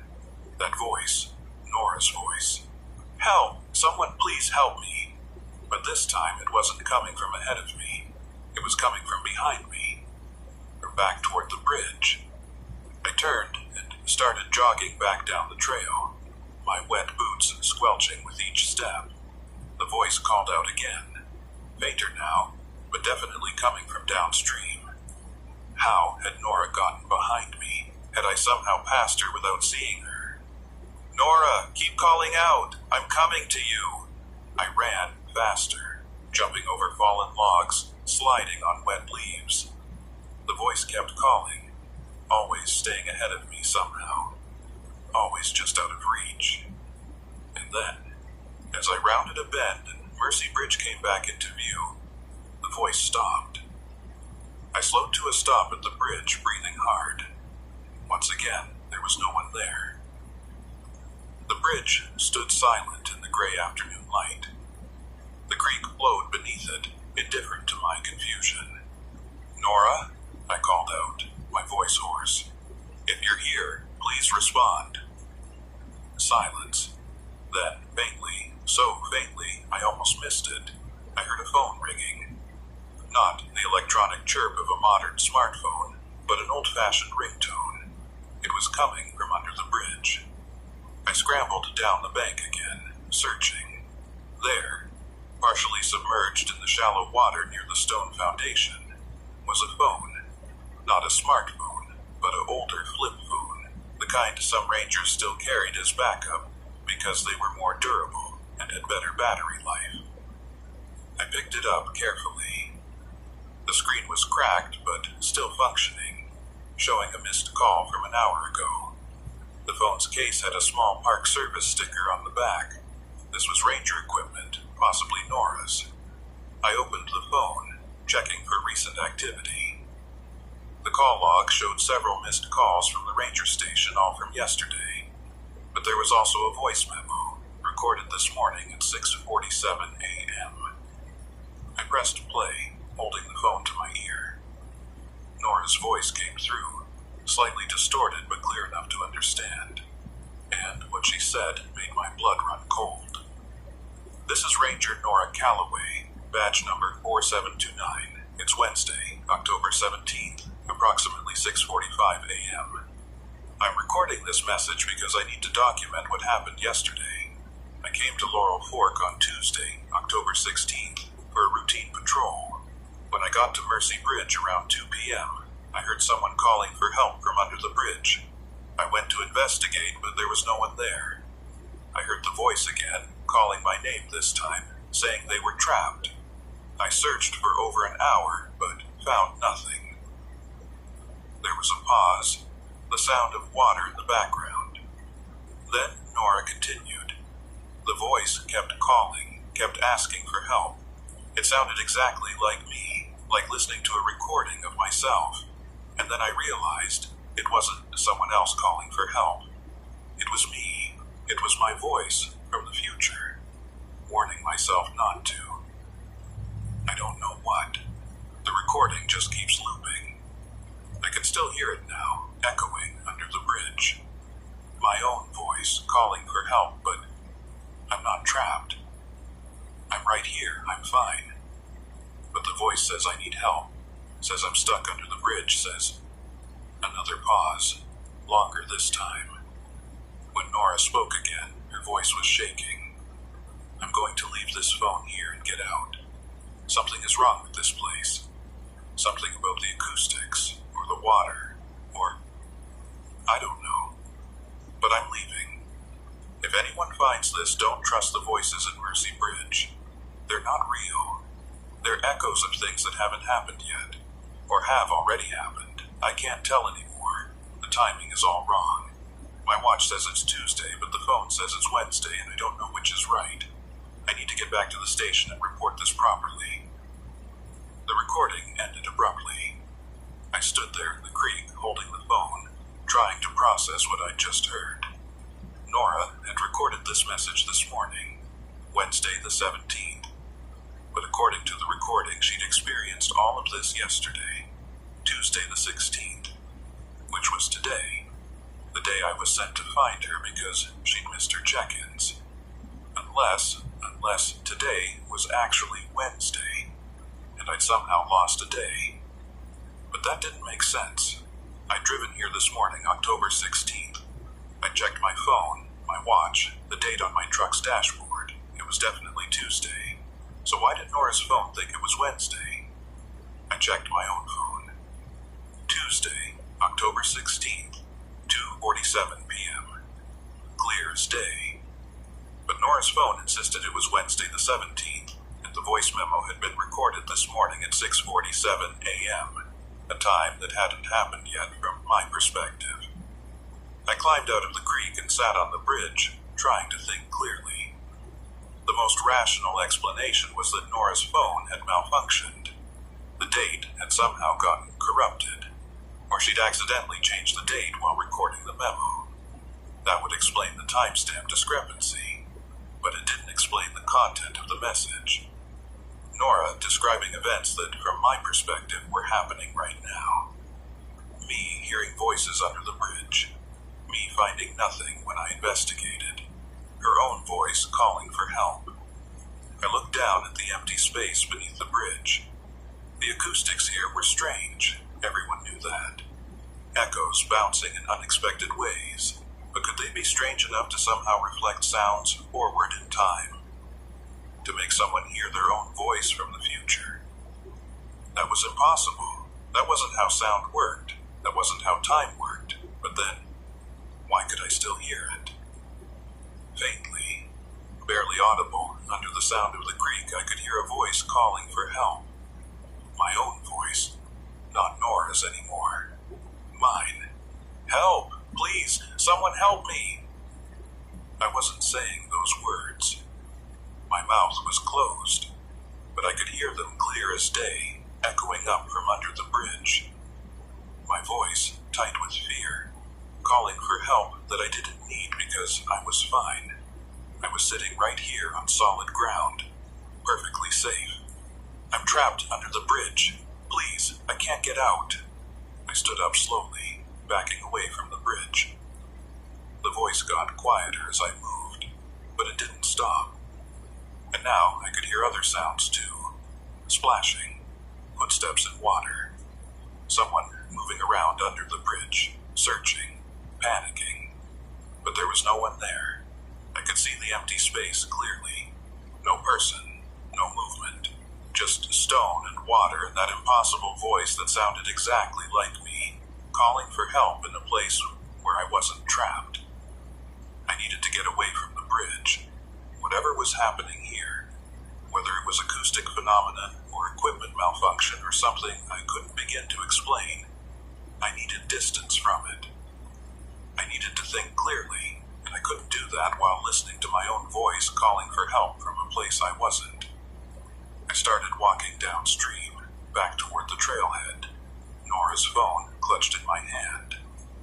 As I walked, I kept trying to radio the station, but I couldn't get a signal. Too deep in the valley or some kind of interference. I'd have to hike at least a mile before I'd be high enough on the ridge to get clear communication. That's when I heard it behind me. Not the voice from the bridge this time. Footsteps. Someone walking on the trail, following me. I turned around quickly. The trail behind me was empty, but I could clearly hear the footsteps continuing. The crunch of boots on leaves, the occasional snap of a twig. Someone was there, even though I couldn't see them. Nora, is that you? The footsteps stopped. Nora, if you're there, please show yourself. I'm here to help you. You missed your check-ins and we were worried. Nothing. Just the sound of the creek and the wind in the trees. I started walking again, faster this time. The footsteps resumed behind me, matching my pace. When I sped up, they sped up. When I slowed down to listen, they slowed down too. Always staying about 20 feet back. Always just out of sight around the last bend in the trail. My heart was hammering now. This wasn't just acoustic strangeness anymore. This was something following me. Something that moved when I moved and stopped when I stopped. Something that wanted me to know it was there, but wouldn't let me see it. I broke into a run. The footsteps behind me matched my sprint, staying the exact same distance back. I could hear them clearly now. Not my imagination, not an echo, but real physical sounds of someone running through the forest behind me. Heavy boots on packed earth, branches breaking, breathing. I risked a glance over my shoulder. Still nothing visible, just empty trail and autumn forest. I ran harder, my breath coming in gasps, Nora's phone still clutched in my left hand while my right hand fumbled for my radio. I had to get high enough to call for help. Had to reach the ridge where I could get a signal.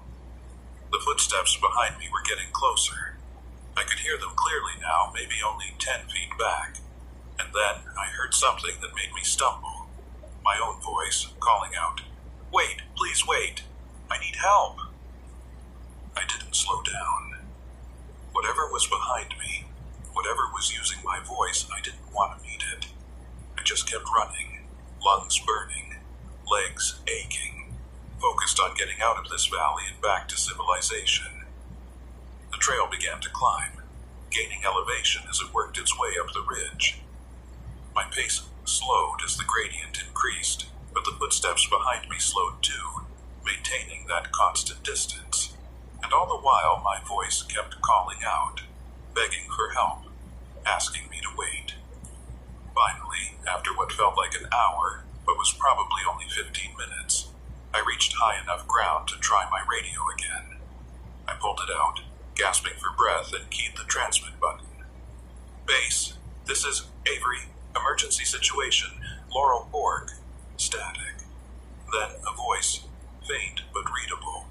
"Avery, this is Base. You're breaking up. Can you repeat?" "Emergency. Laurel Borg, need backup. Something wrong with the valley. Acoustics. Voices. Avery, we can barely hear you. Are you injured?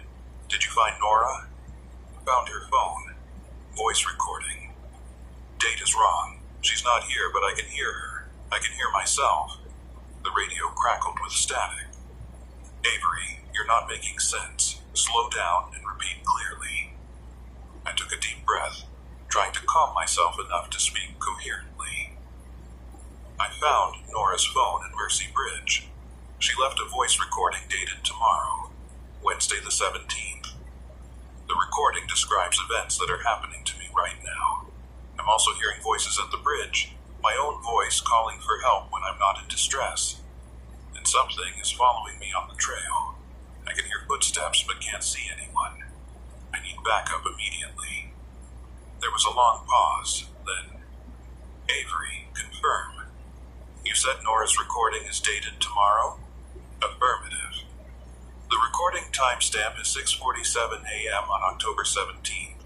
Today is October 16th, but in her recording, she describes October 16th as yesterday. Another pause, longer this time. When the dispatcher spoke again, her voice was carefully controlled. "Avery, we're showing today as Wednesday, October 17th. You left the station this morning around 6 o'clock a.m. It's now approximately 3:30 p.m. My stomach dropped. That's impossible. I left the station this morning, Tuesday the 16th. I've only been in the valley for a few hours. Negative, Avery. Our logs show you departed at 0600 hours on Wednesday the 17th. You've been in the field for over 9 hours. We were about to send a second team to look for you when you called in." I pulled out my own phone with shaking hands. The screen showed Wednesday, October 17th, 3:33 p.m. But that couldn't be right. I checked it this morning. It had said Tuesday. I was certain I'd looked at the date multiple times. On my phone, on my truck's display, on my watch. I looked at my watch now. Wednesday, October 17th.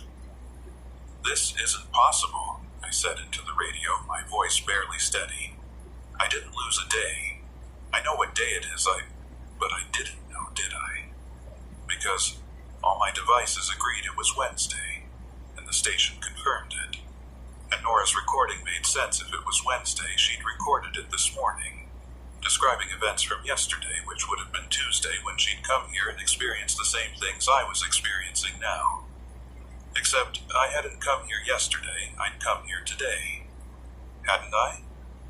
I tried to remember the drive to the trailhead, getting up this morning, having coffee, checking my equipment. But the memories felt thin somehow, like looking at a photograph that had started to fade. Had that been this morning? or yesterday morning. Avery, are you still there? The radio voice pulled me back to the moment. I'm here. I'm confused about the timeline, but I'm here. I still need backup. Nora is missing, and there's something wrong with the valley. The acoustics are creating some kind of phenomenon that distorts perception. Copy that. We have a team en route. ETA approximately 90 minutes. Can you make it back to the trailhead? I looked back down the trail. The footsteps had stopped. I couldn't hear anything except normal forest sounds. Whatever had been following me had either given up or decided to wait. I think so. I'm going to continue downhill toward the trailhead. I'll check in every 15 minutes. Roger that. Stay safe, Avery. I started hiking again, keeping a steady pace, checking over my shoulder every few steps. The trail was empty behind me. No footsteps, no voices, no signs of anything unusual. Just a normal October afternoon in the mountains, but I couldn't shake the feeling that I was being watched. That something in the valley was paying very close attention to my every move. I tried to focus on practical concerns. Nora was still missing. She'd left her phone at the bridge, which suggested she'd made it at least that far on Tuesday. Or what she thought was Tuesday. Then she'd hiked out, supposedly going back to the station to report the strange phenomena. But she'd never arrived. So where had she gone? I stopped at a wide spot in the trail and pulled out Nora's phone again.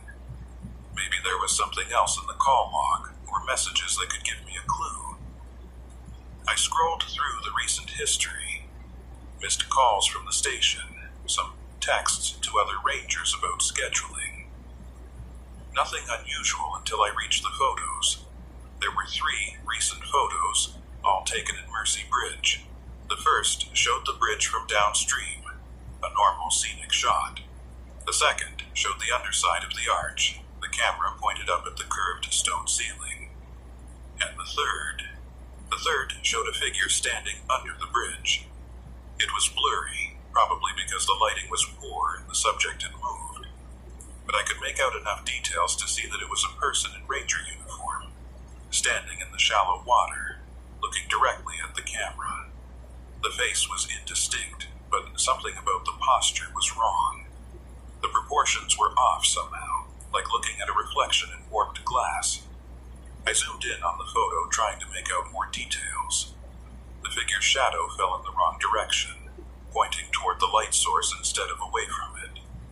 And there was something strange about the water around its legs. It should have shown ripples, disturbance from someone standing in the current. But the water was perfectly still, as if the figure wasn't really touching it. I checked the photo's metadata, taken Tuesday, October 16th, 2:34 p.m. That would have been roughly the same time I'd heard the voice calling for help, the same time I'd waited under the bridge and found it empty. Except Nora had taken this photo yesterday, and in her photo, there was someone there. I scrolled to the next item in the photo gallery. It was a video, only 8 seconds long, taken at 2:35 p.m. on Tuesday. I pressed play. The video showed the space under Mercy Bridge from the same angle as the previous photo. For the first 3 seconds, there was nothing unusual, just stone and water and shadow. Then the figure appeared, stepping into frame from the left. But it didn't walk. It just appeared. One frame, it wasn't there. The next frame, it was, with no transition. The figure stood motionless for 2 seconds, facing the camera. Then it moved, but wrong. Its motion was jerky, like frames had been cut out of the video. It took a step forward, then suddenly was 3 steps forward. Then was right at the camera, so close that the lens couldn't focus properly and the image became a blur of colors. Then the video ended abruptly. I stood there on the trail, staring at the phone screen, trying to process what I'd just seen. Nora had documented something under that bridge. Something that appeared and disappeared, that moved in ways that suggested the video itself was corrupted or or something else. I needed to show this to the backup team when they arrived. This was evidence of something even if I couldn't explain what. But more importantly, it might help us find Nora. If she'd seen this thing, if she'd tried to investigate it further. That's when I heard the voice again, not behind me this time. Ahead of me, from the direction of the trailhead. "Help, please, someone help me. I'm trapped at the bridge," Nora's voice. But I was moving away from the bridge, getting closer to the trailhead.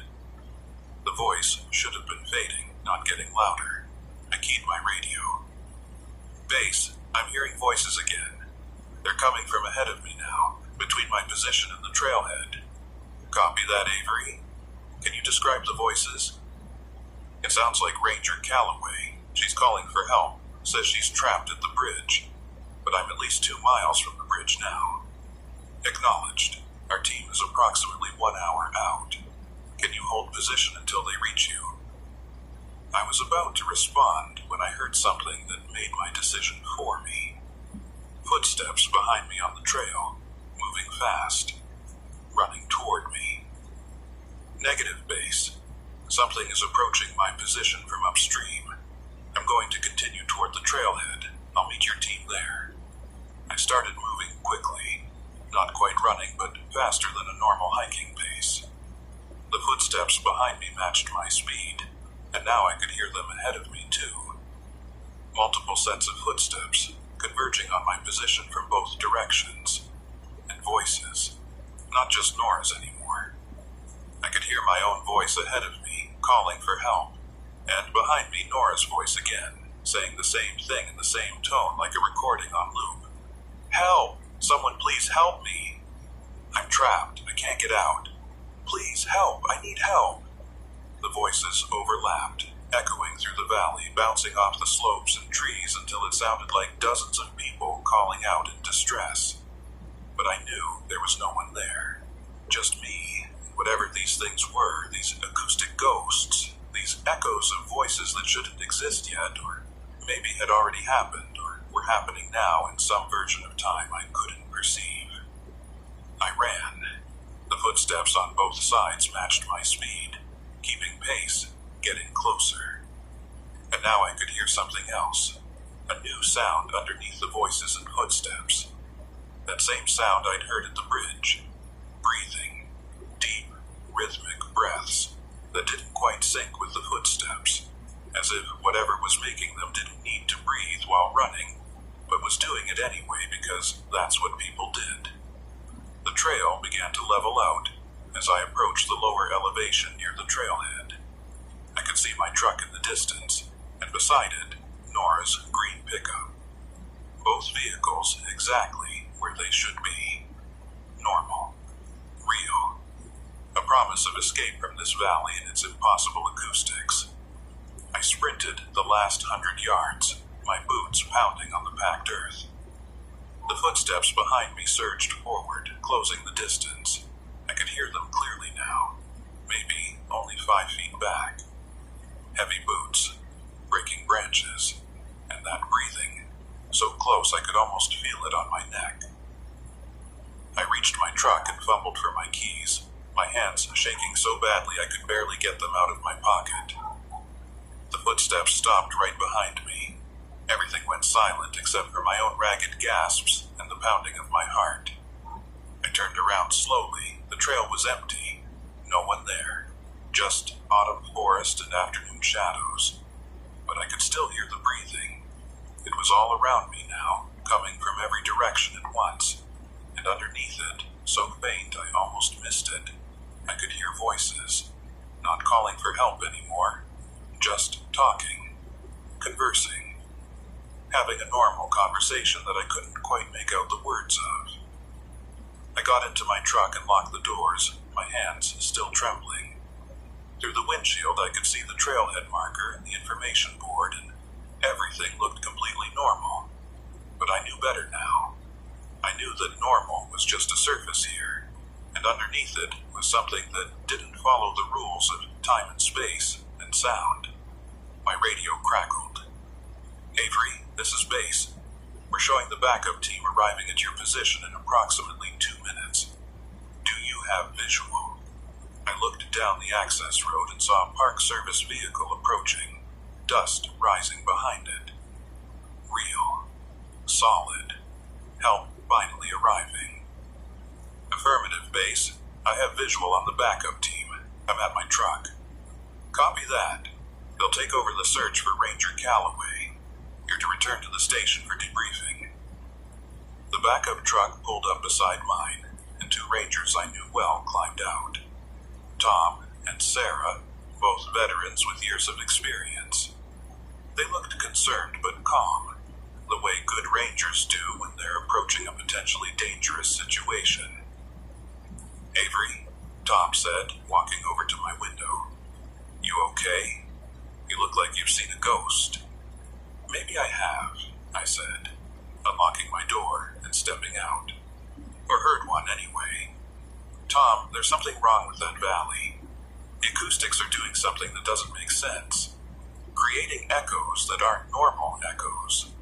We've heard the reports, Sarah said, about the voices. The dispatcher said you were pretty shaken up on the radio. I handed them Nora's phone. Look at the voice recording and the photos. Nora documented what she experienced here yesterday, and it matches what I experienced today, almost exactly. Tom opened the phone and listened to Nora's recording, while Sarah examined the photos. They were both silent for a long moment. That photo under the bridge, Sarah finally said. That figure. Did you see anyone there when you investigated? No, I searched thoroughly. There was no one under the bridge, but I heard voices calling for help, and they sounded like me, like my voice from the future, or I don't know. It doesn't make sense. Tom pocketed the phone. We're going to check it out.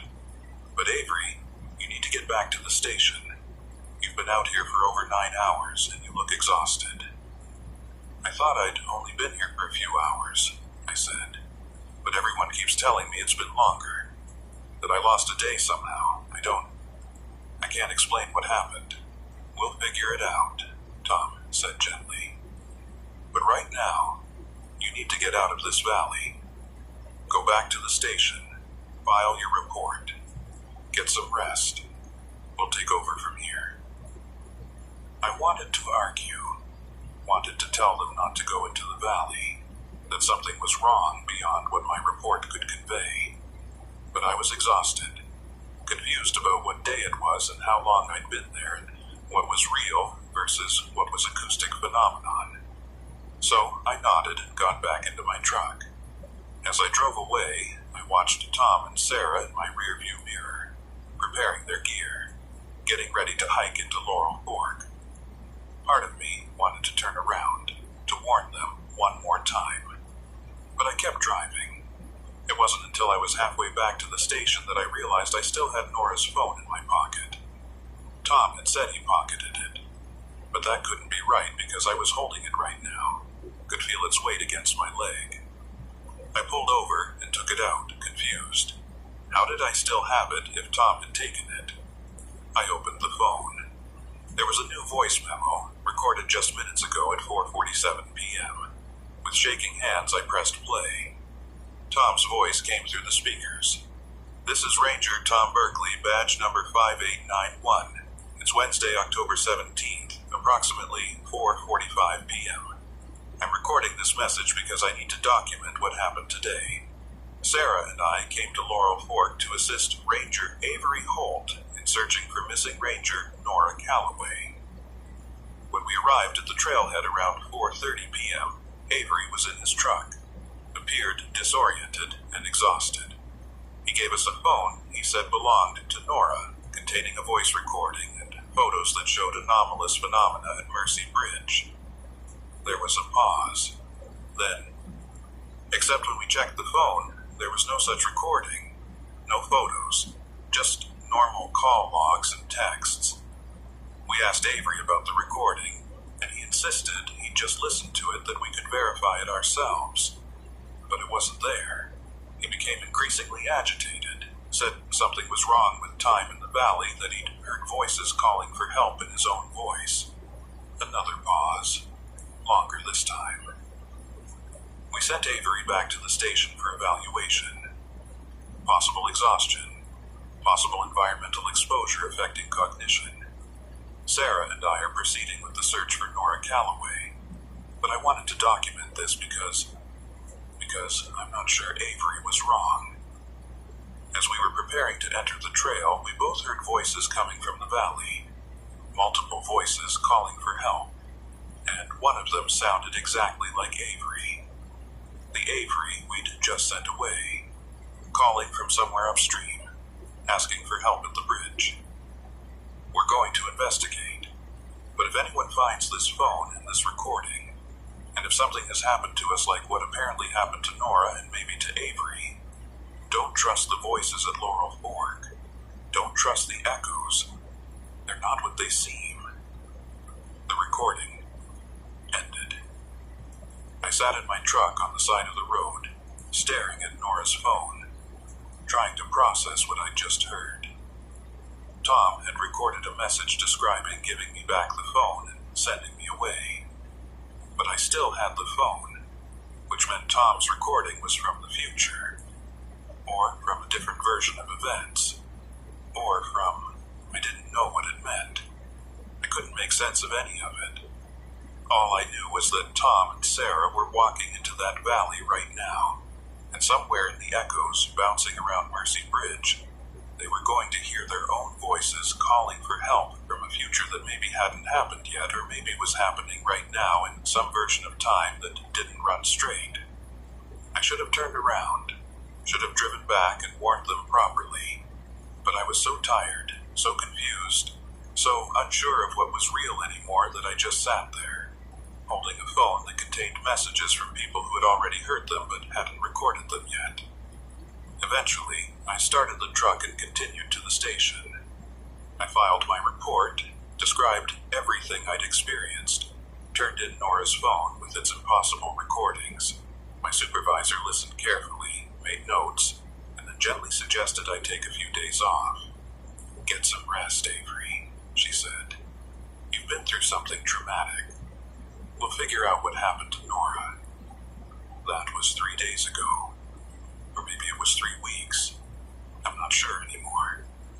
Time feels slippery since I came back from Laurel Fork, like I can't quite hold on to it properly. Sometimes I check my watch and it says one time. Then I look again 5 minutes later, and it's suddenly hours earlier. Or days later. I've stopped trusting clocks. Tom and Sarah never found Nora. They searched the valley for 2 days, all the way up to Mercy Bridge and beyond, but there was no trace of her. They reported hearing strange echoes and voices that seemed to come from multiple locations at once, but they never saw anyone. They found no additional evidence, no clues about where Nora might have gone. She's still listed as missing. Her truck is still at the trailhead, gradually getting covered with leaves and pine needles as autumn turns to winter. And sometimes, late at night, I get phone calls on my personal cell. The caller ID shows Nora's number. When I answer, there's no one there. Just the sound of water flowing, like a creek. And very faintly, if I listen carefully, I can hear someone breathing. Deep, rhythmic breaths that don't quite match any human pattern. I haven't gone back to Laurel Fork. I'm not sure I ever will, because I know what's there now. I understand, as much as anyone can understand something that doesn't follow the normal rules of reality. Sound does strange things in the mountains. It bounces off rock faces, travels through valleys, wraps around ridges in ways that make distance impossible to judge. But at Laurel Fork, sound does something more. It bounces through time. It creates echoes of conversations that haven't happened yet.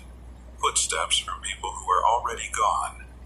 Voices calling for help from moments that are still coming. And once you're part of those echoes, once your voice becomes one of the sounds bouncing around in that valley, you never really leave. You're always there, calling for help. asking why no one can see you, wondering why you can hear yourself but can't find yourself. Nora's still there. I know she is. And Tom and Sarah, even though they walked out of the valley and filed their reports and went back to work, part of them is still there too. Walking past Mercy Bridge, hearing their own voices call for help, searching for something they'll never find because they're the ones who are lost. And me, I don't know if I ever really left. Maybe I'm still there, standing under that bridge, listening to echoes of my own voice from a future I haven't lived yet. Maybe this, sitting here, writing this report, trying to make sense of what happened, maybe this is just another echo. Maybe we're all just echoes now, bouncing around in time, calling for help that will never come because the people who could help us are the same people who need the help, and we're all just different versions of the same moment, reflected and refracted through the strange acoustics of Laurel Fork. Sound does strange things in the mountains, and time, I've learned, does stranger things still.